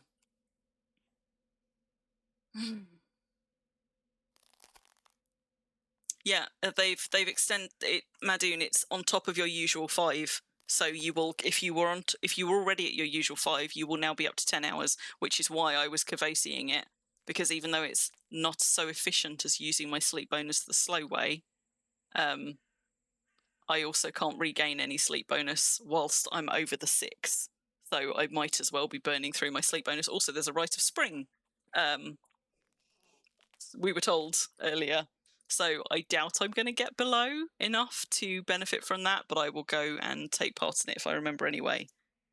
Because, look at that, and Madoon's logged on to release. Is that you hurrying on to make use of the skill weekend, Madoon? But I will go and pray anyway, even if the sleep bonus is no good for me, just for the skill tick. Yeah. Yeah. So if you already had 6 or 7, if you had your sleep bonus 1 window, if you have more sleep bonus available because of the journal goals and things, then you don't get the full 5 if you were full at the point that they did it. I was also like, at the end of the day, it didn't affect me because I worked late to make sure that those toons that were due to expire during the point where we were having all of that downtime got their animal husbandry up in time and cared for the things they needed to care for. But that extending everything by 1 day, and for those that would have been repremiuming them for 1 day, the fact that that activated halfway through Friday would have frustrated me if I had not got everything I want done with them, because frankly, like, my Saturday mornings are often tied up with stuff, and by the time I had gotten around to logging into them Saturday evening, their 1 day of reboost would have worn off, and Friday's a working day. But thankfully at this point it didn't affect me. I'm sure there's someone out there who didn't benefit from that in the way that they were hoping for, in terms of making full use of that 1 day of premium that they otherwise lost. But it's nice that they did it at all, because usually, you know, we just get sleep bonus rather than premium extension.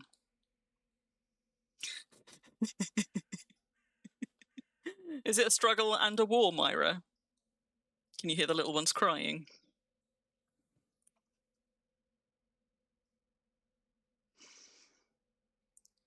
Bun was singing it to me on stream just a couple of weeks ago. Or was it last week? It was last week.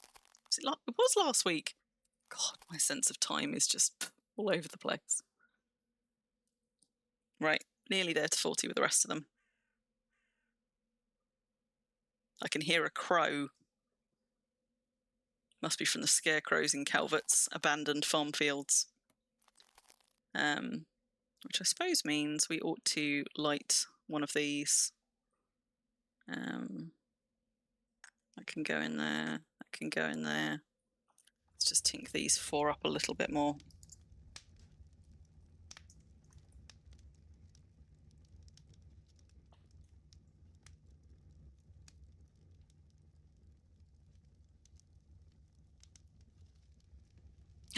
I'm out of water.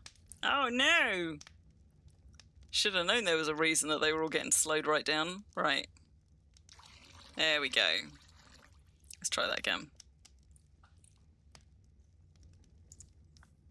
Blah, blah, blah, something at the end of the day. Oh, Myra! Happy birthday! Aww. What did you do for your birthday? Did you go out and do something, or did you just stay in and have a really nice chill one doing worm stuff? Hello, Skyfalls. How you doing? We started our stream with an impromptu, very, very short notice for us, Cyclops slaying, then a champion Rift Ogre right outside Thallspring slaying, and then I ran around doing cartography very inefficiently, but explaining how to do it efficiently, and now we are making our pottery stamps to go and stamp on our cartography maps. She sent you a special floof from Floofshire. Lovely. You did nothing at all. Okay, but was it a good nothing at all?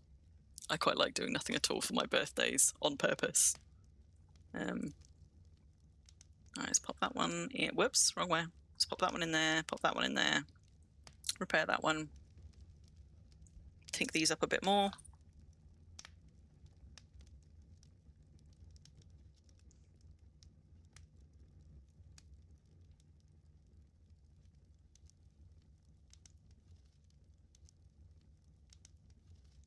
You had cake and ice cream and super nachos. Sounds good. Sounds good.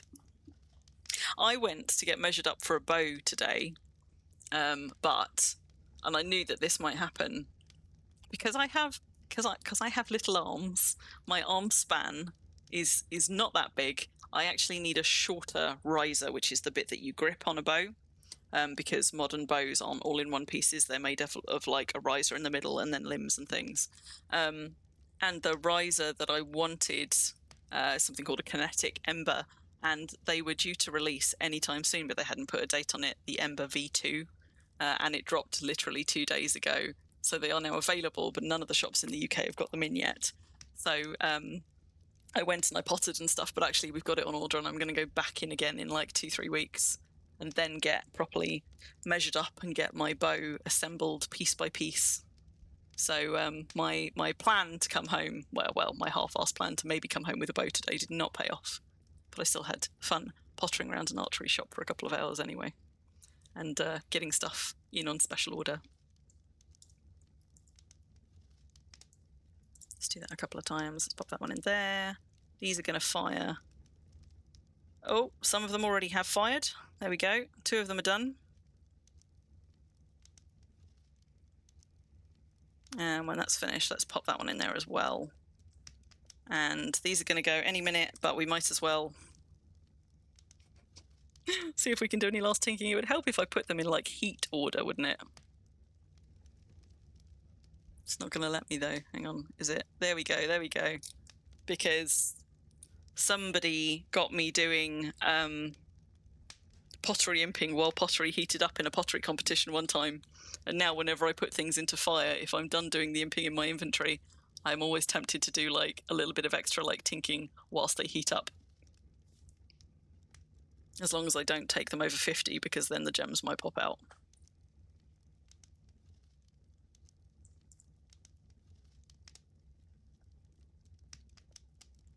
You did cartography just enough to get... Do you know what? We've heard that so many times tonight, Sky.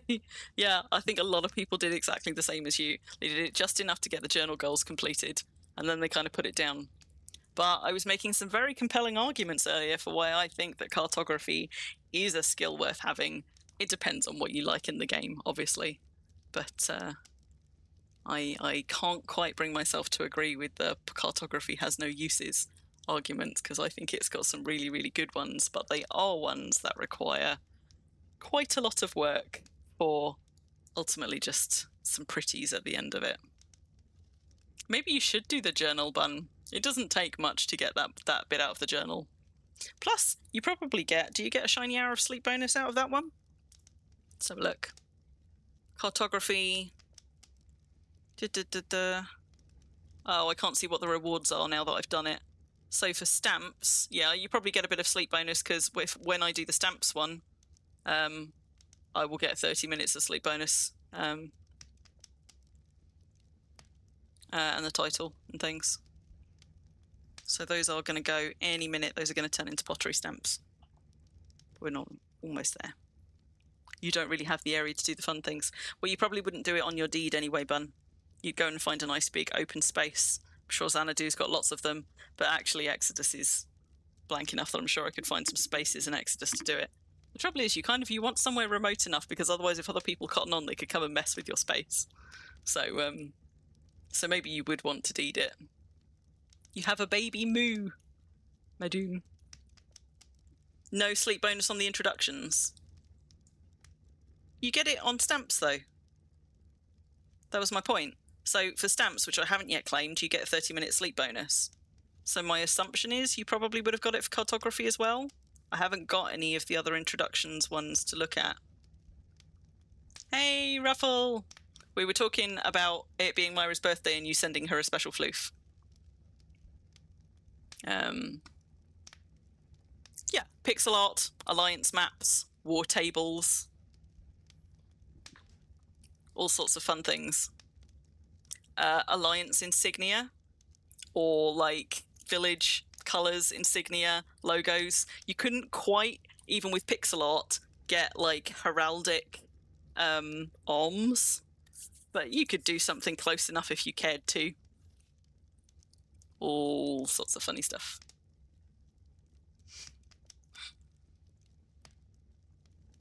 Like a big D. Wait, what? Like a big D. Oh. You mean like graffiti? And they've all now fired. Right. So we've got our stamps, which I suppose could go in our stamp box, since we do have one. Da-da-dum. My assumption has been that we can stamp on a copied map. I hope we can, but we're about to go find out. So, first of all, let's take my horse.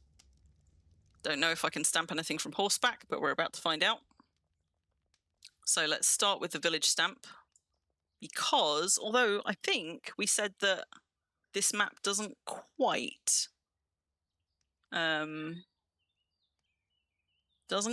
stretch to the token, or does it?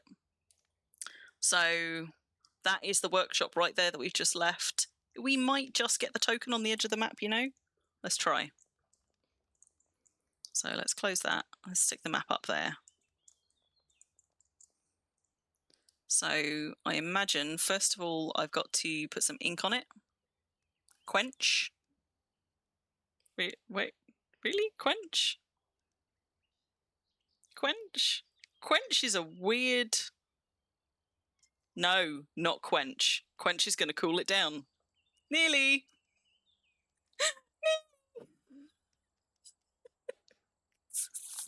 No. I was like, that's a weird word to pick for dipping it in dye. Right. Imprint stamp. Okay, so there we go. Imprint information about Thallspring onto the stamp. Then fill. You fill them like reed pens. There you go. Then. Where's my map? Where's my map? Stamp map. Stamp. Wait. Oh, that's interesting. So I thought that it would automatically put it on the map, but it looks like even though you have to do it with the village token, you still get to pick where to put it. So that is that little thing just there.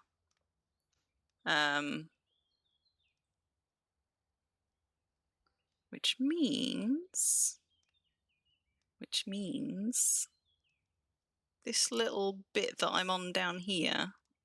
You know what? That's close enough. So somewhere about there. There you go. Thallspring's now stamped on the map. Now, interestingly, what I did not realise when I started this is that it takes the colour of the dye that you use. So because I'm using like a vaguish purple dye, I'm getting purple stamps. Might go see if I've got darker dyes. Right. Let's go have a look-see, and also let's turn my sleep bonus off. So let's go see if I've got a slightly more visible dye before I crack on with my purple one. If not, we'll put up with purple. Oh God, you're here via phone hotspot. Oh, Ruffle, no, I thought you just got your internet back. Oh, I'm sorry, that sucks. Hopefully it will come back soon. Right, let's go and see if I've got a darker dye than this one. Because I just picked any old dye, because for most things, like inscribing papyrus, for example, the colour of dye you use doesn't matter, so I use whatever dye I've got lying about that isn't precious. Red might do better, mightn't it? Let's try red. So, is it going to let me stamp Thall twice? That's what I want to know. We put that there. Put that there. Will it let me do it again? Stamp map.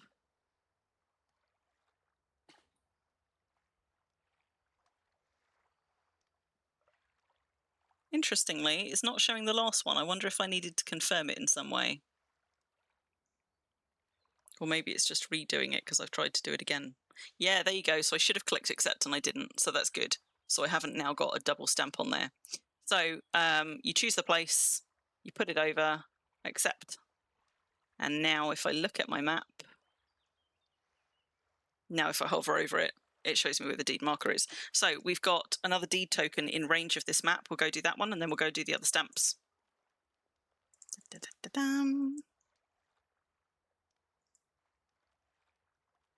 Now, I suppose the next question is X mark stamp, X mark, X linked. What are we on? We're on the village map. Yeah, I didn't apply at the bottom.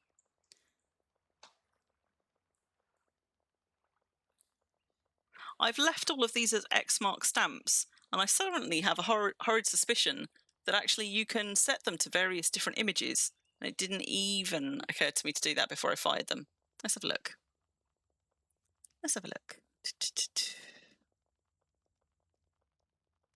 Yeah, okay, so once you fire them, you can't change the graphic. Oh, maybe I want to go make another. I could only make another X one. Okay, so what we should have done and didn't do was, before we fired them, when they were still pottery stamps, you can change the graphic on them to different things. So, for example, for your village stamp, you can go and pick, like I think there's like little like house and village type graphics and things. You can pick all different graphics for your different stamps. And I don't think it forces you to have a certain kind of a graphic for a certain kind of stamp. You choose. So what I should have done before I fired them was, having set them all as things, then gone and picked different graphics for them. And that is what might make you want more than just the 6 stamps in your set.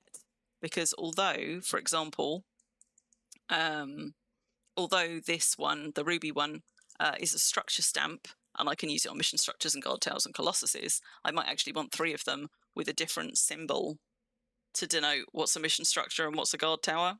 So that is why you might have more than 6 stamps, because you can pick different graphics for them for different uses. Likewise, on the village one, you might have like a big one and a little one for like a little settlement versus like, I don't know, a big village or an alliance capital or something like that.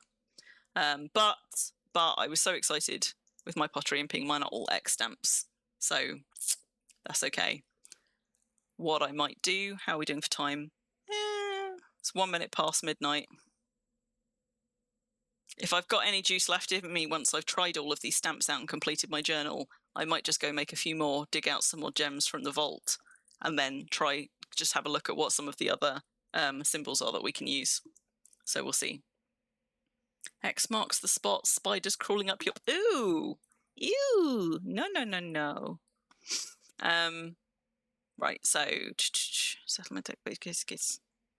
Wait, how do I...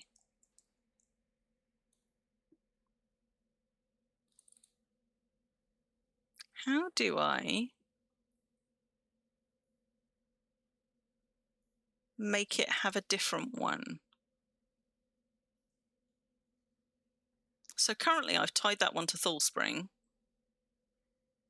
but it's now not letting me use it on a different token, or can you only use them on tokens that are yours? Surely not. You must be able to add other villages to them. Does anybody know about this one? Let me have a look-see. Add the deed name, mayor name, and deed motto. You must find the deed token in the game world and link it directly by highlighting the stamp in your inventory, which I've done, and right-clicking on the token to imprint. So the question is, how do you unlink a stamp? Assuming you can unlink a stamp. Oh, Myra, wow, we do not know that just... Nope, not heard that one. How do... I wonder if taking the die out makes a difference. See, it's only giving me a sell option.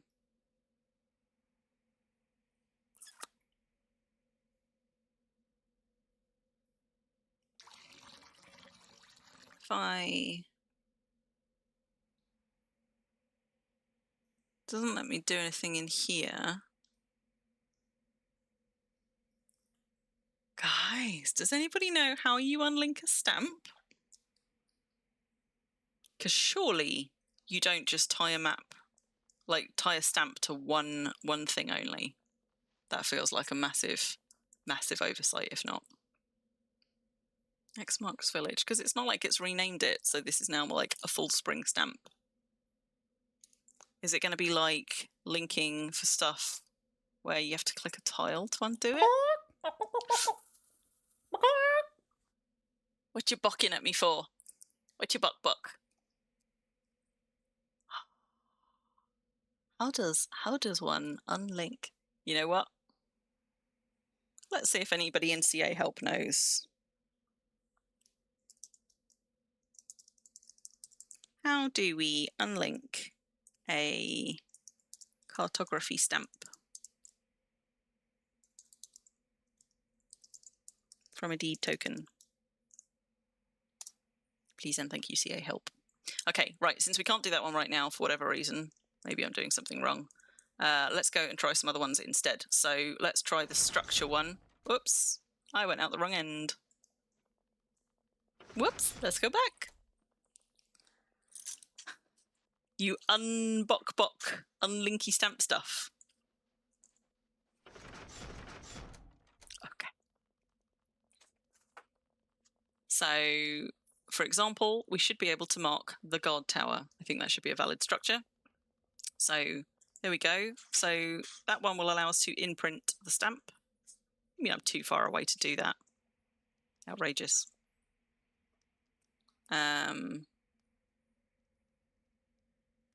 Okay, so we've imprinted it with the guard tower. Then we're going to fill it with dye. Then on our map, stamp map. So the guard tower is... Guard tower is about here. Boink. Done. Alas, with another X. Made perfect sense to you. Can I? Yeah, I can tell you're in pumpkin mode, bun. I can. So out of interest, if I imprint, you see, because I was wondering if once I've imprinted, if I could unprint it by clicking the structure again, but it just gave me the same imprint option. So let's just go and try the village stamp back on this settlement token and see if there's a way to delink it there. Maybe you should put him to bed now, Myra. Because he's bok chicking at me to tell me that he does not know stuff. You see, that's weird, because it's giving me the imprint stamp on that. Maybe it is something to do with permissions. Because it's letting me redo that one. Okay, you know what? There's a way to test this. There is a way to test this. Because I have a deed roll. I'm a member of Thallspring, so as a villager I've got a deed roll. But I also have a deed roll over at my other deed at Nefarious, where I am not a villager, but I have a named role. So if it is something to do with permissions on a deed token, it feels weird that you wouldn't be able to mark other people's villages on your map. Stop it. But I've got permissions on the buildings over at the arena, but I don't think I've got a deed roll. So just in case that's part of it. I see nobody in help is answering my cartography stamp one. Yes, 'tis time for science. Let's go and try it on a deed token where I do have permissions. See if that makes a difference. So let's try it on this one.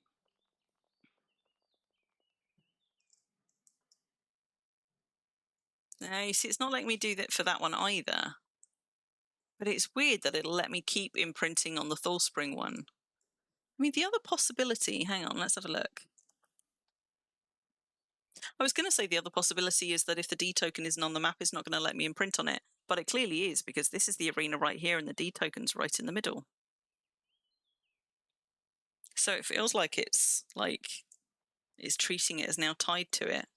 But it is possible maybe that they made it a permissions thing, that you can't actually put other people's tokens on the map,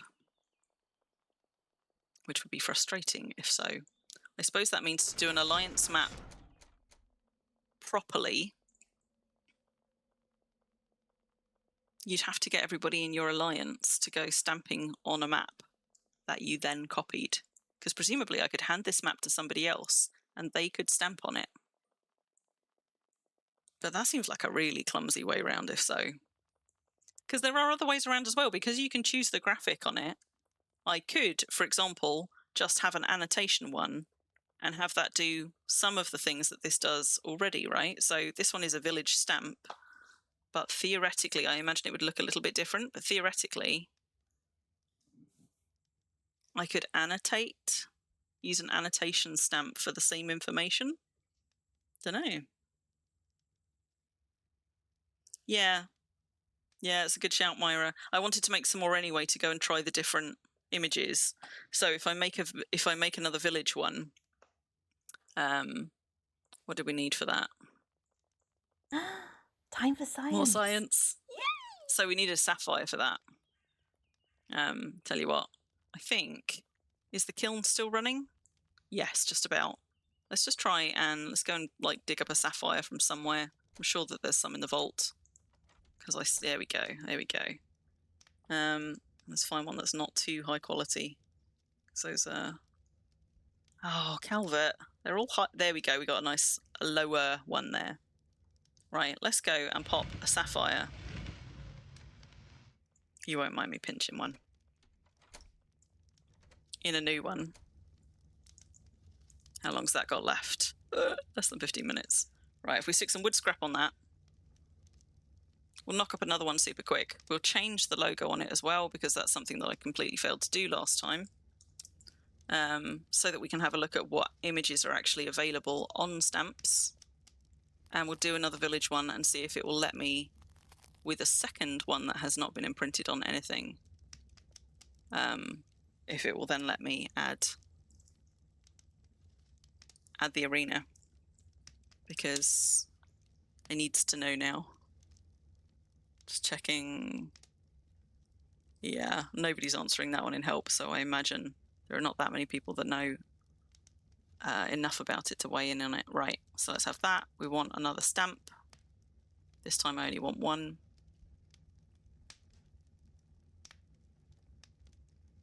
That goes back in there, and then doesn't actually matter what I've got activated, does it? But we might as well activate that. Let's just tink this one up a little bit.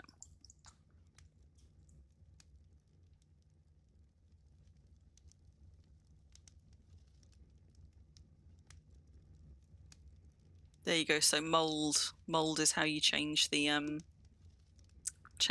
image on it.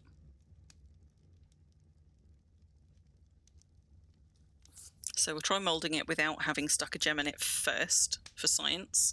My assumption is that you probably get the full choice of images whether or not it has a gem in it. It's just the gem changes the information that the game automatically embeds with the stamp.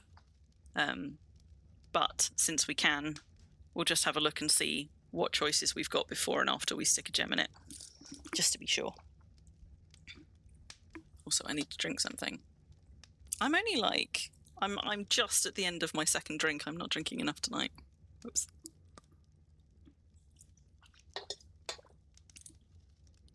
Could be improved. Start moulding. Oh no, wait, hang on. No, mould is apparently whatever it needed. Right, let's have a look at how we change the thingies on them. I thought mould would be the way that you change the graphic. Use a clay shaper. Okay.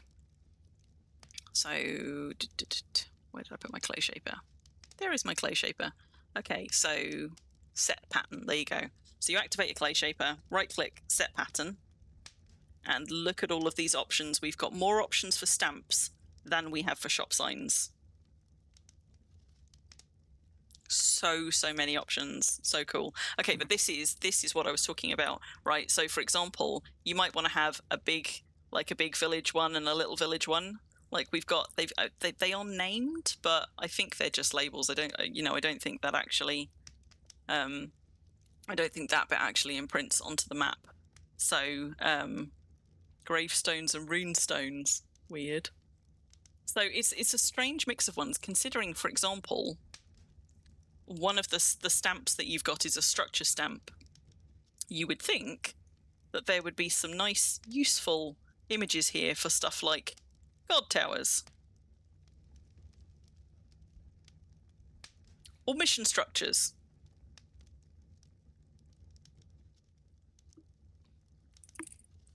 But alas, the symbols do not seem to bear that much resemblance to the different kinds of stamps you can make, which is kind of weird and frustrating for me. But so, ignoring the labels like the chap or whatever, I might be inclined, for example, to have a village stamp with one of these for big villages or for alliance capitals or something like that, and then have another village stamp with the smaller one, assuming they're not just tied to one deed, with a smaller one for like little villages and settlements and things. So, but like, see, you've got all these tree stamps, but one of them right there is a structure stamp. And do we have something representing a colossus or a guard tower or a mission structure? No, we don't. Now, okay, before I get too far along this rant, I'm now going to stick a gem in it and just see if they change, but I don't think they do. So we're going to set a gemstone. It is now a village clay stamp. And now with my clay shaper activated again, let's try setting pattern again.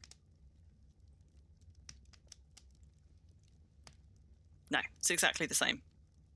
So you can choose the same patterns whether or not you set a gemstone into it. You want your internet back, Ruffle. Yeah. On the plus side, at least it happened right at the tail end of the night instead of right at the beginning of it. But I know that you'd still probably have another couple of hours of worming in you. Okay, so we are going to set this to something else. Let's set it to a house. So we do that, click accept. It's now a house village clay stamp. I'm going to tink it up just a little bit more, get it up to 40 like the rest of them. There was one on the top row next to the X. Wait, hang on. One what on the top row next to the X? Let me just set pattern again and have a look-see. Tail end. Why is that funny? Why is tail end funny? Are you laughing because you were going to be awake till 4 and fuck you, tail end? Okay, so one on the top next to the X. Oh, I see. So there's castle. Yeah. So I guess there you go. You could have your sort of like city-size settlement versus house-size settlement. It's weird though then that the church one is so much bigger. But all right, let's set it to sort of castle. It's a bit nicer. There you go. So it's now a castle clay stamp. But although I don't think it stamps castle on the map, I guess we'll find out in a minute. It does relabel it that way. So the labels, the names of the labels do affect what it renames your stamp to for easy reference. But you could always rename them and be like large settlement, for example. So you can still rename them for yourself. Right, a couple more tinks. So it's up to past 40. And I'll put it in and fire it. And then we'll go and see if it will let me imprint that one on the arena. Because that would tell us whether it is a permissions issue or whether it's now my stamp is tied to Thal, I can't untie it kind of an issue.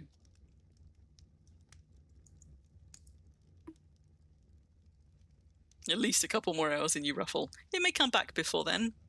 I suppose it depends if it's down, as in needs somebody to come and repair it down.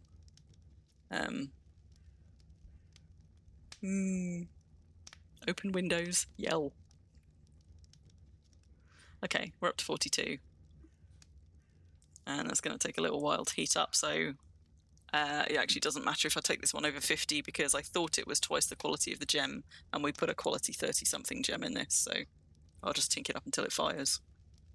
Or until I run out of water, which is whichever one comes first. Might run out of water first. Good night, Myra. Good night. Have a nice big birthday sleep.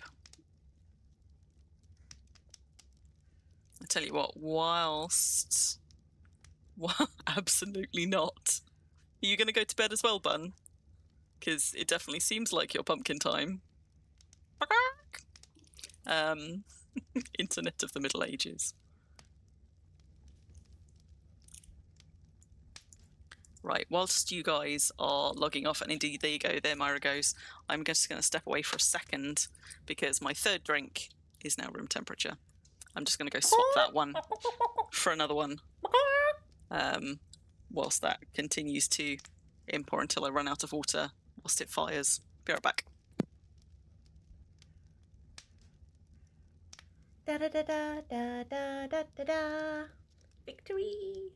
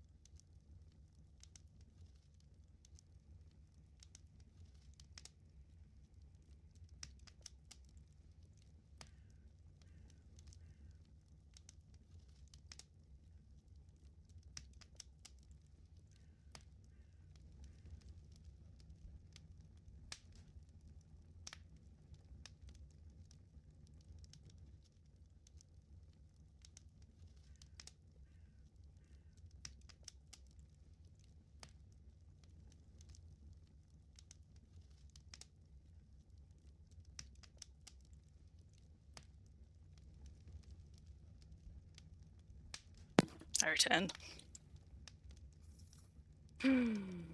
Suppose quickly and close these down now. Oh, it's got to be close. It's going to go any minute. Treason. You're about to make like a tree and go to sleep. Make like a tree and go to sleep. Trees don't sleep. My brain did a weird thing there where I was like, do you mean like let sleeping logs lie? And then I was like, wait, no, that's not logs. That's dogs. Make like a tree and sleep. Trees don't... Oh, don't you branch out into any tree puns. Don't you dare.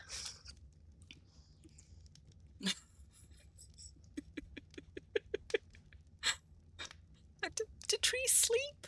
Do you mean like sleepers? Which I suppose are made of trees. Do you know what? My autistic brain is too tired for this. Ruffle, you've logged on. Oh, you trying to worm on your hotspot. I was going to say, I thought your internet had just come back.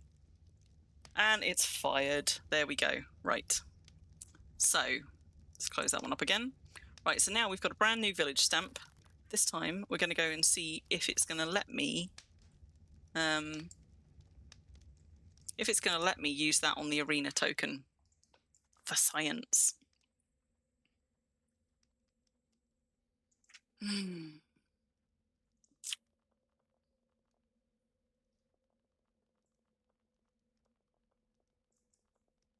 Nothing else happened in the CA help channel, so I don't think we've had an answer in there. Make like a tree and leaf. Oh, I see. I see. Okay. Oak to be good. Willow be fine. Oh, God. No, no, no, no, no. Yeah, you know what? I think it's you have to be a villager. So I wonder if... Hang on, hang on. Is there anything in terms of settlements, manage roles? So I don't think there's going to be anything in settlement perms that would control this. I don't think it's going to be perm related because they haven't added anything to perms for cartography. Swine doors. So this is Ashry's one I'm looking at, for example. But I can't imagine. Good night, Madoon. I can't imagine there's anything in perms that would allow or disallow you using them on village things. Out of interest. Imprinted village, blah, blah, blah. You see, because this says using a stamp on a village token. And the wiki likewise refers to a village token. Like, nowhere does it say can only be used on your village. So it feels strange. On the wiki, it says, Sapphires will allow you to link a stamp to a deed somewhere in the world, which will add the deed name, mayor name, and deed motto onto a rollover under the graphic when you stamp a map with it. You must find the deed token in the game world and link it directly by highlighting the stamp and right-clicking. I don't know why it doesn't say activate the stamp, but never mind. But yeah, it looks like, frustratingly, it looks like you can only do it on a settlement for which you are a citizen.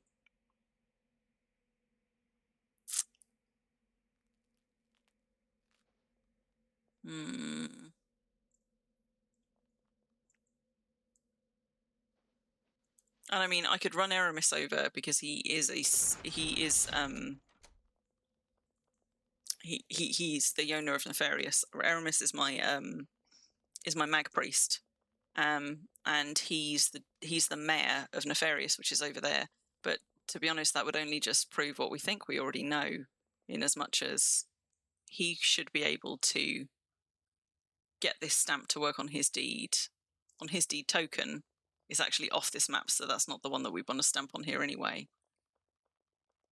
I wonder if he could imprint his settlement token on it and then hand it back to me, and I use it though out of interest, even though it's technically not on this map. How are we doing? 25 past. Right, for science. Hang on.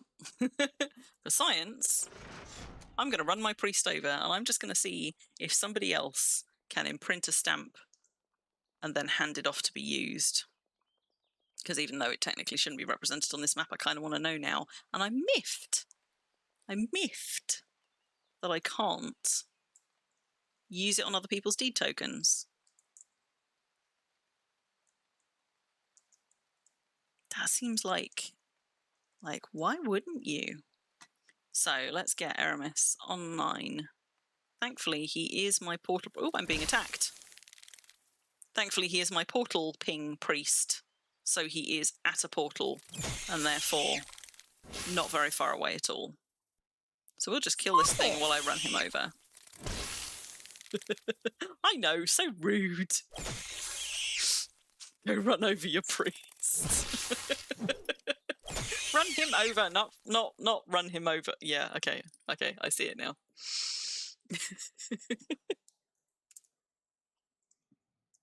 There we go, right, Aramis is logged on. Just going to pop him through a portal and send him running. I suppose I should probably also have him drink something first, because as a portal ping priest, he is always sat on no food and no water from sitting there slowly regaining his favour, which is great until you want to run him somewhere and then he runs out of stamina part way. So let's pop him over to Exodus.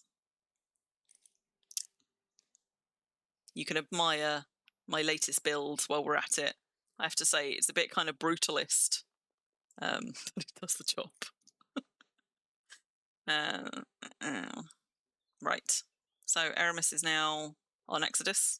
I'm going to run him over on foot and try not to get him killed. Thankfully, he's only got a short run because Nefarious was built close to a start town so that we could do on-stream events there and just portal people over at relatively short notice to do them.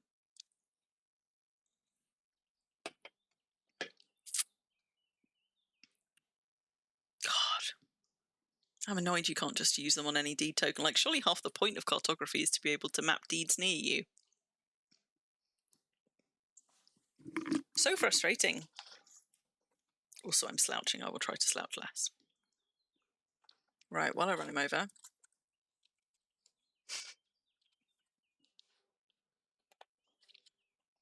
Briefly tempted to do you a live Ruffles horn, but I resisted the urge.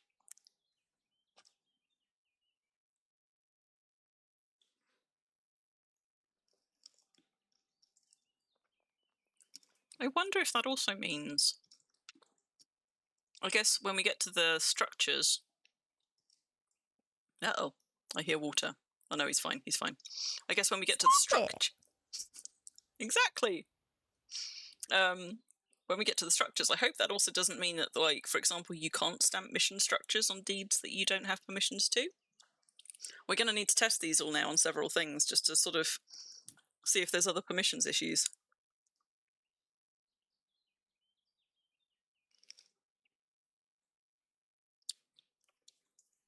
Any minute now he's going to pop into local. Just running up past Petrichor, which is Ruffles' deed.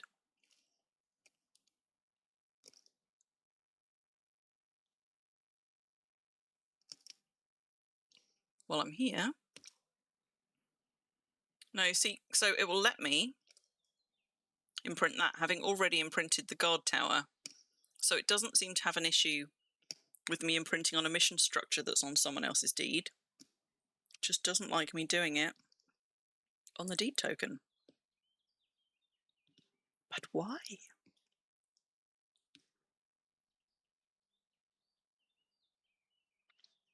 I might have to make a forum post and ask. Any minute now, she says. Apparently not that far. There he is. There he is. Right, so he's now in local. Just got to run him the last little stretch and over the bridge. And then we'll see. So I'm going to trade him In fact, I might just... Let's just place that somewhere. Look how dinky they are as well. They're kind of adorable. Just place that there and he can come pick it up. And presumably he will then be able to imprint it, because it is his deed, on his deed token. But also, while I've got him on, I suppose what I could do is, I think Crim's got every permission that she can have as a non-villager for this deed, because that's what happens when you have priests run villages for you. You just try and do everything you possibly can on your main, except add locks to things and brand animals. But I'm just going to double check.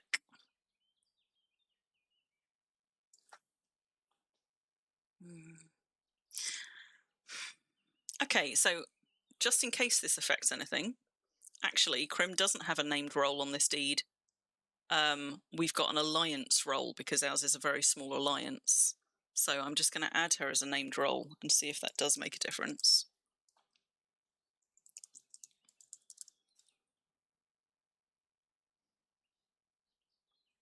And just, first of all, make sure I'm not missing where he's supposed to be running entirely. I'm not.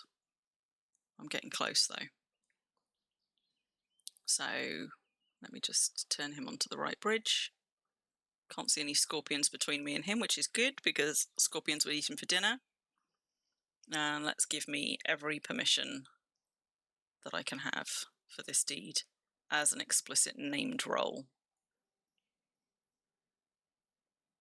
See if that makes a difference to my ability to stamp this deed token. You wouldn't think it would make a difference, though, because I've got all of those permissions as an ally.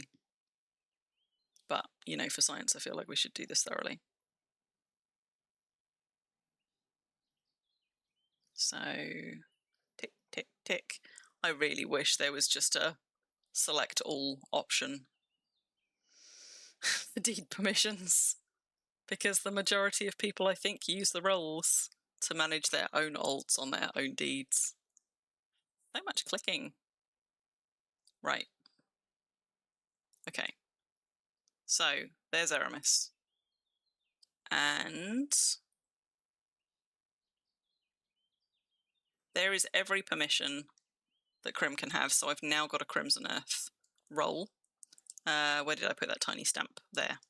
I'm just going to try again before he tries. Where did I put the settlement? Where should I put the settlement token? There it is, where I left it. Yeah, okay, so with every permission as a named role, I still can't do anything with that. Let's drop that down. And I'm also going to drop down the one that is currently imprinted with Calvert's deed. See if it makes a difference to what he can do. So, Aramis. Let's have him come pick these up. And then see what he can do with them. Interestingly, I suppose that you could complete the general goal quite quickly by just sharing stamps around, because I think half of them are related to actually stamping things. So he can imprint the one that's already imprinted to Thallspring on this, and he can also imprint the one that is the castle one, the one that we haven't imprinted on anything. So if I imprint that stamp, the castle stamp, and I have him put that back down, next question is, can I then use that on my map? Let's find out. Science. Science.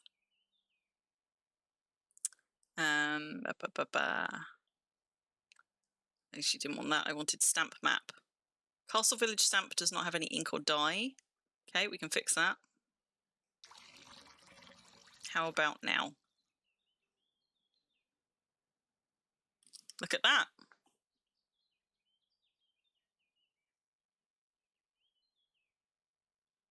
So, unfortunately, Nefarious isn't on here, as in the token isn't on here, but it is in this direction. So let's just pop it. This is that little bit of white there is that road running, she says, yeah, is that road running that way. it's actually the road running just there. So it is in this direction. So let's just stamp it on there. So look at that. So I guess what you could do is you could just mail it round your alliance and get them to do it, but it has to be done by a villager of a deed. And that just still seems like a really weird decision. Because it's not like you don't have other ways to mark people's villages on your map, right? You could just use one of the annotation ones, for example, to go mapping them. Why would you limit that to a villager?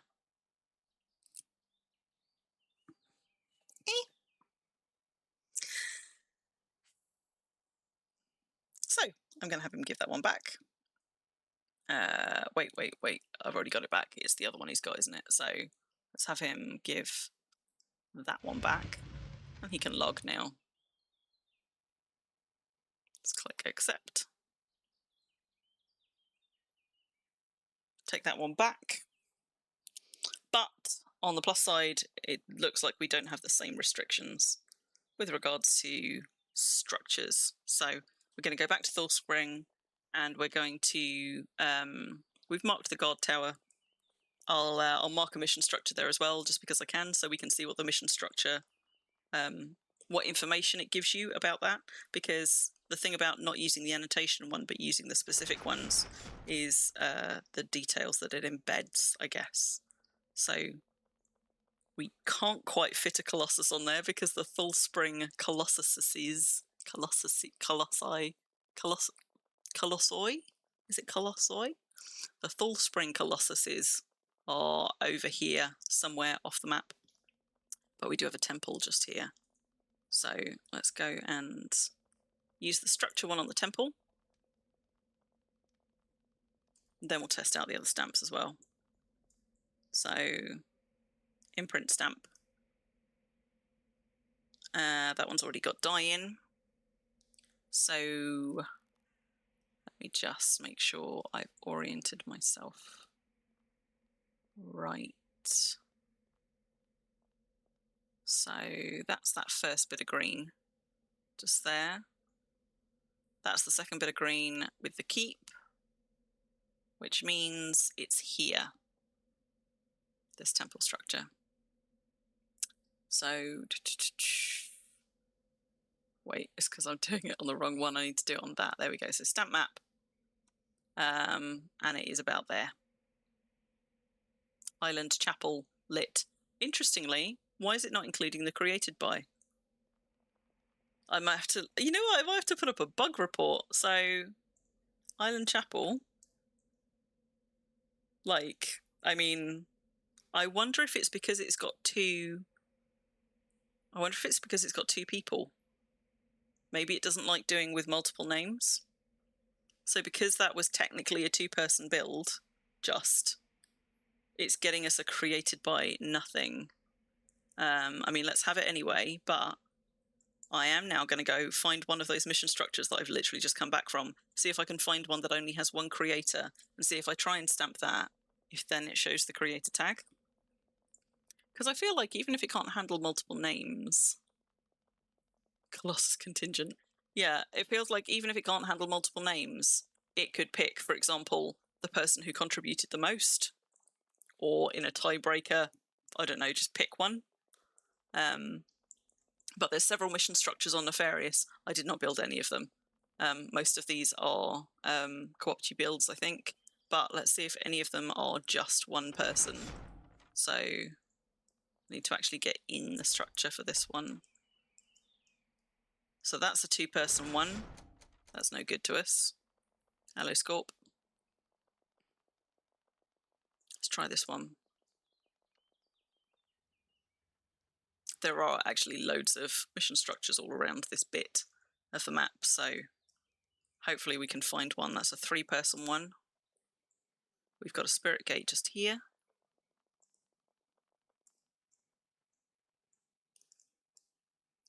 That's a two-person one. Oh, it's gonna bug me. It's gonna bug me. I suppose the other thing that we could do, there's one that I can try just up here. But if all else fails, I could run down to the Colossuses at Thallspring, because even though they are not on the map, there are so many of them that many of those are definitely single-person builds. But I don't know I assume Colossuses have creator tags in much the same way that mission ones do, but I don't think Colossuses would reflect if multiple people worked on them, so it really is a mission structure one we want to test this on. But I know there's another spirit gate just up there, so we'll try that one. There is also a foundation pillar just over there, but I don't want to spend half of the night riding around just looking for mission structures. So if I can't find it on any of the ones nearby, the other places I can look, there are 2 or 3 of them on Sandhill. So actually, if this one is no good to me, I'll just ride over to Sandhill and see if one of those is. I'd have gone there first if I'd thought of it.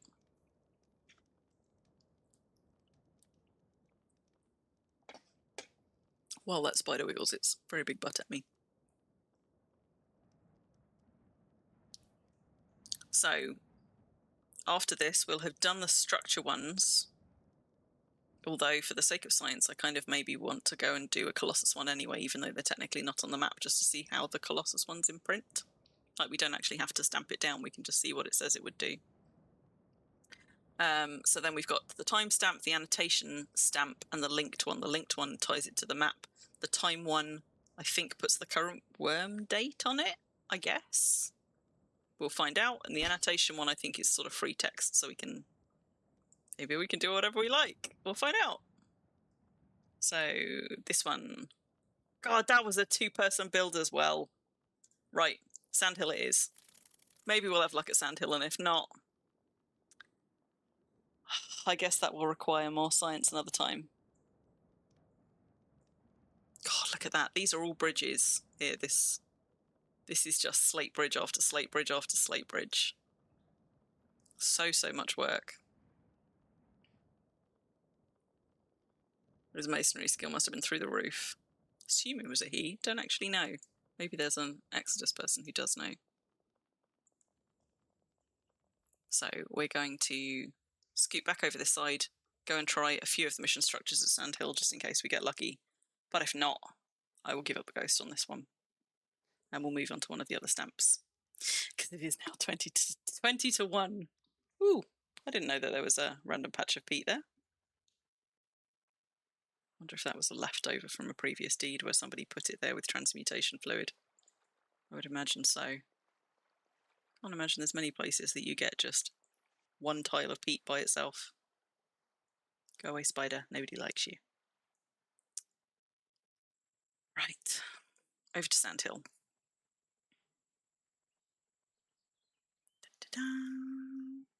There's a clay too. Yeah, almost certainly then put down as with transmutation fluid. Apparently I've just never spotted the peat one, or maybe I have and it just wasn't remarkable enough that I remembered it. So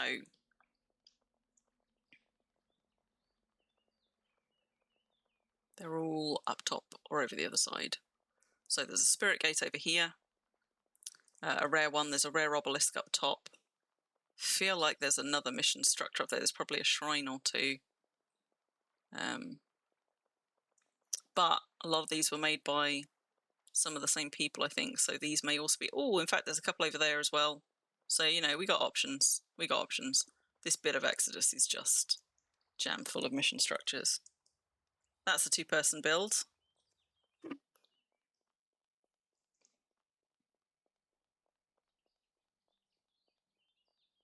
So, shrine and an obelisk down there. Let's try the rare one over here.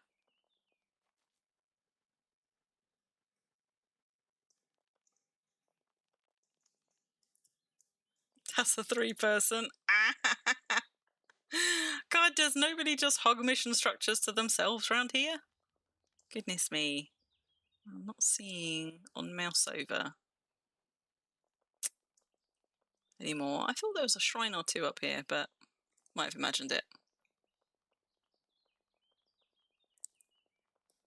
Let's go and have a look at the 2 down there. That's a guard tower. Wait, that's the bridge I want. Let's try these 2.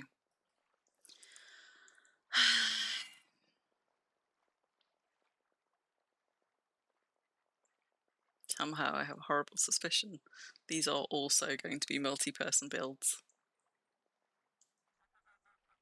Yep, that one is. So this one probably is too. Oh, hello, Croc. Yep. God damn it.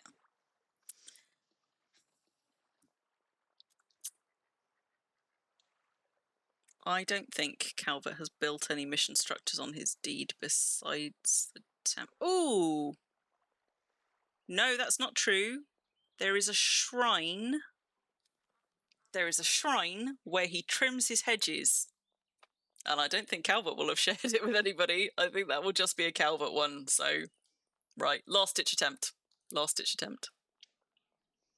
The 2 shrines built next house, they're not finished. So because shrine is, unlike the others, the unfinished model of a shrine is the same as a finished model of a shrine. So where you're using them for decorative effects to hide things, like in that house where I'm using them to hide the bottom of the pillars, you don't actually need to finish them. Because they're on deed, the unfinished model, it doesn't decay.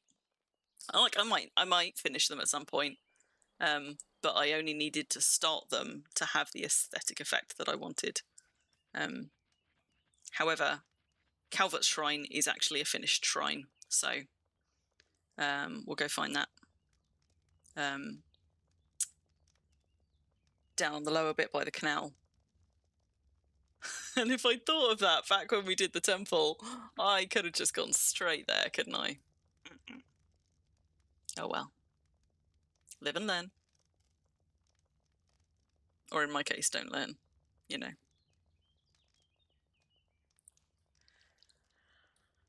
Okay.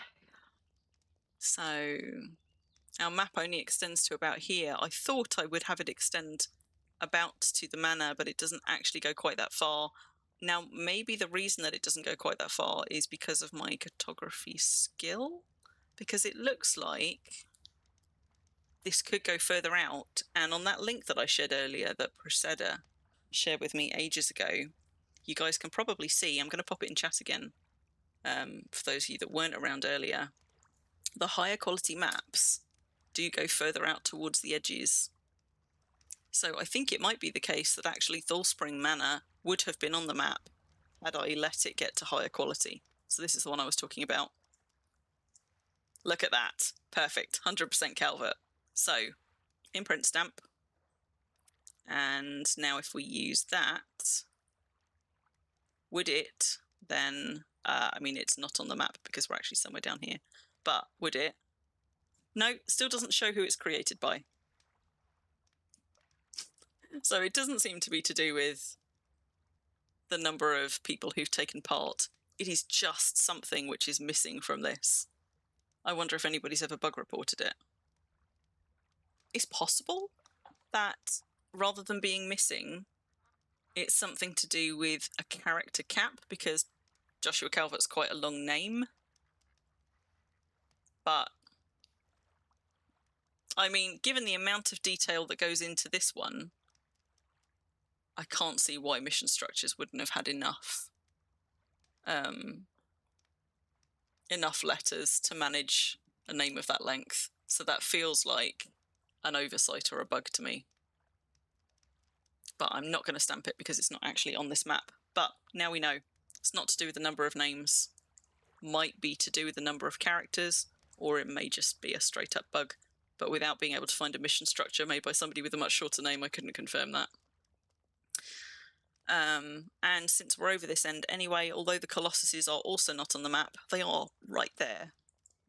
So I'm going to go find one, stamp it, but not actually confirm the stamp, just to see what kind of information you get from a Colossus. And for any of you that were here right at the start of the stream and saw my Pride Month Love is Love loading screen, those are the nymphs up there that were on said loading screen.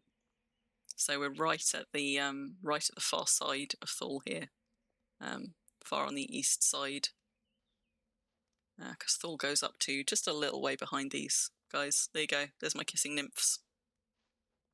Took Calvert ages to find those.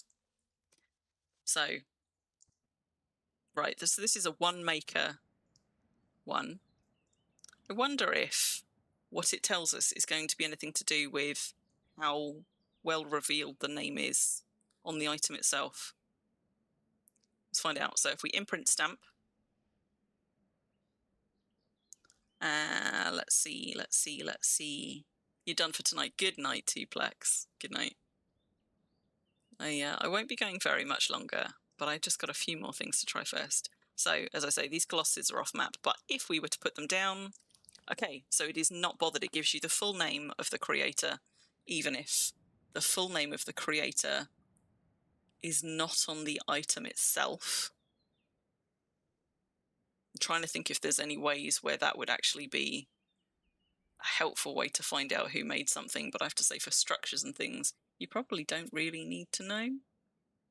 But it's interesting to know that you can. So even a low quality structure where you can't work out who made it, if you imprinted it with a stamp, the stamp would tell you what the structure does not. But there you go. So it tells you the name, the renamed name, i.e. the name that he's given it. And it tells you who created it. So the only reason these ones are telling us the dates are because Calvert renamed all of his Colossuses to reflect the Wurm date that they were built. Generally speaking, it wouldn't give you the date. It just gives you what you've renamed it to and the person who made it. So that's what the structure one can do. Colossuses, guard towers, mission structures. I did say I would test it on a building because I don't think you can use it on buildings. But that is an assumption, so let's just go see if we can. And just in case there's a permissions issue, let's do it on a building where I definitely do have permissions, like the granary.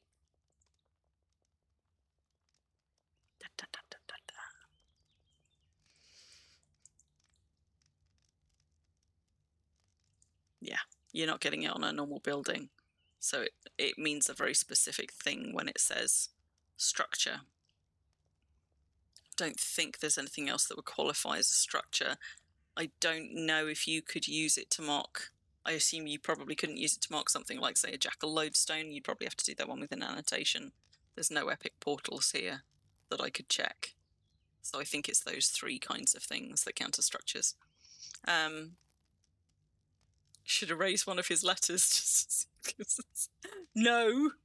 What do you mean on? Do you mean one of those letters? Like just. Do you mean like one of these? Or I could like swap the P and the R round. Trouble is, I would never get away with it because Calvert watches my streams. When he can't be here to see them live, he goes and watches them pretty quickly on VOD to catch up. So he would notice it from here far sooner than he would actually notice it in game, alas. But as I was saying, so if you were surveying and making a map that covered this bit, then on your printed map, because this is east facing, not north facing, it meant that on the printed final map, if it was a high quality map, it would in fact say, you know, Thallspring 1021 down the side. So, and actually just up on that mountain, there's a Rolf carved into the ground in much the same way. And because Calvert likes to stamp his initials on everything over at Bloodsands Arena over there, pretty sure that one says BS. I seem to remember he got called up on it because they wanted to make sure that he wasn't like swearing on the map dumps. But that's Bloodsands Arena, so likewise the things would show on a higher quality map, I think. So this one actually would cover Bloodsands Arena, but is not quite high enough quality to show the detail on the paving. My assumption is if it went high enough, then this kind of stuff would tart up and be a lot clearer. But, you know, unless and until I manage to get myself up towards 90 cartography, I cannot confirm whether you get that level of detail with the paving or not. Be nice if you did. I am, though, just wondering. This is gravel. This is where I've got a gravelled area. It's interesting, it's really quite dark and sort of, because this is slate tile, this is the bit just over here, so this is slate slabs, this black colour. This is a heavily wooded area, so that's just the bit there. And we're getting these, like on these major roadways, it's interesting that it's giving us the white for the roadways, but it's not actually giving us white as a reflection of, maybe it is reflecting the marble, but it's not then reflecting the sandstone. I would really like... I would really like to have been able to see and keep copies of maps that I made at different skill for me. But actually, I suspect the only difference is the quality of the final map, which is obviously capped to a degree by the skill that you've got. But I suspect the only way to do it is to look at maps of differing qualities.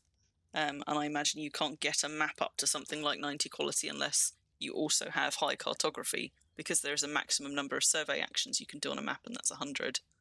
And it increases the quality a little bit each time. But my completed map, for example, when I was around cartography 30 or 40, sorry, my completed survey with like both there were two there that both had where have I put it, that both had 100 survey actions, so the maximum number of survey actions completed. What did I do with them? Are they right in front of me somewhere that I'm missing? Oh, there we go, completed surveys. There you go. So they're still only up to quality 40, so they were capped by my cartography, by the look of it, or close to my cartography, because they've had the full 100 actions done. So the only way I'd be able to see what a 90 quality map entails in terms of things like details of the paving is by having both high cartography skill and doing a complete survey on that map. There was a dirty one a long time ago on Delhi after the map dump. Someone made it disappear. Yeah, I bet they did. And I know they now scour the map dumps quite closely as well for things like QR codes and other stuff like that, because there is theoretically all kinds of stuff that you could embed in terms of pixel art. Right, so we've done everything that we can try with the structure stamp. So let's try the linked one, because this one ties it to your in-game map. So I think I've got that one activated. Thallspring is here. So how do I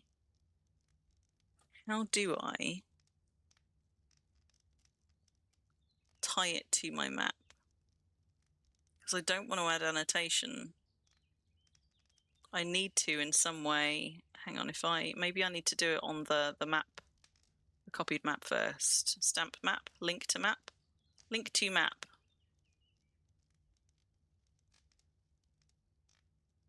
So I do it on the map, and then will it let me do it on here?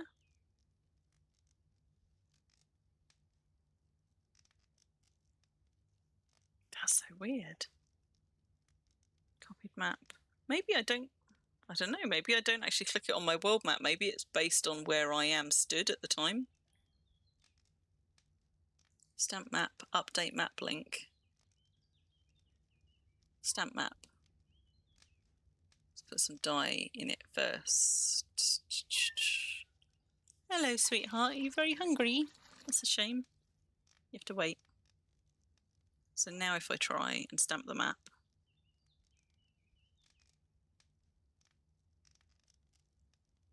I mean, let's put it here, which is roughly the middle of Thallspring.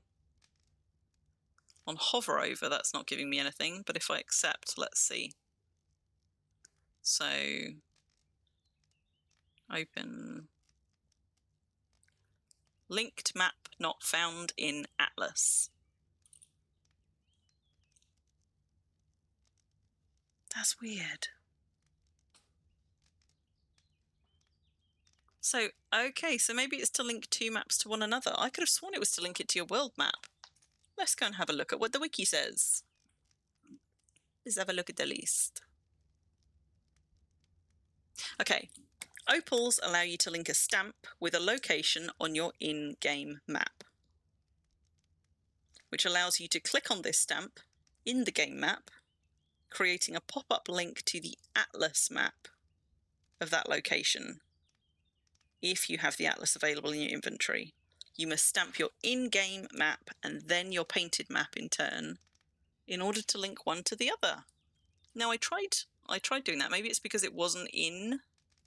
So if I put it in my Atlas, where did I put my Atlas? It's in here, right? Okay, so if I put my map into my atlas, this is why we're doing it on a copied map, because this is going to be so messy by the end of it.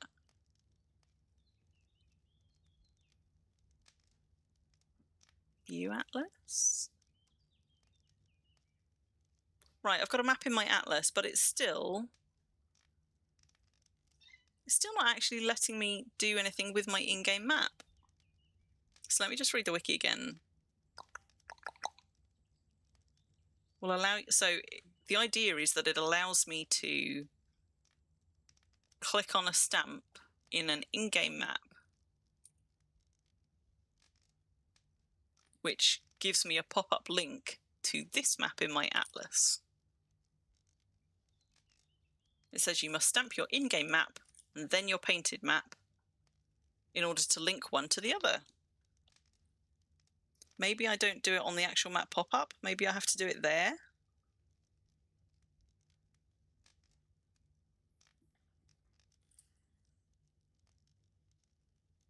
No.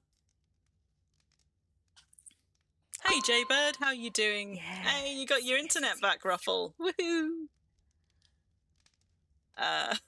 Thanks for the follow, Jaybird. Okay, so has anybody successfully tried using the link stamps? Because clearly I've got it wrong. The wiki suggests you tie it to your in-game map. Tie a map in your atlas to your in-game map, whereas the in-game stuff is suggesting that what I'm actually doing is tying one map to another map. Hey Jay, we're doing well. We've been playing around with cartography, figuring out how all the things work and where some things don't work. After a bit of excitement earlier with a Cyclops slaying and a champion Rift Ogre stumping around outside of Thallspring. We are over on Exodus, on the Southern Freedom Isles in Thallspring, so we're just around about here at my very good friend Calvert's deed, Thallspring. Now I'm just going to go up where I have got another map up here, see if I can tie my original painted map. Map stamp, update map link.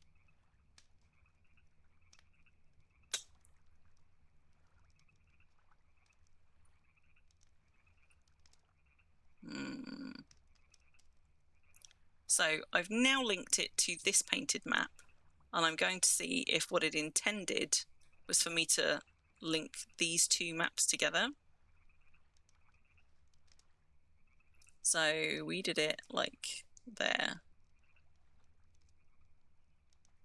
Link copied map. Okay. Map stamp copied map. Copied map. Yeah.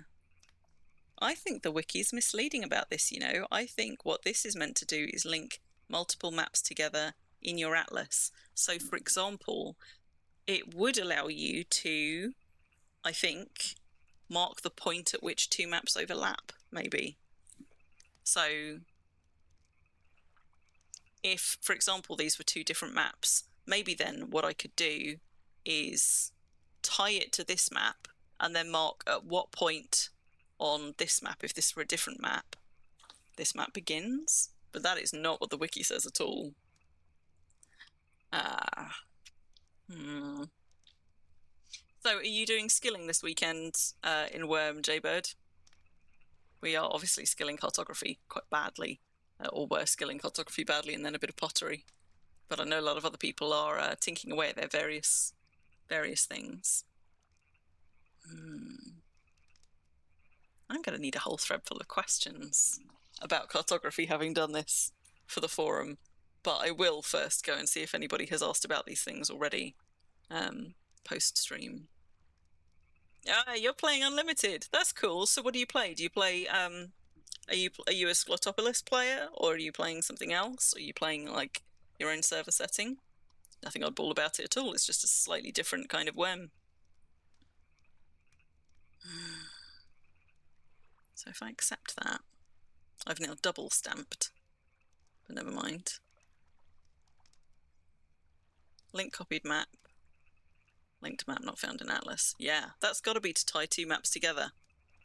Not at all what the wiki suggests. So I got a cat dabbing at me for food. You're gonna have to wait, baby.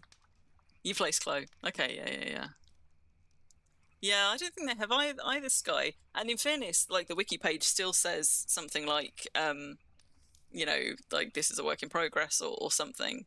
But I wonder also that a lot of people didn't skill cartography far enough to come across any of these kinds of issues. But there are definitely some people that have skilled cartography really, really high. So it must have been flagged up before. I just wonder if those things ever made it to the wiki. Or not to the wiki, to the forums. Like where other people have noticed these things and be like, this doesn't work like we think it works. So we've tried, okay, so we've tried the linked stamp. It seems to tie maps together that you have, not the in-game map. But I will see if I can find out more about that one, because that does seem like quite the difference. We've done the village one, we've done all we've got left then is the annotation, the time one, and we haven't actually used the X mark. I assume the X mark can go anywhere, but because we have an annotation one specifically, my assumption is that the X that I can put on the map won't have any additional information with it. Which kind of begs the question, what would you use just the X for when you could have an X annotation one where you could be like, treasure be buried here? But I guess if you don't have gems, it's better than nothing. So if I use the X mark stamp one on the one that we've got, stamp map, hang on, let's put some dye in it first. Just another one of those Wurm secrets. Maybe, or maybe there are a lot of things in Wurm where people are like, oh, that's not quite right, but it doesn't feel like a big enough bother unless you're trying to do a very specific thing that you then can't. I think sort of sometimes I've absolutely been guilty of this sometimes, where I've been like, that looks like something doesn't quite work as it should. Can I be asked to go and put in a bug report? Not always. I do sometimes, and sometimes I also intend to, and then I just plain forget. But I'll go doing a bit of digging on the wiki tomorrow and see if and how many of these have already been flagged up. Okay, so we just got our bog standard.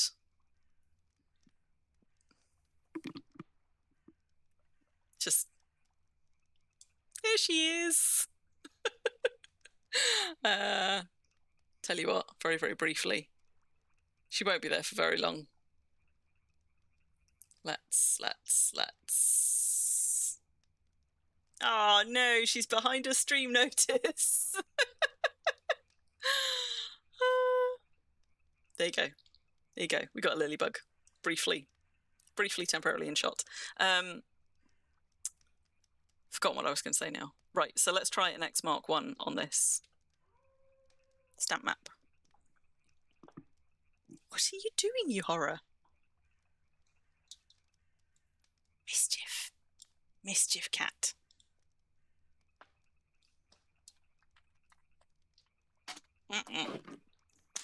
Oh god, this is going to go so badly. Come on. And we get, thank you. So if you put that on the map, yeah, it's literally just marking an X, but it doesn't have any additional information with it. So you could it's literally just to stamp a symbol with anything else. For anybody who missed it earlier, by the way, the color dye you're using does affect the color on the map. So you could get super colorful with these, which also, I suppose, means if you're using cartography to make pixel art or like some kind of alliance insignia, coat of arms, that kind of stuff, it's not just what you do on the original map that affects the design, but actually also what you can stamp on top. So actually maybe you could do heraldic stuff, right? So if you made yourself a coat of arms with like block colors from terrain, you could then use your stamps with the symbols on, with the different kinds of images on, to make up your coats of arms. You totally could. It just means that presumably the last thing I will test... Oh, fuck, I can't test it. I was going to say the last thing I would test is if you stamp a painted map and then you make a copy of it, do the stamps go with the copy? I actually could test that. I could do that as a last thing on that painted map that I didn't want to spoil the original, but this isn't really a high quality enough map that I would want to keep this and use it long term. So, tell you what, we'll go test it now since it's right there. if I stamp an original painted map and then create a copy of it, does the stamp go with it? Let's find out. Pretty kitty. Ah, thanks, Jay. Yeah, Lily is a sweet pea. She's the youngest of 3 cats that I have. I mean, they're all quite lovely. I've got a very, very long-haired spookedy puss over there, or a murder floof, depending on her mood. A black long-haired one, and we've got a tortie somewhere. So this was the original map. Let's use the fancy castle one so that it feels slightly less ruined, and also let's go and actually stamp Thal with that. Where did I leave my horse? There it is. So, got the castle stamp. I'm going to go and imprint the Thallspring village token on it, which is just up here. Yes, that does mean that sky falls. But what most people do, I say most people, actually almost very few people are doing it, but what you can do is, yeah, that's what I was saying earlier with pixel art, with cartography, it's about an 80 tile span. You can go and get something like desert and then pave or plant certain areas of it to make pixel art, but you would have to have very high cartography to get clear enough lines for that pixel art to work really well. But you're not just relying on what you can do with terrain, because then you can stamp stuff on top of it. But what we're now just going to go test is whether, if you're stamping an original, whether when you then make a copied map, it keeps the stamps as well, or whether you would have to stamp every copy for that extra decoration. Because, you know, for science. So we're going to imprint the castle one with this. Now on the original painted map, the Thallspring token is going to be, where did we say it was? About there.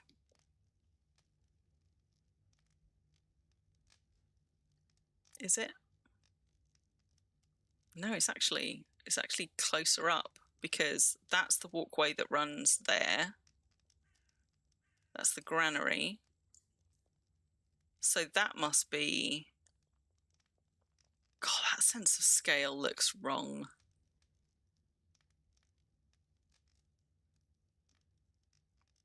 Because you see, that would suggest that that bit there is over there. So actually maybe this does go all the way down to the manor. So if that's that major walkway, and that's that major walkway, actually the token is like just past this one. So where was it? Castle, painted map, stamp. So we're going to be stamping here, somewhere around about here. We might quite like to see your stick figure crap. You never know.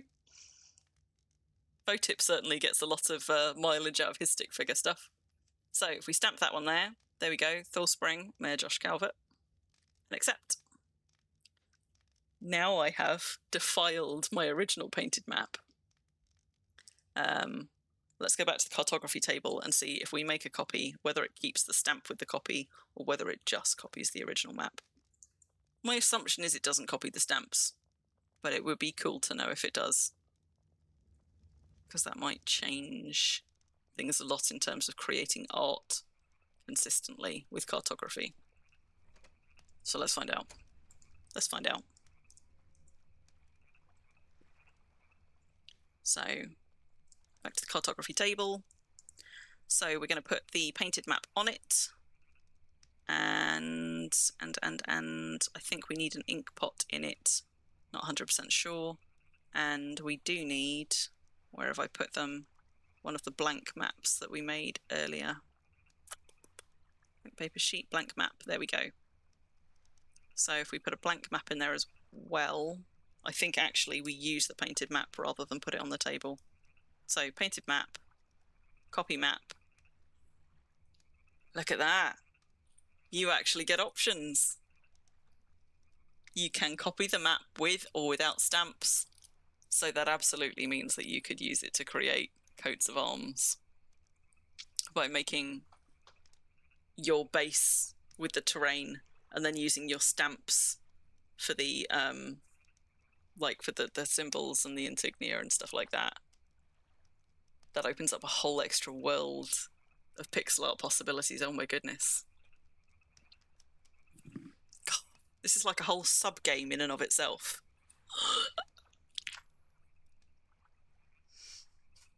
So I'm not going to do it, but now we know that it's an option. Especially since you can do those stamps in any colour of your choosing because the stamps match the die. Oh my god. Oh my god. Mind blown. Right, not going to make a copy, but very, very excited that it turns out that you can. Interestingly, though, the stamps do not show on the ones that you put down. Ah, so, okay, I kind of take it back. You couldn't use those for heraldic stuff because, although it shows in the pop-up map, it actually doesn't seem to show, frustratingly, in the placed version. I mean, let's just try placing it on a wall as well, see if it's any different, but I can't imagine that it would be. Yeah, look at that. Oh man, that's frustrating. Like, if you're going to stamp it with stuff, you want to be able to put these on display with their stamps, surely. Surely. This feels like another thing to go in my feedback report for the forums.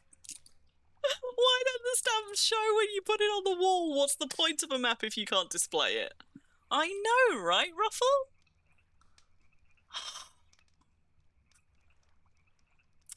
Yeah, Skyfalls. It's about 80 by 80. And you could use it as a completely blank slate to stamp whatever you like on, although, as we see, actually the stamps wouldn't show when you display it, which is a crying shame. So for pixel art, what people would need to do is to have a high enough cartography skill that this gets a lot less expressionistic and a lot more accurate. You'd need to be using high quality paper and making high quality surveys to then make high quality maps, because you want them to be as high quality as possible. Like, it's not quite capped, but it's very much influenced by your cartography skill, the quality of the map that you can make. So you need high quality materials, you need high skill, and then you would get the most accurate map that you could get. And from that, you could, with clever planting of terrain and other kinds of tiles, essentially make yourself pixel art. The important thing to remember is that maps are always oriented north once you're past 20 skill. You don't want them in the wonky skill below that. So whatever terrain you're using to make your pixel art, you need to make sure that your pixel art is made facing north.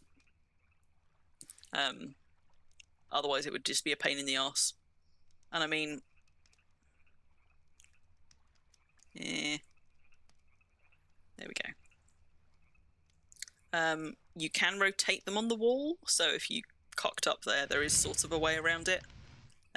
But anytime you open them in your atlases, for example, you can't rotate them there. They would only face the way that they face. So that way is north. This is the eastern flank of Thallspring.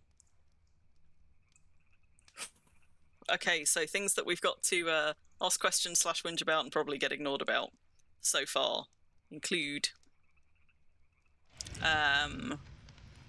stamps not showing on maps when they're on display, the wiki being apparently completely wrong about what the linked map stamp does, and our inability to use the village stamp on any token except one which we, for a village that we are a villager of.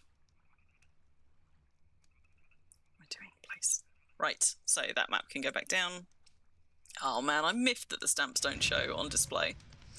But we've got just 2 more to try, and in fact I don't think we really need to go anywhere to try these. Let's have a look. So we've got a timestamp. Let's pinch some die from something else because I don't actually need them in those other ones. We've got a timestamp, stamp map. It's weird in a way that for a timestamp you still have to have a symbol. I can't remember if one of the symbol options was relevant for this, but it feels like rather than putting an X anywhere at all, what it should be doing, right, is putting some kind of like an annotation on it. See, now when I hover over that, it's not actually telling me what it's going to do. And I wonder if I should have done something with the stamp first. Let's have a look. Yeah, yeah. I mean that's what I mean. Like I will put together a whole kind of thing for the forum and be like, I don't know if these are bugs or if these are as intended, but these seem like some glaring issues with this cool system that you set up. Maybe somebody could answer. And you never know, we might get a response. But this is why we test them. This is why we do the science. So, got a frog in my throat. 1 second, I'm gonna cough.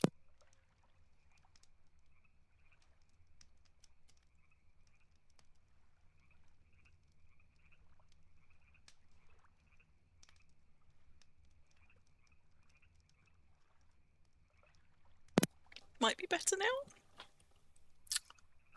So, timestamps, timestamps, timestamps.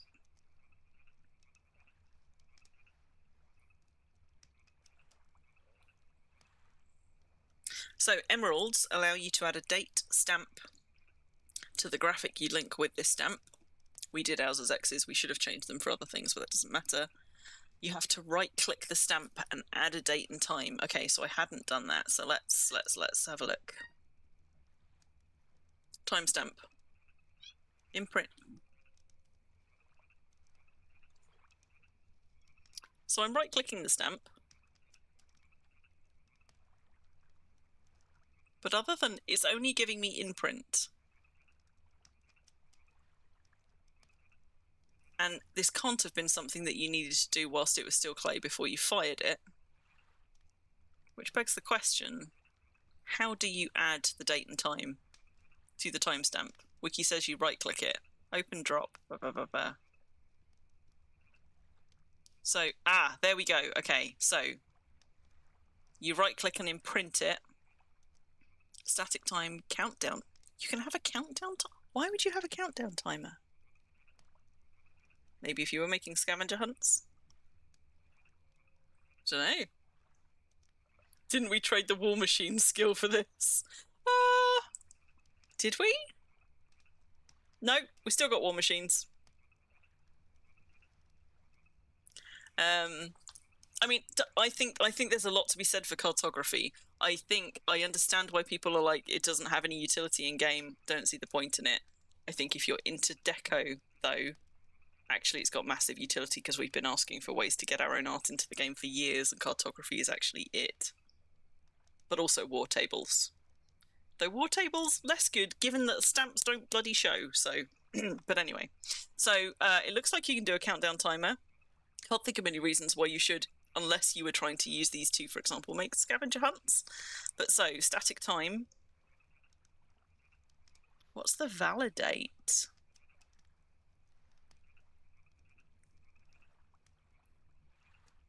Day 29, month 6, year. Okay. So, this makes me a little bit sad. Because the date and time function on the map, on the stamp, is related to real-world time and dates, not the in-game calendar, and that seems like a massive inconsistency. Everything else in-game is tied to the Wurm year and month and whatever, like, you know... And it seems weird that they would have chosen... I could understand them choosing to let you do either a real date or a Wurm date, but to not be able to do a Wurm date at all... That seems off, right? I mean, it's possible, I suppose, that I validate the current date and time and actually what we get on the stamp is the Wurm equivalent, but you would think that that would be clear, and the only way to find out, I guess, is out of interest. So you can, yeah, so you can change it to whatever you like. Validating is just effectively confirming the date that you've picked. If we went for countdown timer, what would that look like if we validated it?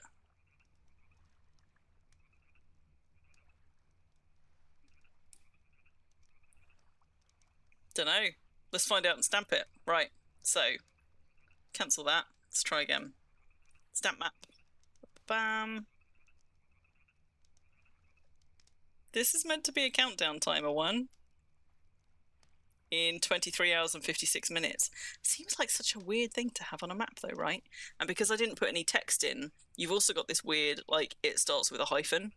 So it kind of, you need to put text in for it to work. But because when you're doing this, where is it? When you're doing the imprint bit here, it doesn't actually tell you what it's going to stamp until you've already stamped it on the map. You don't actually know what goes with that, and that also feels like an oversight. Because in the same way that you validate what this date would look like, you kind of want to be able to see what that info stamp's going to say before you stamp your map with it. But, so that was a countdown timer. If we switch back to a static time and put the date back to where it was, 122, so 126 is where I'm at now. This map stamped. Accept. Let's see how that works, because again, it doesn't actually tell me what it's going to stamp. It might say this map stamped in or on, or who knows. But let's do another stampy stamp and see. So let's put that one up in this corner. Maybe use it to see timers on other servers. You could. It feels like quite a messy way to do it though. You can erase stamps on maps, can't you? So there's an eraser that you can make. So I guess you could do it, or for example, so if you were trying to run something like a treasure hunt or a scavenger hunt or something, potentially you could, for example, mail them out to people with X marks the spot things and have a countdown timer before the thing at X is no longer true. Like, see, there are some things like this where actually, like, they've thought of interesting ways that people might want to use this and they've built it in. It's just there's other ways that seem like really obvious ways that we would want to use these, like, for example, mapping all of the deeds in your neighborhood, that you can't. Strange. So, right, if we do that one, see, it annoys me that with the this map stamped. Okay, so that one, before I accept, is actually telling me, but only what I've written, not what it will actually look like with the date.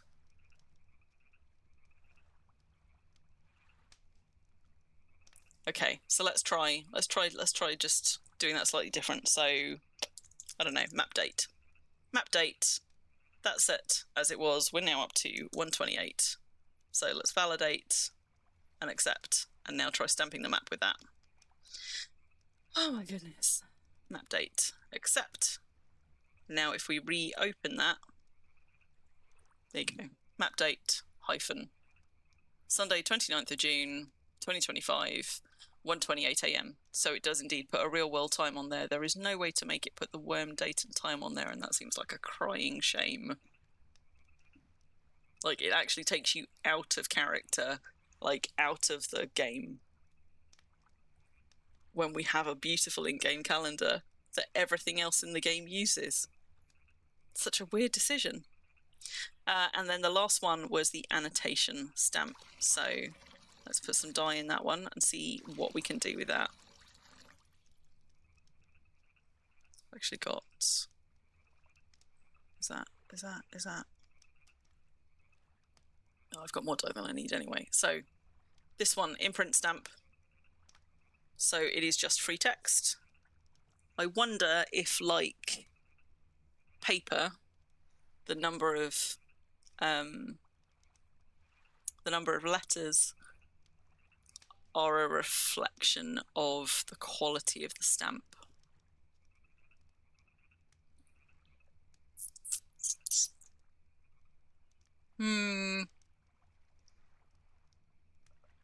We'd need to try something to see, wouldn't I? Okay, so let's take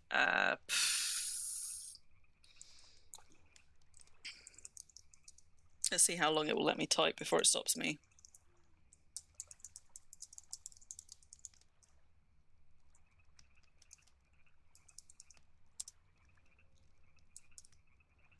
Don't mind me, I'm just writing absolute waffle.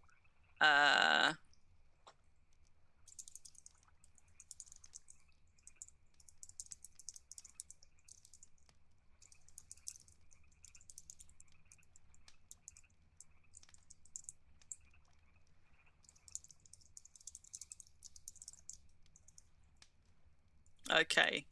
Right, I've just hit my character limit. So I'm just going to copy paste that into a Word document so that it can tell me very quickly how many characters we got to.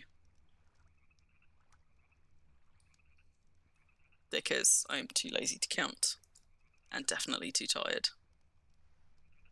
So that is 20 words and that is 20 words, 101 characters without spaces, 120 with. He'd have to do a lot of work to get those, but Bun in fact has himself already made that joke, so you're not wrong. Okay, so weirdly, maybe it isn't tied to quality at all. Maybe it is just a cap. I'd have to make other stamps at different qualities to test this. But what I have just written was 20 words, 101 characters without spaces, 120 with spaces. Of those, I suspect it is less likely to look at words. And given the way inscriptions work, which do count spaces as characters, I think it's probably a hard limit of 120 characters, regardless of quality, but until and unless we went testing quality on other things, we wouldn't know. But the fact that it let me fit 120 characters in makes me think that it's a hard limit, because otherwise I'd expect it to be a multiple of this, and this is not a nice round number. Like, if it were 3 times this, it should be 129, for example. So maybe it is just a set number of characters, maximum equivalent to about 3 lines. So if we set that, and then we don't try and do it straight on the map, then we stamp the map. Copied map is too low quality to contain more stuff. I've overstamped my map. Interesting. So how many stamps have we got? 1, 2, 3, 4, 5, 6, 7, 8, because there's actually 2 stamps, one over the other here. So this quality 44 map had 8 stamps before it hit its limit, which suggests it's sort of like rounded down to the nearest 10 and doubled. So a 40-something quality map would allow 8 stamps. If I had more maps here to try, I would, but I can't. And I think the painted map's going to be pretty much the same. Yeah, that's also a 44. We'd need to check with the 50 quality map whether that would therefore let you have 10 stamps. But that is another thing to bear in mind. It's not just the detail on the map, but it's also how many stamps you can put on it, which would matter more if the stamps actually showed when you displayed them. However, I don't have a stamp eraser here. How difficult are they to make? Nat subs. Wool and vinegar. Ugh. Wool and lye. Too much hard work. Okay, tell you what, instead, let's stamp our painted map. So...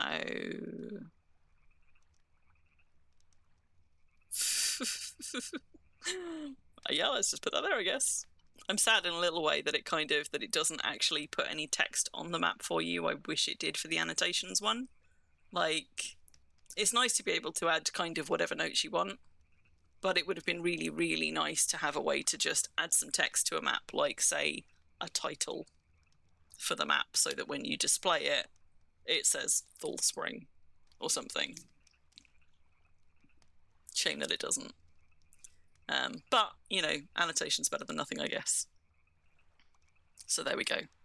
We have now tried all of the stamps, but not by any means, like, really, really properly tried out all of the different things we could do with it. We didn't have enough maps here to try adding multiple maps together to see exactly how that works, but we know that we can't upscale or downscale maps. We also know that, like treasure maps, you can't turn surveys into maps on a server that isn't the server that they were created on, which must actually mean that the maps are always looking at your local map, like they are tied to the terrain, which kind of makes sense actually, because a completed survey, as you improve it and it gets better, essentially the detail increases, and the only way it can do that is if it is always referring to essentially your in-game map on the server that you're on. because when you can't look at a completed survey and see how good the map is, all you can do is keep tinking up the quality, and then whatever quality you arrive at when you turn it into a painted map, that dictates how accurate and how detailed the completed map is. So that does kind of make sense.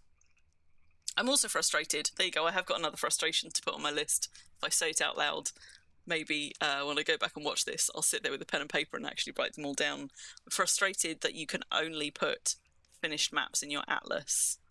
I know that, for example, the linked one, it's looking to refer to other maps in your atlas, but boy, would it be nice to have somewhere to store, say, your empty maps, because they don't currently fit in an atlas, and neither do your completed surveys, and it feels like an oversight that we've got a tidy way to store the maps, but not either of the other two paper parts of cartography.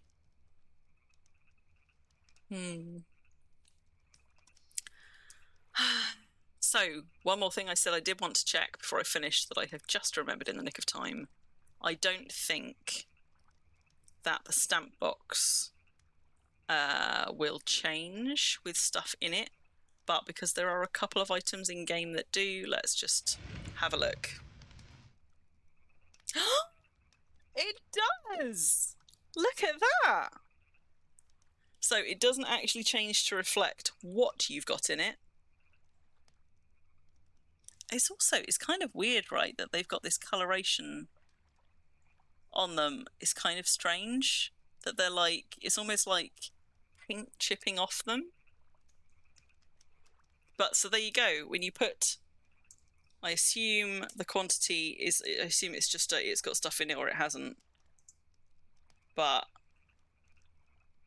if I now place that again as an empty one,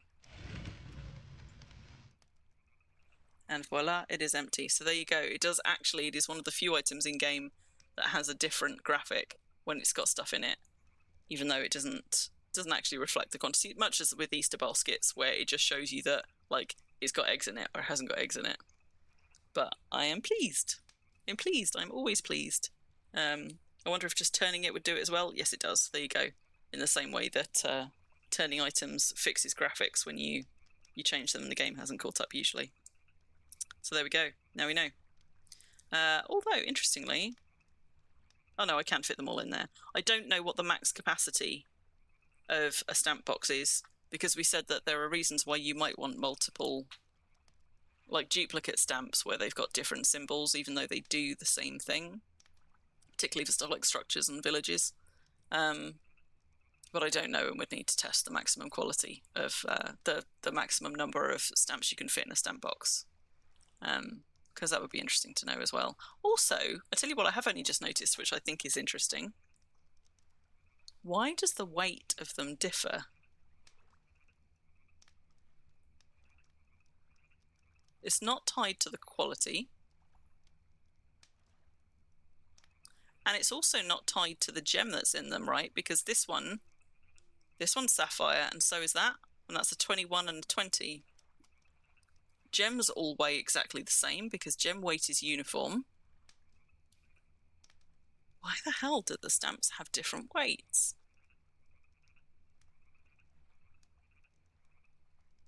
I guess it must be... It's not even tied to the symbol, like, because although this is a different symbol than this, all of these are X's. So if that were true, these should all be the same. But weirdly, this one is the only one that doesn't have a gem in. That is not substantially lighter than the rest. In fact, that's the same as the one that has a ruby in.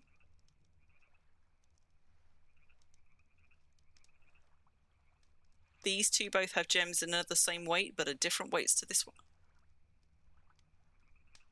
What is causing that? How weird is that? Another question for the list, clearly.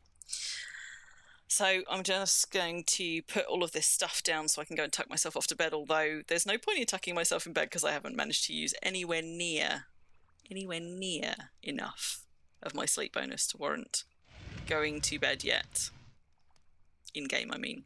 Definitely need to go to bed in the real world because it is 20 to 2 in the morning here. But let's just pop these bits down. leave it nice and pretty before I go.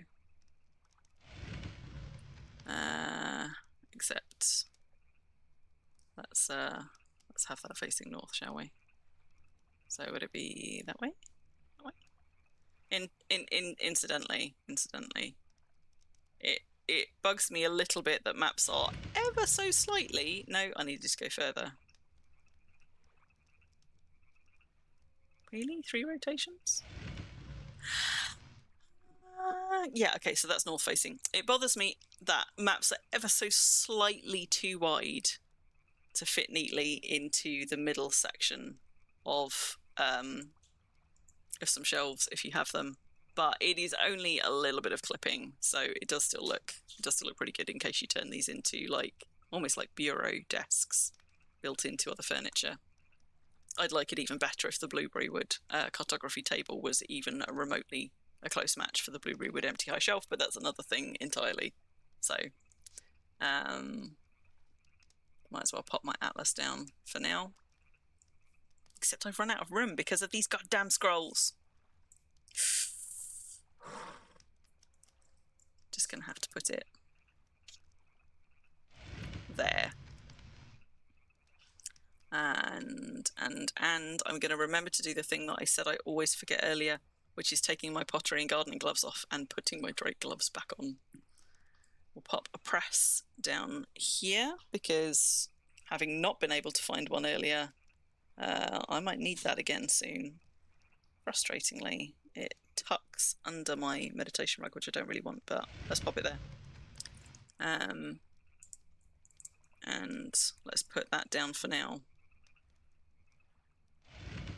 And just because I don't trust myself not to forget, I am going to do one final thing out of interest. You can place surveys down, they just look like recipes. I did test that before. I'm going to do one final thing and I'm going to go and pick up my goddamn range pole. Otherwise, the next time I go to plan a bridge, I'm going to be like, where did my range pole go? Because I do have the memory of a goldfish. I'm going to go pick that up, then I'm going to wrap up the stream, take myself off to bed because I am tired. And I started streaming just gone 8, so that means I've been streaming for like, what, 5.5 hours? Yeah, it's time. But I'm going to get my range pole before I leave it there forever. Definitely time. And also fill these up before I forget.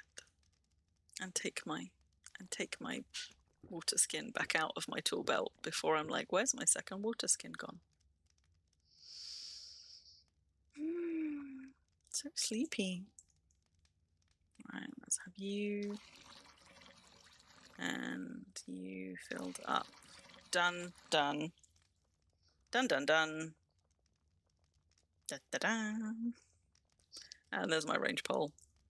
And another thing before I forget, I also offloaded a bunch of my tools into a random cart to try and get me below my 100% movement rate in case I had to do this on foot. As it turns out, I didn't. You can actually do all of your cartography surveying from horseback, which is good to know.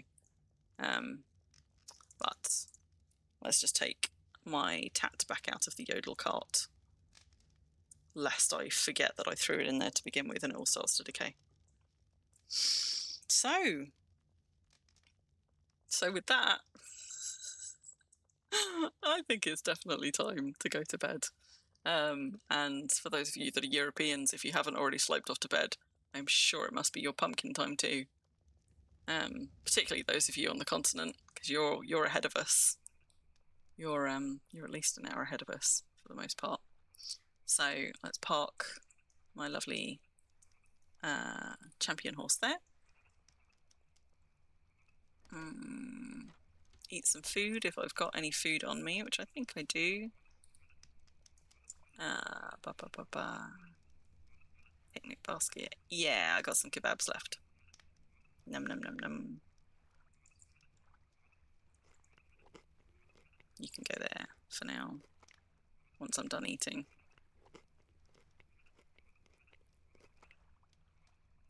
Any minute now. There we go. There we go. Right, so there you go. And cartography stream. I'd like to say it's everything you ever wanted to know about cartography, but let's be real, there's still shitloads we don't know. So, good night, folks. Thank you for coming and hanging out with me. Well done, those of you that made it from all the way from the beginning all the way to the end. Let's do that and go to my cooldown, which is a market that is not on Exodus, because Exodus only has 2, but one that I have not yet featured elsewhere. So this is the market at Wurmian on Xanadu. It's an easy portal hop.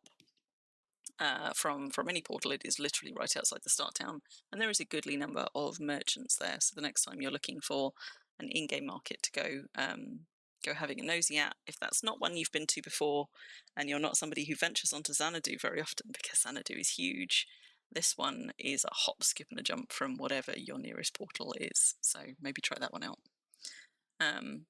So take care, everybody. I should be back streaming Wurm again next week. Not quite sure what yet.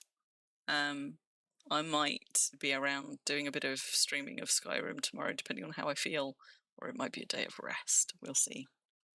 But sleep tight whenever you do get to bed, and I will catch you all another time. Good night.